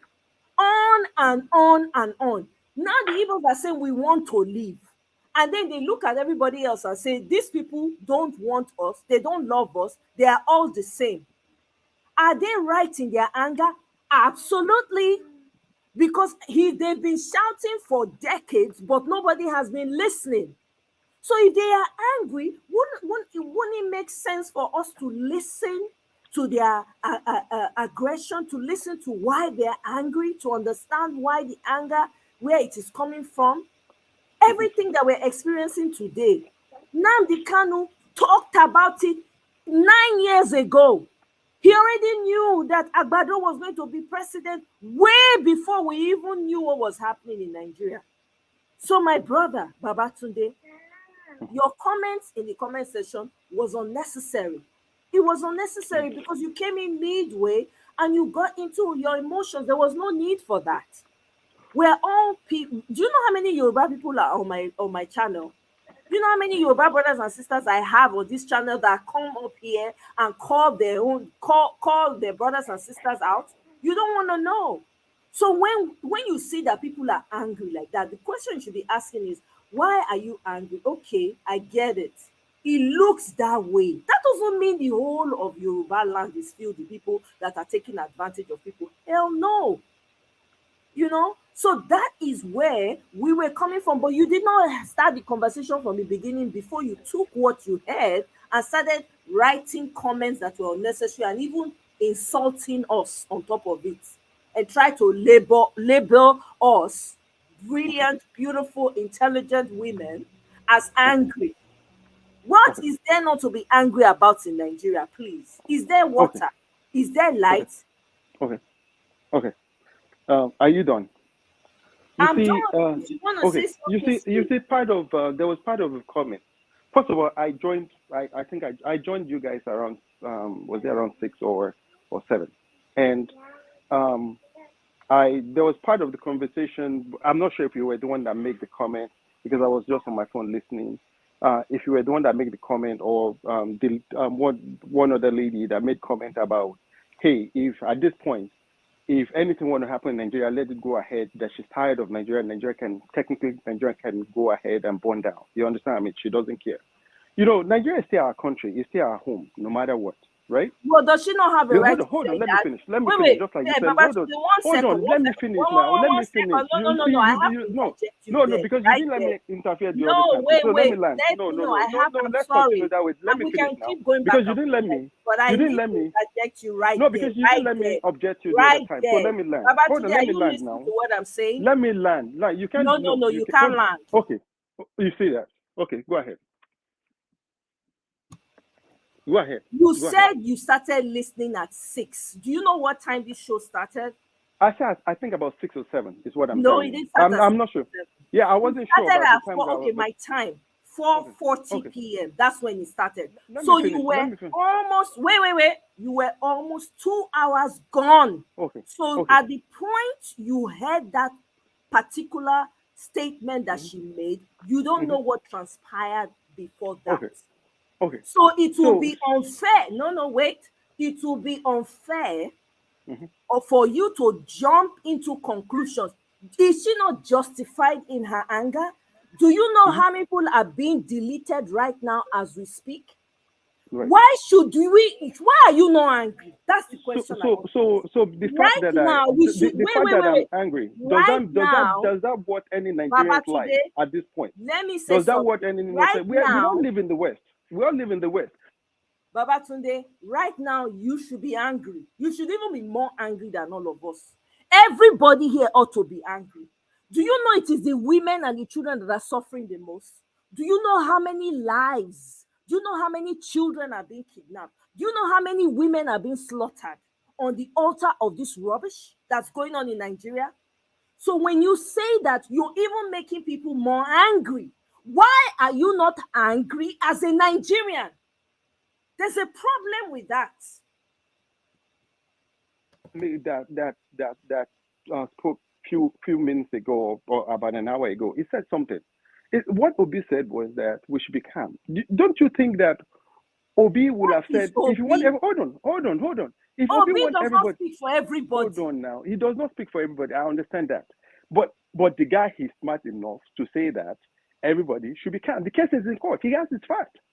The case is in court. So for us to now say, because look, there was I'm not sure, maybe that's actually there's somebody on Twitter with Obi's name on it, and immediately when they sworn in Agbado, the first thing he said was that, I pray that this guy won't succeed or the administration won't succeed. Look, this is still our country. If we say that, look, to me, my prayer is that whoever the is there, administration will never succeed. Hold on now. He Hold on. said, If it doesn't succeed, then the killing. Go Then the ahead. killing will continue. The killing we are talking about Yes, will it's already continue. continuing. What are we saying? It's already innocent people happening. are As we dying. speak today, there are people that were quiet. So what are we talking about? But that's It why we should will be praying that. never succeed. Not be So saying if that it doesn't we succeed, declare it is not going because to you're not being affected directly. That's why you're So saying my that. brother, the what administration side cannot are you succeed. on? Are you the side of let's No, move on you don't understand what and I'm let's saying. fix No, this? I'm not. There's no way we're going to move on because the All case right, is in court, I and this just guy, want to be clear. this guy has his facts. So in the issue of tribal issue in NNPC, you see, my neighbor in Abuja, the guy said so. There was time I was talking to him on FaceTime, and there's this lady that was there. He told the lady to greet me that, this is my sister. I was shocked to even know that Yoruba even work in NNPC in Abuja, because if you go to NNPC, There when I are served, many. hold on. When I served in I wanted to serve in NNPC, but I couldn't get in. I ended up serving in NAFDAC, right? But when you go to NAFDAC, you hardly see any other tribe than Hausa man in NNPC. You understand what I mean? And that has always been my whole ideology of NNPC. That NNPC is pretty dominated by Hausa. Until you guys are not saying now that NNPC is pretty dominated by Hausa and Yoruba. You Yes, understand me? NNPC, Shell, Chevron, Mobile. Which one is it? Texon, look, Noble, all Look, of them. But Both the funniest part of it, you see, the funniest part of it is that my auntie in Chevron, I don't know if you know Chevron in Lagos. A lot of people that live in Carlton Estate that work for Chevron, these guys are Igbos. You understand what I mean? So that probably it depends on what part? the That's the small parts now. Which parts? If you go and ask them, you'll be surprised they are not Igbo. How do you know they are Igbo? But they are not Did you go and Yoruba. ask their names? But they are not Yoruba. Did you ask them their names? It's not they are not Yoruba. Is it Friends, by what are you talking about? These people are these are my uncle's friends. You understand me? That are Igbos that work in NNPC. How many of They are your working with Shell. Please, how many are they of your uncle? I can't be. friends? I can't be telling you. So Hey, you have to say that you put a number to Hold on. it. So why Because will I put number? What do everybody you in mean by Nigeria number? except So you how does many? not know So that full majority of those tribes, the Yoruba and the Fulanis, are the ones like who I will said, work in this oil I company. wish I could So get a that's job in NNPC. I wish I could get a job. Now that you're saying Yoruba, being Yoruba does No, not there are. automatically give Maybe you you should tickets. try. Hold You on. might be lucky. Being Yoruba does not make automatically more give you effort. You will tickets. get I it wish for Yoruba. sure. Hold on. I wish being Yoruba automatically give you tickets to success in Nigeria. Yeah, it But does that, actually. Yeah, really? it does. Well, I guess maybe Maybe you you are should not play. tapping in correctly. It does, yes. Exactly. Maybe you should play Yoruba card and see maybe you're going to get in No, too. I don't That's have what I to. was I saying. don't have the Because accent. It's not going to work for Nigeria me. doesn't work You do. like that. Nigeria, we're all here pretending as if we don't know the way Nigerian works. We are not The way pretending. Nigeria, We are speaking no, that's facts. the thing. My question is, No, if why you're are you speaking not for you angry? know that That's my Nigeria. question Hold to on. you. If Why are you are you speaking not for angry? you know that Nigeria. Why You you know that cavalier about it? hold Why on now. you Let me not talk angry? now. Is You what say is you keep going on not objecting me enough to make because you you give see you keep first night? objecting me. You Why never are let you me not talk. angry? That's Why the are you problem. so quick to move I mean, on? Why do you want to preach kumbaya did I tell right you now? we should move on? You see, you putting word in my mouth. That's the I'm not problem putting you have words right in now. your mouth. That's what you're sounding like. No, you see, that's putting word because you're already I didn't put assuming for words me. in your That's your mouth. You're problem, and that's the sounding like problem. that. That's your Hold on. perception. No, because That's what listen, that's why the energy you're giving because you out. keep putting word because you keep putting I'm word not in putting people's any mouth. words in your That's mouth. the reason why you I'm feel all asking you a Yorubas. question. That's Why the are you reason not why you angry? feel You're all telling me Yorubas. about somebody on Because Twitter who you just keep moved talking, on and you is keep saying, talking, you know, keep and said, objecting me. oh, Why am I not angry? Angry you're about playing what? against the administration. What? What Look, administration? hold on. You say why am I not angry? Am I angry about the whole situation in Nigeria? Yes, I'm angry. I mean, normal person won't. Even the people in power, they're even angry about the way Nigeria is running. To be sincere with you, people Which in power, people even in power? Which people in power? the Current politicians in power. power. The The politicians ones in in power will current tell you power that they're right angry about Nigeria. Huh? The ones in No, current the power one in right now power, are angry the one about in what's current going on power in right Nigeria. now. Look, let me tell you something. The one in current power, because they will politicians will keep pointing fingers. That's the work of politicians. They will keep pointing fingers. That look, they don't like the way Nigeria is working. Even though they have power to fix it, they will tell you that it's not. I mean, they can't do it. They will tell you that you have to go through Senate or you have to go through presidency or this or that. That's the way Nigeria is because nobody have that willingness to fix the country. That's So the people issue. do, but the people that sit But the on ones the in top, power that don't are have. somewhere in the corner, don't want it. So there are people who want to fix the country and are ready and capable. Yeah, but the thing is that look, there are a lot of powers behind Nigeria not being successful. You see, Fani Kayode, no, is it Fani? Yeah, Fani Kayode, the lawyer, said something about the issue of our electricity in Nigeria, the issue of dollars in or the issue of fuel. You know, we're refining. I mean, buying back refined fuel today. I was listening to, I think it was yesterday or today on Arise TV, and he said something that look.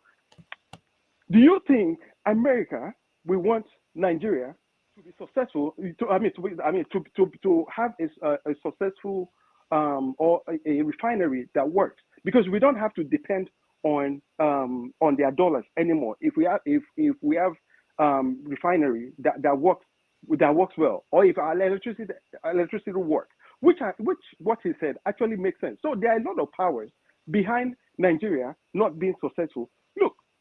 Just like the way we criticize clear. That's why they supported Agbado, because they are part exactly. of it. So the way they there are a have lot of powers. contract with him to wreck. So the fact is that yes. the fact is that there are a lot of powers that are behind Nigeria not being successful. If I would say the whole of West Africa, the whole of Africa in general, because it's not only Nigeria that have natural resources in Africa that are not doing well. Go to Cameroon, it's the same problem that they're having. Go to even Ghana. Go to Ghana, it's the same issue. You get what I'm saying? So there are a lot of forces behind a country not being successful. Does that trickle down to tribe? No, it's not. Absolutely. Absolutely. No, they have to work with certain tribes in order to have a hold order the rest over the rest of them, because they know that those tribes are easy to win over. But if they go to the tribes that are very vocal and have fire on their head, they will not have access. So they will look for the weakest links and use them to drag the other ones. That's exactly what's going on. No, that's and not. I don't think. it is the people who give the external factors the power over the ones back home. If you have a house, you own a home, you are in a home. If you don't open the door, somebody will not enter.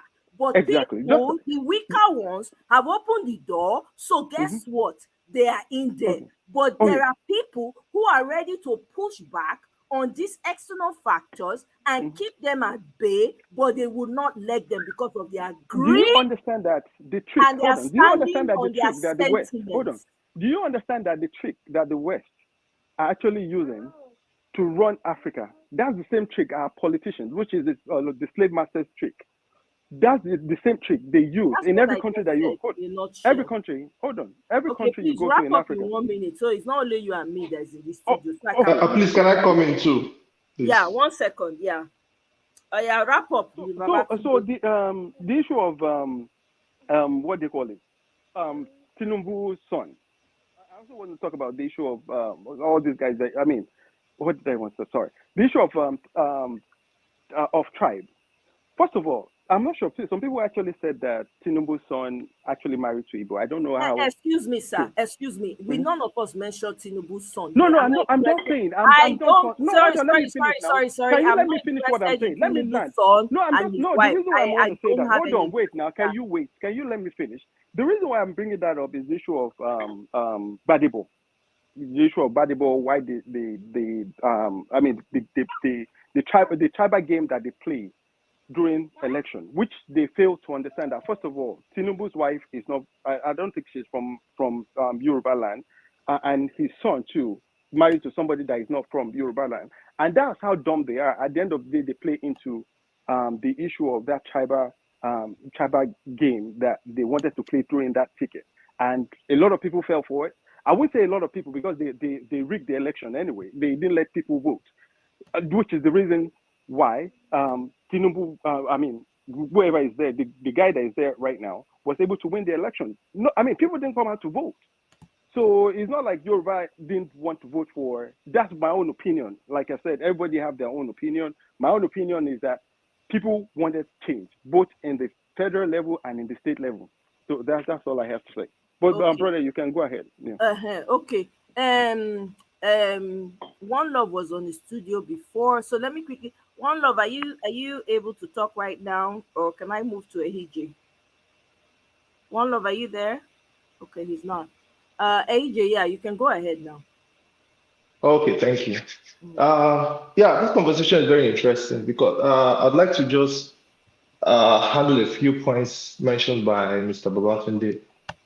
First off, NNPC, whether we like it or not, or maybe due to, I guess you're coming from a point of bias, but NNPC is majorly Yoruba and Hausa, or Northerners, as you might put it in any way.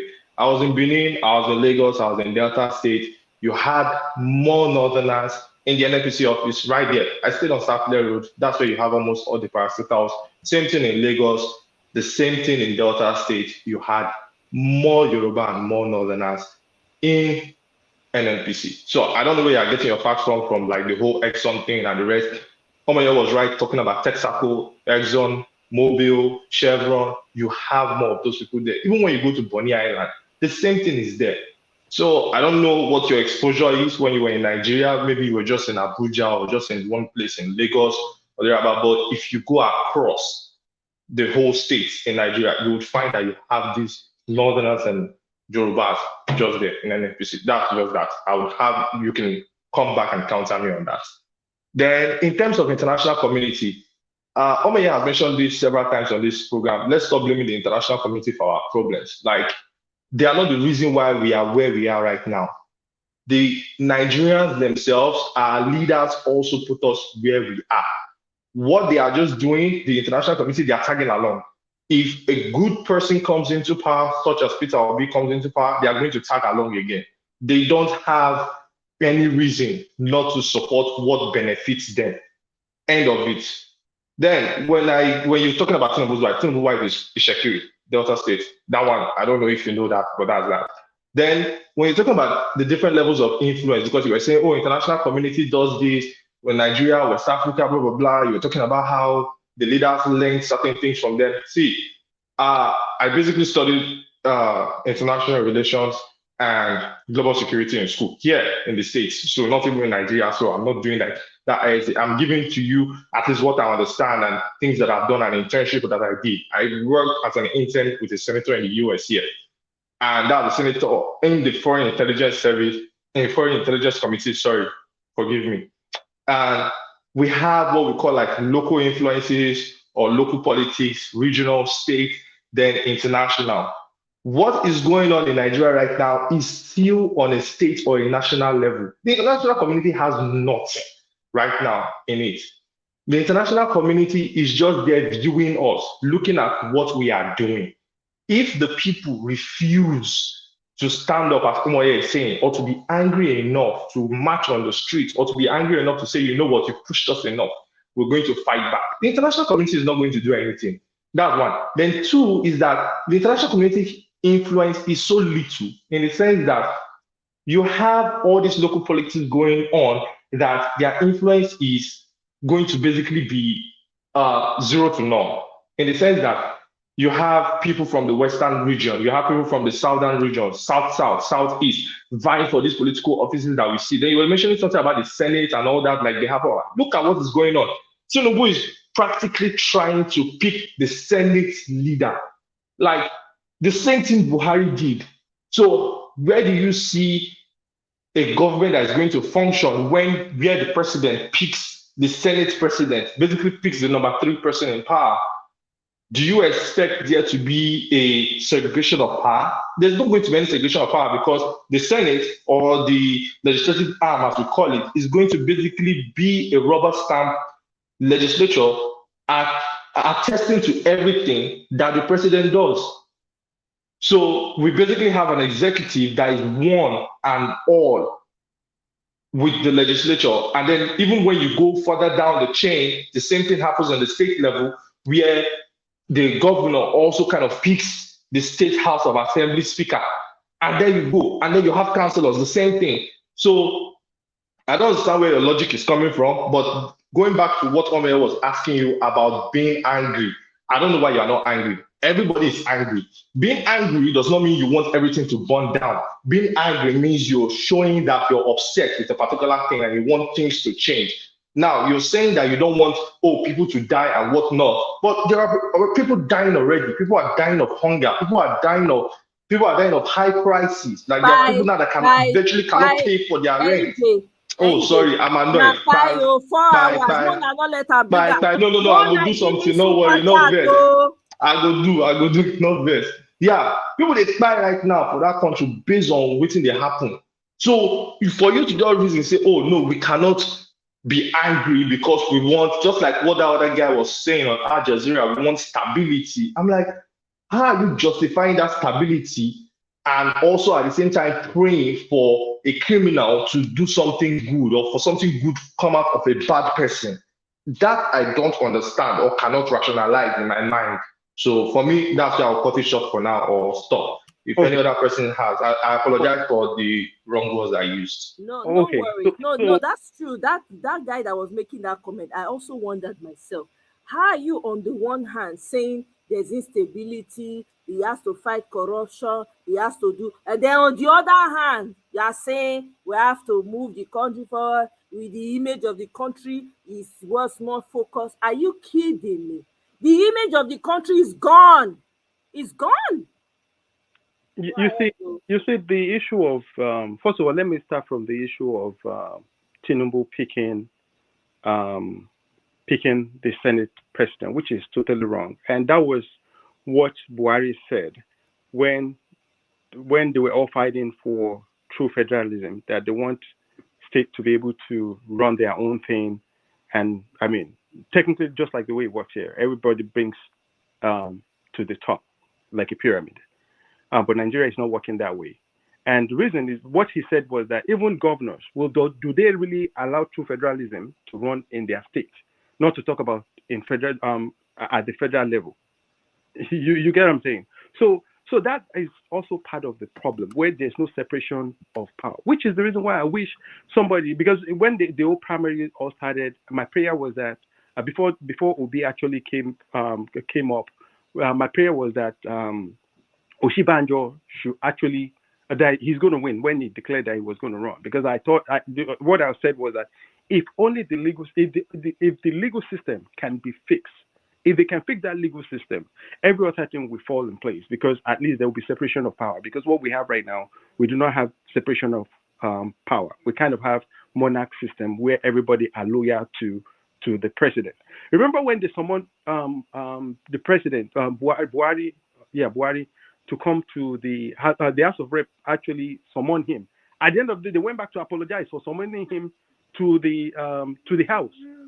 So we do not run true federalism, which is very sad. I mean, like I said, I want Nigeria to work. My prayer is that the legal system is not compromised, which is my major fear when they said that they're not going to let everything show. They're not going to publish everything live. Which is very, very annoying. And that was my major fear was that probably the legal system has been compromised. That's the reason why they're saying that they're not going to show it live. So that I'm not angry. I don't know what your definition of angry is. You know, I mean, I don't really know what your definition of angry is. Is it that by making bad comments, or by coming here and be yelling and saying, hey, you know what, Nigeria must burn down, Nigeria must do this, Nigeria must do that. Look, I still have loved ones in Nigeria. We all have loved ones in Nigeria. You understand me? Little sausage, whoever is there, you understand me? Which I pray that, like I said, the legal system works, and if they're going to restart the election, they're going to redo the whole election, or Obi is going to take his mandate back and all that. But whoever is there for the meantime, God should give that person wisdom to be able to run that country for that few. He will not have the wisdom. He You understand? cannot. That Just- prayer is returned back to the ground. It's not. You are not praying for no bag. Who is there? Is there somebody there? There's nobody. I don't see nobody. Are you kidding me? Don't come and pray for anybody. You here. see, you keep muting me. You cannot, no, because I don't, that prayer cannot work here. You can pray it inside your room. It's okay. That's you. You see, that's just the problem. But anyway, Yes. I'm going to yes, go, but that's fine. Yes, move Fine, on. You might yes. not want to listen, which is the problem. You only want to But go. Mama, can you hold on? That problem, that prayer will not reach like you know they go anywhere. Now yeah. before put. But can I respond to that prayer you just made, please? No, you don't have to respond. I want you to stay, No, please. You don't have to respond because she keeps muting me. She only wants her own opinion to be heard. No. That's not how it is. That's totally wrong. You're just bringing your own personal feelings. Look, we are running a nation. We are running a nation here. Inside your bedroom. Don't bring it here. Who? Babatunde, can I give you an example? So we have, like, for example, we have Kim. We have Kim in. Go ahead, We have Kim in North Korea, and he often tests missiles. I don't know if you live in the US, but he often tests missiles targeting the US. Basically, that's his whole point, to show that North Korea is a nuclear state. So imagine the people of North Korea that have left North Korea, absconded probably in Sweden or wherever, or even in South Korea, praying for God to change Kim Jong-un's mind. How do you see that? Or maybe that's too big of an example. Let's use Putin. Putin is in a war. Do you expect God, like what has happened it's been a year or so, how many months so far, the war in Ukraine. Why has God not changed Putin's mind? What's going on there? Okay. Can you let me respond and let me finish my conversation? If you don't respond properly, I will mute you. Hold on. No, you can't keep bullying me here. I know this is your platform. I am not bullying you. You are here to market Balablu. It's not accepted. As long as you're marketing Balablu, you will not have your say. I'm if sorry. You are sincere with yourself, that is where I stand on. If you want to pray for Balablu, pray for him in your bedroom. Do not bring it to my airwaves. If you want to respond to Kim Jong-un, respond to him. I don't want to hear any rhetoric about Balablu. Look, you can't give me guideline on how to respond. I will give you guideline because then we don't my have platform. If you cannot abide with it, we don't have to my brother exits we are this here. panel. We are It's not adults, but simple. you're not acting like an adult right now. We are all You adults. are acting like a child. I just no, that's told what you it what is I now. don't You're want. muting me when I talk. As a child, that children argue. No. So Anyway, you are arguing right now. I'm you can have your telling you back. that My you brother, I don't cannot have pray for fine. Balablu You on my platform. If you want to do that in your freaking bedroom. If you want to respond to Kim Jong-un, respond to Kim Jong-un and let that be. That's fine. I'm not going to respond because he asked me a question. You didn't let me respond, and you're telling me that you're going to. I will not let you respond. I will certainly give you that's the way guidelines because guidelines is what makes exactly like Nigerian what leaders. makes structures work. You're If you cannot abide by simple guidelines, I'm sorry, you're the one who's acting like a child right now. No, you're actually acting like the Nigerian people that you are condemning. You know what? Go to your bedroom and go and act like your Nigerian people. Because guess what? You people are the ones that will suffer. Like I said, I'll be coming every day and laughing in your faces. You will certainly not pray for Balablu on my platform. If you cannot follow simple guidelines, you don't have to be on my panel. It is very clear that you have moved on and you want peace to reign in the midst of hell and brimstone. Go and enjoy it in your bedroom. Why are you here? Why are you coming here? What are you trying to justify? Why are you not mad? Why are you not upset? That means that you're enjoying it. Why? Because your brother is the one, the drug baron is the one that's running the affairs of the selected few. So please, save your energy and go to a platform where you will have a party. By the way, you should be in your platforms celebrating your win. Why are you so desperate trying to get people to move on from this sham? I don't get it. I don't. You know, there was some days ago you came on and you talked about Tina Turner, and I actually didn't understand the connection between what we were, the mandate that we are asking for, and you coming on to talk about Tina Turner as your one of your idols. And I had to start researching on Tina. I just didn't know anything about her. I knew she sang and all of that. When I finished researching about this woman, I realized that her life is so similar to what's happening in Nigeria today. It's like, this Babatunde guy saying, we are beautiful together. It's like somebody looking at Tina Turner and Ike Turner and saying, you two are beautiful together. Tina, sit down there. May they punch your face. May they enjoy. Just they laugh. Come outside, they laugh. An abuser cannot tell the abused, how to, it's like you're beating somebody up and you're telling them not to cry. Or they're crying a certain way and you're like, oh, you're crying too much, but they're the ones feeling the pain. And you're here telling them how to feel. I just want to say to you, kudos, Omoye, for engaging him. And it is, we're not surprised now that we see where his mind is at. Exactly. First of all, he can't tell us, say, in parents vote for, if your parents voted for Peter Obi, they're not doing us any favor. They're doing themselves a favor. So stop making it look like, but we vote for Peter Obi. We voted for Peter Obi. You voted for Peter Obi as a Yoruba person. I voted for Peter Obi as a Niger Delta person because we want Nigeria to move forward. So, and then coming on somebody's platform and saying, well, you can't tell me this one. Well, like, you should know what this platform is all about. We do not entertain negative energy. You can't come and tell us to pray for our oppressor. And this is what it has always been. We've always prayed for our oppressor. Take it like that. Let's just pray for them to succeed. That's why Nigeria came to its knees. And that's why we're where we're at right now.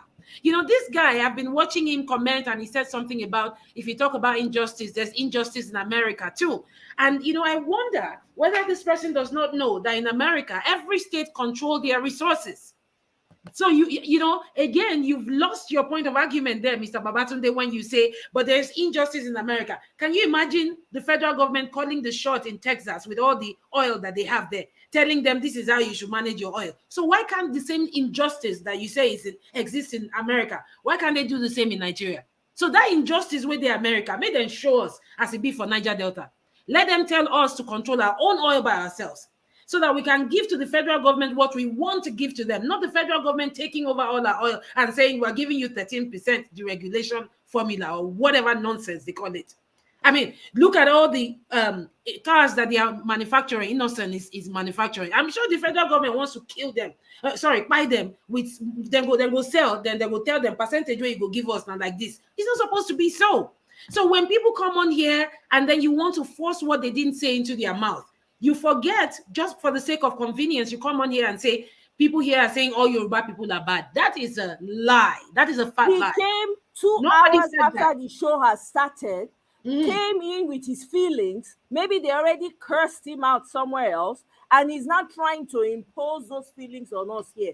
2 hours, 30 minutes after the show. But even if he joined halfway through, even if he joined halfway through, he still wasn't paying attention because his mind is set, he literally programmed his mind to pick and select. It's like you're using a code to select a column out of a matrix of data, and then you come out here and say, this is what you guys are saying. So you did not hear that part where I said Nigeria has no respect for martyrs. They can't even name June 12th and say it is Moshood Abiola Day. Why do they have to call it June 12th? He didn't hear that one when I said it. Emotion. Don't mind the guy there. My tribe. Your mama votes for Peter Obi, and me vote for. Yeah, make her own life better. Yeah, maybe they expect us to say thank you as you vote our brother. You do well. We're not gonna forget you. No, you did it for yourself. Not vote. Who they suffer now? Who succeed in the effect now? Now they buy petrol for 1 liter for 500 Attire, naira. 500 naira, na me We dey join buy una am. dey buy am. Wetin concern us for with una waiting for wetin una dey go through for Nigeria. All those people wey look Peter Obi finish talk say this guy na Igbo man, I no go vote am, and dem know say if he do better, when dem carry their 2 left leg go vote for Agbado, then go hear am. That prayer, me I no go stop to the prayer more. Anything where anybody like, make it talk. They never see anything. Dance, Amy. I smell come pepper. Laugh in their suffering. I will laugh at it because that's what they deserve. Yeah, they are good Yoruba people. They are wonderful, wonderful Yoruba people. We will not stop saying that. But we're also not going to stop saying that they are horrible Yoruba politicians who are very willing to throw the Southeast and the South-South under the bus just so that they can maintain that, that bromance and cismance where they do with the North. Like say we know they see everything. So just as there are bad people in the South and Southeast, there are bad people in the Yoruba tribe as well. But for somebody to come on here and tell us, well, you guys should not be complaining. We are good together. Just go. Let's keep going together. Which kind? Now you and who will continue to go together? We will not go open our mouth, talk, say something bad. As bad Yoruba people where they Yoruba land, they fear Igbo man. They think say if they give a chance, he go destroy the whole Nigeria. If we not stop and we will continue to talk waiting with the talk. We go talk and we go expose the truth. Anybody when not like if he touch you, hide your face in the pillow, cry your cry. Not come on my show, come my show because you not go get that space to come spew your rubbish. Pray for your Baba Blue inside the bathroom, inside the toilets. Another thing that he refused to listen to. Remember that even in the comment section, we kept on telling him that if I were a Yoruba person, and I noticed that the Niger Delta people are being treated and the Igbo people are being treated the way they are being treated, I will speak up because that's my personality. That's who I am. As some of you, our Yoruba brothers have been doing. Not be Mayego with that. Mayego calls them humble slaves. Mayego uses all manner of insults, rhetorics and insults among them. That's a Yoruba man. You come here, you're May Babatunde go fight my ego, I beg. We not get strength for Wahala here. He don't label us. Nothing way he don't ever call us today. We not vex. We not cuckoo vex. Me, I know the vex. I did the WhatsApp of angry men. What is there not to be angry about in our father's land? What is there? Why should we be celebrating when people are being pied every day? As we did here now, they don't pie people already. 3 million and counting. You won't come here because they say you don't know what annoys me. Go and celebrate your Baba Blue. Go and wear clothes. You understand? Go and wear clothes. I'm interested in knowing how old this person is because this is what our parents used to say. How old he is, our parents used to say, pray for your leaders. But when the Bible was saying leaders, the Bible, I'm sure the Bible knew then, or the Bible was saying that in the context of leaders serving the people. Nobody should expect me to pray for a leader that is usurping my future. Oppressors. Isn't that what Nigerians have been doing since God knows forever, how long? and nothing has changed. Pray for your oppressors. That's the line. That is the lineage that he was born into. Pray for oppressors. When you get home, Babatunde, pray for your oppressor to keep oppressing you, and then pray for the strength to keep receiving the oppression. How about that? Yes, so that one a good prayer point for Babatunde because we not go follow join pray. Say may God give you as you pray, say may the oppressor they oppress you, Babatunde. Pray, make you get the strength to continue to chop the oppression. While you are at it, move back to Nigeria and Kukuma enjoy the complete oppression. Nonsense and jagbajantis. You have your brothers and sisters here calling the bad ones out. You're coming here in your feelings. Is it not true? Have your terrible ones among you, have they not thrown all the tribes in Nigeria under the bus? Most of you don't even know how many tribes there are in Nigeria. You see everybody and classify them as Omo Igbo. Isn't that what you do? Apart from the ones that know. Excuse me, don't come here on my platform. Don't bring that BS here. Me, I know they tolerate all those. I think we need to introduce Babatunde to give us our mandate, and there is Jay, all these people who come here and say it as it is. As it is. These are Yoruba people on this platform who say it as it is. As it is. Call their own out. That's how you call the poison out. That's how you move on. That's how we get healthy as a society. Why do you think the South Africans created reconciliation or whatever, even though the reconciliation was not reconciling? But they did that because they wanted people to be able to get over some hate in their heart. You are coming here with all the atrocities that has been committed against so many tribes in that country. You are coming here your feelings because your father and your mother voted for Peter Obi. Now me they vote am for. Not be themselves. Not be for you I and lived your in South Africa, and you know, while I was there, before a white person, you know, saying that white people they on top before, now then they tell black people waiting to do. Before white person go get loan for South African bank, he go heaven, come back. Exactly. That's how the black people took over, because they're like, man, we don't suffer rich for our hand. Now we get this land. So you see, when people talk about injustice and they say, oh, there's injustice in South Africa, there's injustice in America, you can't compare it to the kind of injustice that is going on in Nigeria. And how it is that an Igbo man has not been president of Nigeria for almost 60 years. How is it?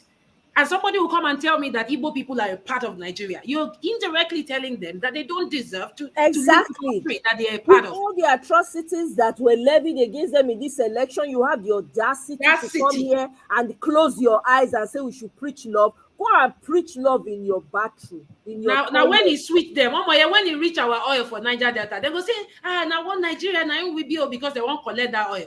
When Jonathan was there, of course, I never liked Jonathan. He's my brother. But I have to say the truth. They were doing everything to get him out. Of course, once it became... They frustrated the man and he was also naive. Yeah. Then they count years for him. They tell him, say, hey, your time don't reach. Oh, yeah, come they go. Yeah, Shebi, yeah, do finish. You do small. Oh, yeah, come they go. When they reach their own turn, they know they check time for themselves. This Tinubu now, if they look at, if God, make God help us put mind and make people of Nigeria stand up. This one, he get reason where he go take collect stem cell now. He won't stay there for 30 years.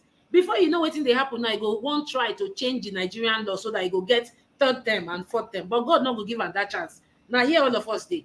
But make Nigerians, make them stand up, because just like this, there's a guy who said something that the international community will not do anything except the people rise up and say, we don't tire. Now that kind of Sri Lanka movement, it's never too late. Maybe we'll see what they go do with this tribunal, what they do.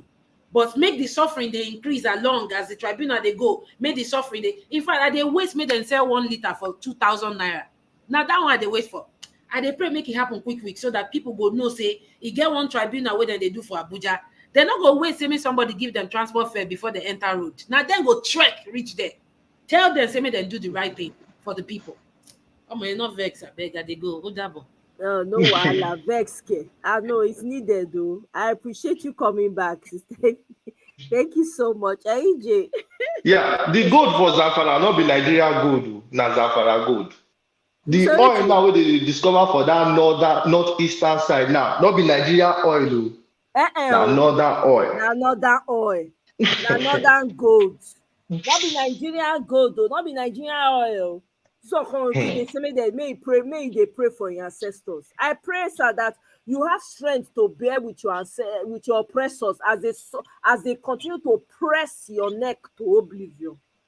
When Jesus Christ was talking about pray for your leaders, he was not talking about the leaders there were the local leaders. He was not referring to the Romans. The Romans were the oppressors of the Jews in those days.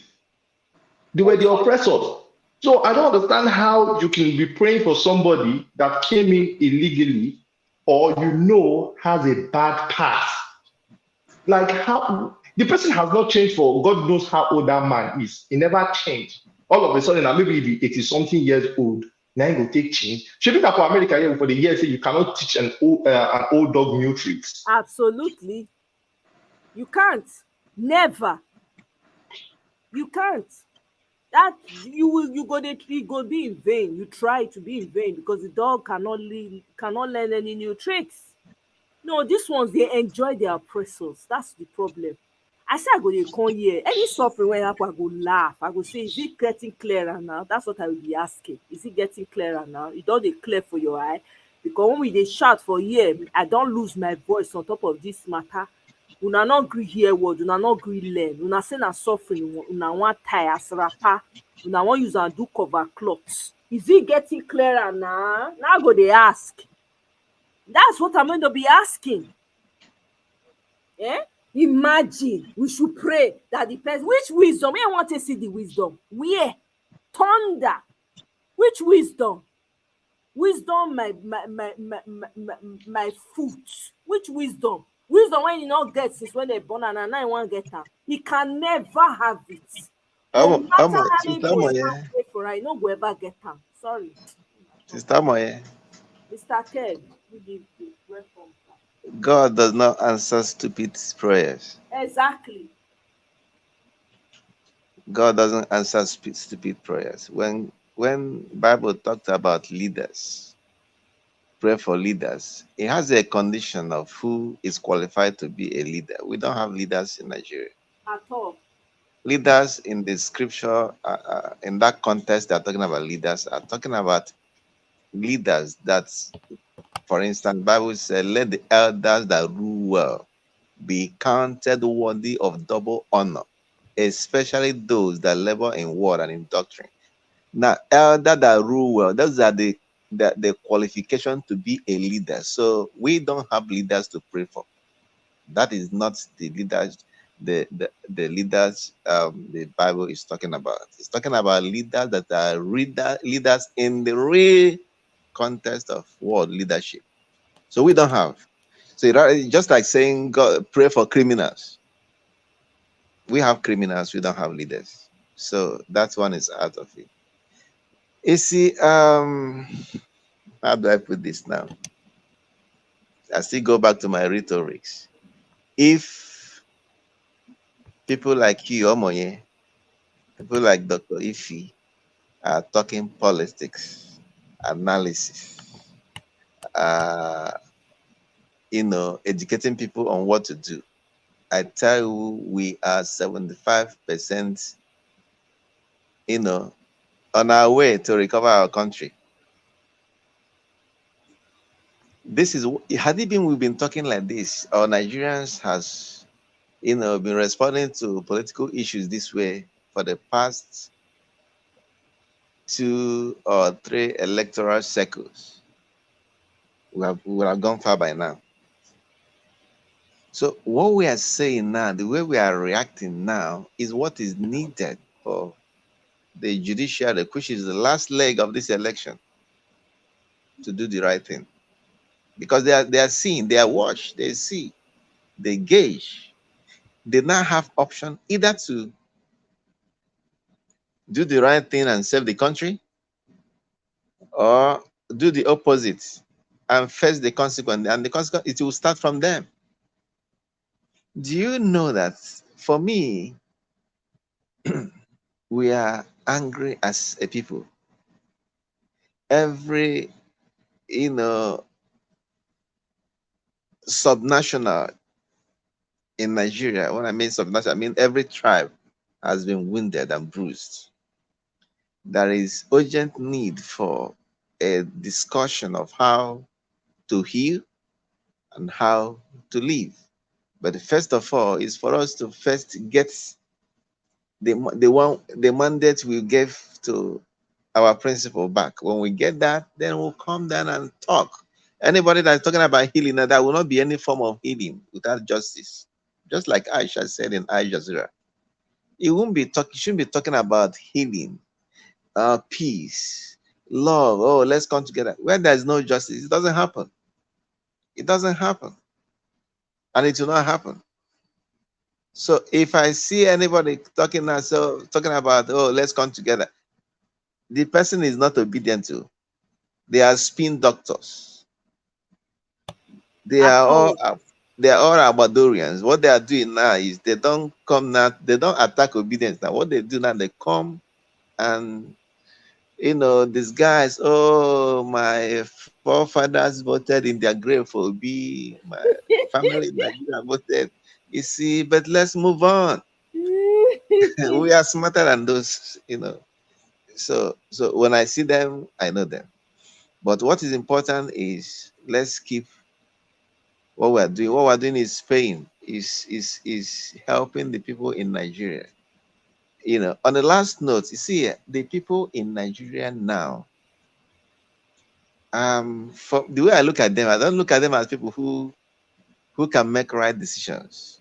I don't look at them as people who actually know that they are suffering. I see them as people who are in kidnappers' den. Their reasoning has been impaired somehow. So for me to tell them, okay, why don't you fight these kidnappers and get away from their den is like telling them, the kind of thing that doesn't exist.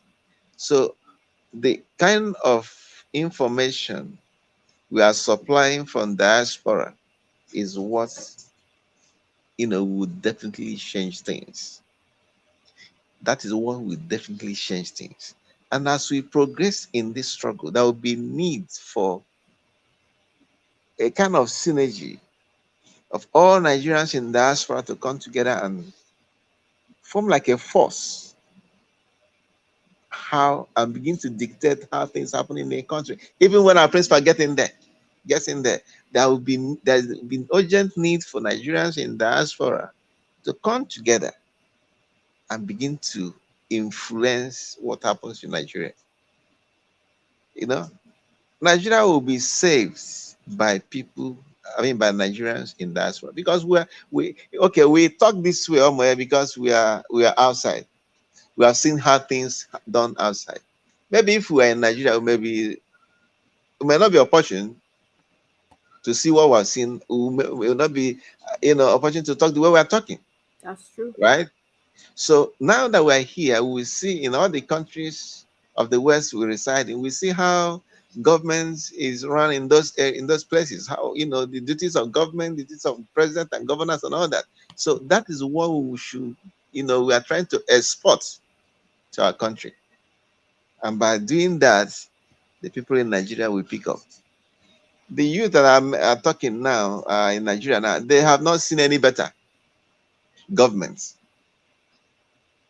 Can somebody who was born in 1985 or 1990, right? So what would the person talk about? They'll say, okay, I've seen a good government before.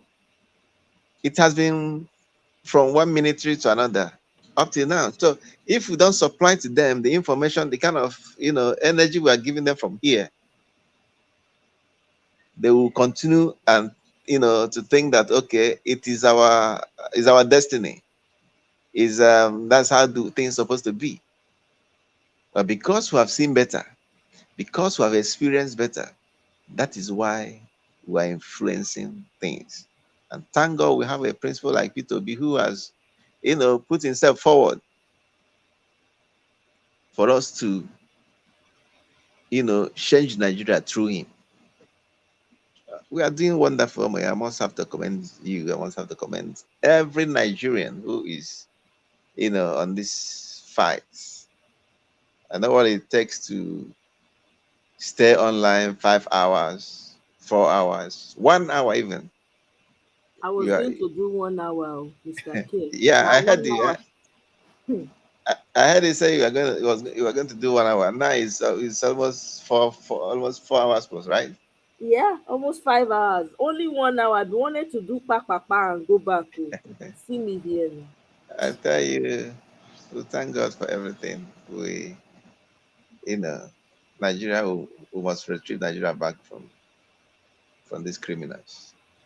Yes, there's no going back about it. No, we are not going to leave it in their hands. They are hoping that we will never. Me and Aisha and all the angry people did the same WhatsApp. We are not moving forward. I don't recognize. Is there somebody there? I don't see anybody. Now our mandate me they look for. I'm not interested in whatever is going on because it's of no use. Instead of them, I've never seen where people win and they are not celebrating. Instead, you are hopping from one platform to the other. See, the way this thing is going, I'll tell you one thing. The way this thing is going, this Nigerians may decide to ask all the churches to shut down until we fix Nigeria, no church. I'm telling you, I support 1,000%. Until we fix Nigeria, no church. Because we are Christian. As a Christian, you are supposed to be the source of your nation, supposed to be the light of the world. Bible says, when a sword loses its value, then of what use is it? Until we fix Nigeria, no going to church.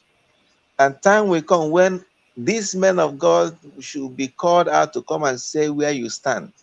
I'm telling you, they should have said it since. The way this thing is going, the way what is brewing now, I think is for somehow I think is necessary for this change we're asking for.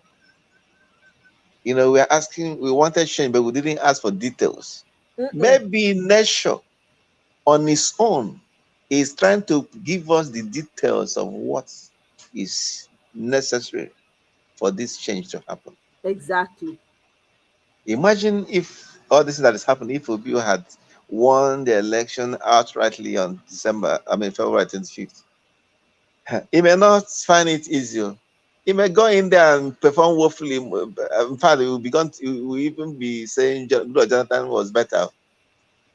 But these things are necessary. The way the whole thing is going now. So that he will not go and be soft. He will not forget and go and be soft and be doing big brother. Because we know in fact, as he regains his mandate now, his job will be simple for him to put things in place, and whatever decision he takes, whatever policy he takes to change Nigeria, well, no matter how difficult or hard it is, Nigerians will back him up, because he's going to have that goodwill and he's going to have that support of people. This thing has also made him open more to people that maybe didn't believe in him before. People didn't see him. Even the opposite, they have now seen that this man is actually has the capacity, even though they are pretending, because of what they intend to get from the APC. So we have structures in place, things that needed to happen for Nigeria to change. As it comes in, the most important thing for me that Nigeria needs to do is our orientation as citizens. The way Nigerians think, sometimes if Nigeria is a computer, they need to reformat the system. Virus, now they run for Nigerian system. The way Nigerians think, and these things that has been our strength, we need to somehow review them. Our music is also our problem.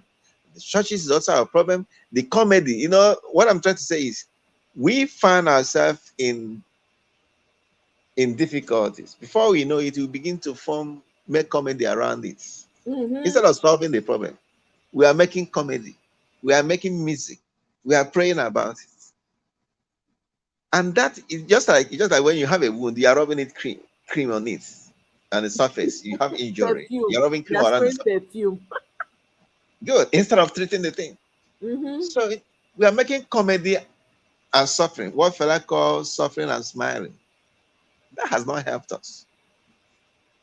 So total review of the way we live, the way we think, the way we sit, the way we react and respond to things is necessary for our country to change. Because if we don't do that, we may not get exactly what we're asking for. We won't. It will definitely set us back even more, because mindset is everything. When you have a static, immovable, we need to think right. How can somebody be interested in a leader just because he comes from where your region is my person? It's my person. I don't care where you are from. As long as you're going to do the job, that is, you're in for me. If you have given, Peter Obi were to be someone like Russia, so Croatia, or Jose Carlo, Mekofo, I will see. I will be laughing. In fact, I will vote for Buhari to continue.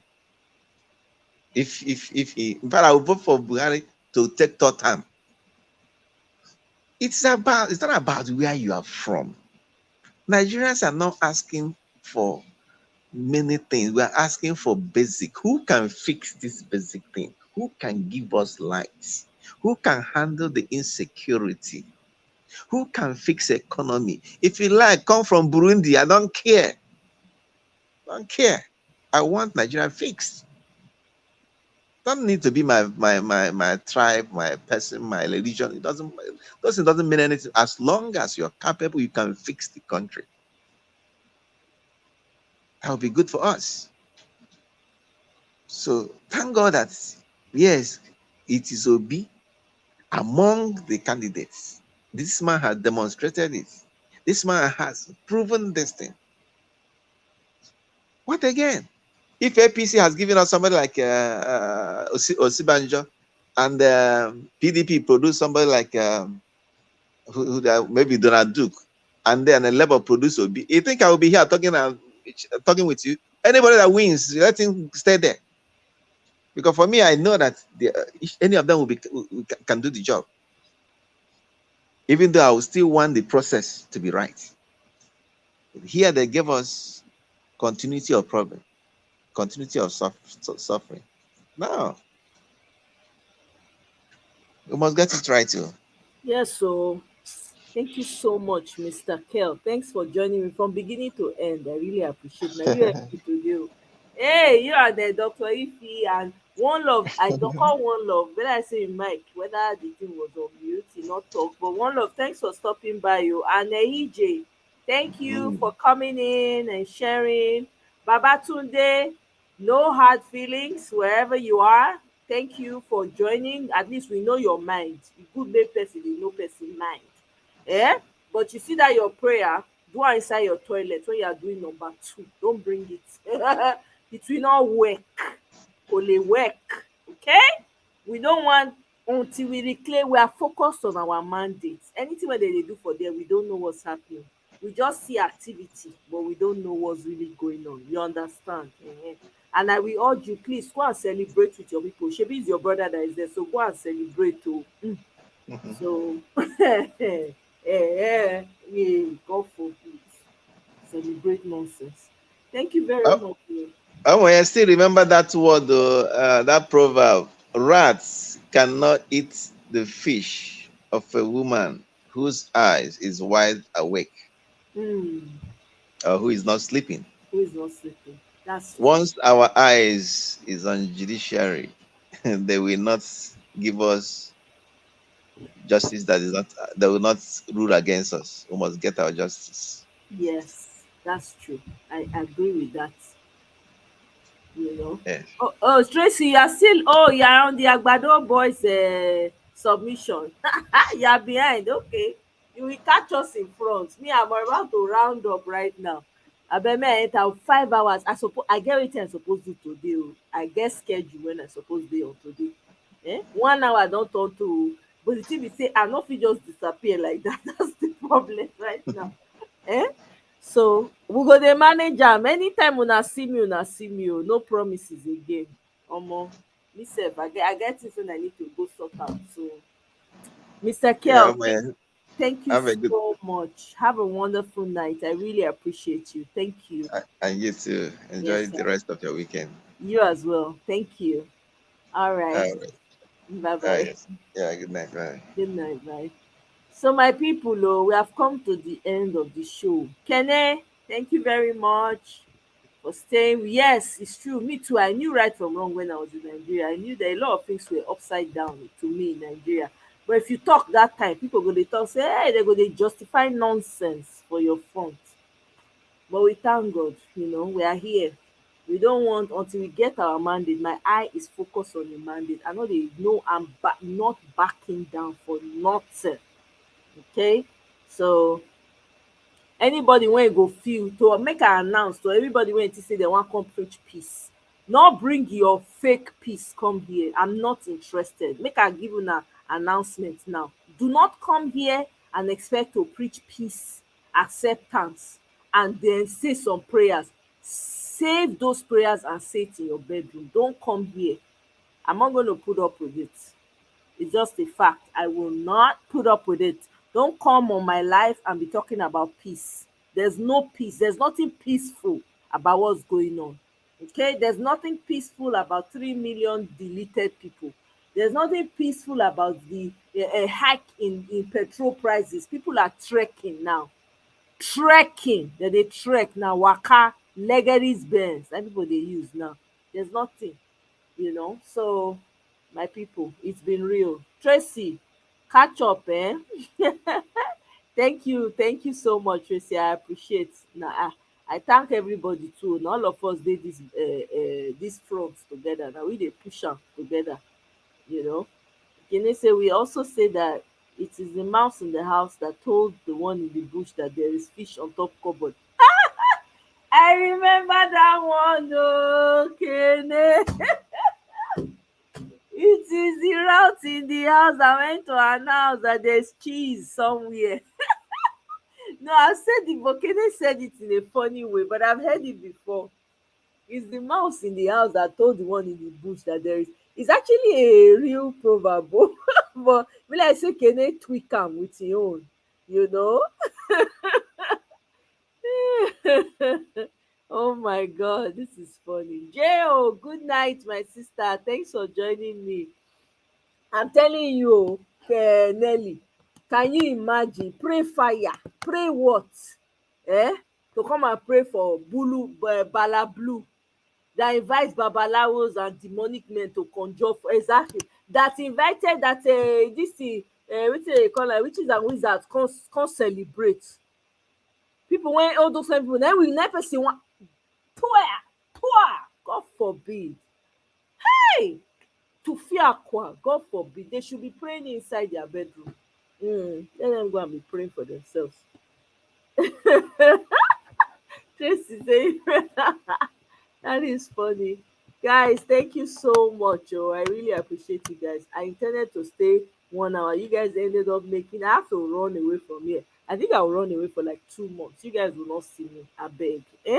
How can I say I want to do 1 hour and I'm here almost 5 hours later? Jeez, man, 4 hours later. Waiting. Be like so now they put something for mouth talk to me. I don't understand.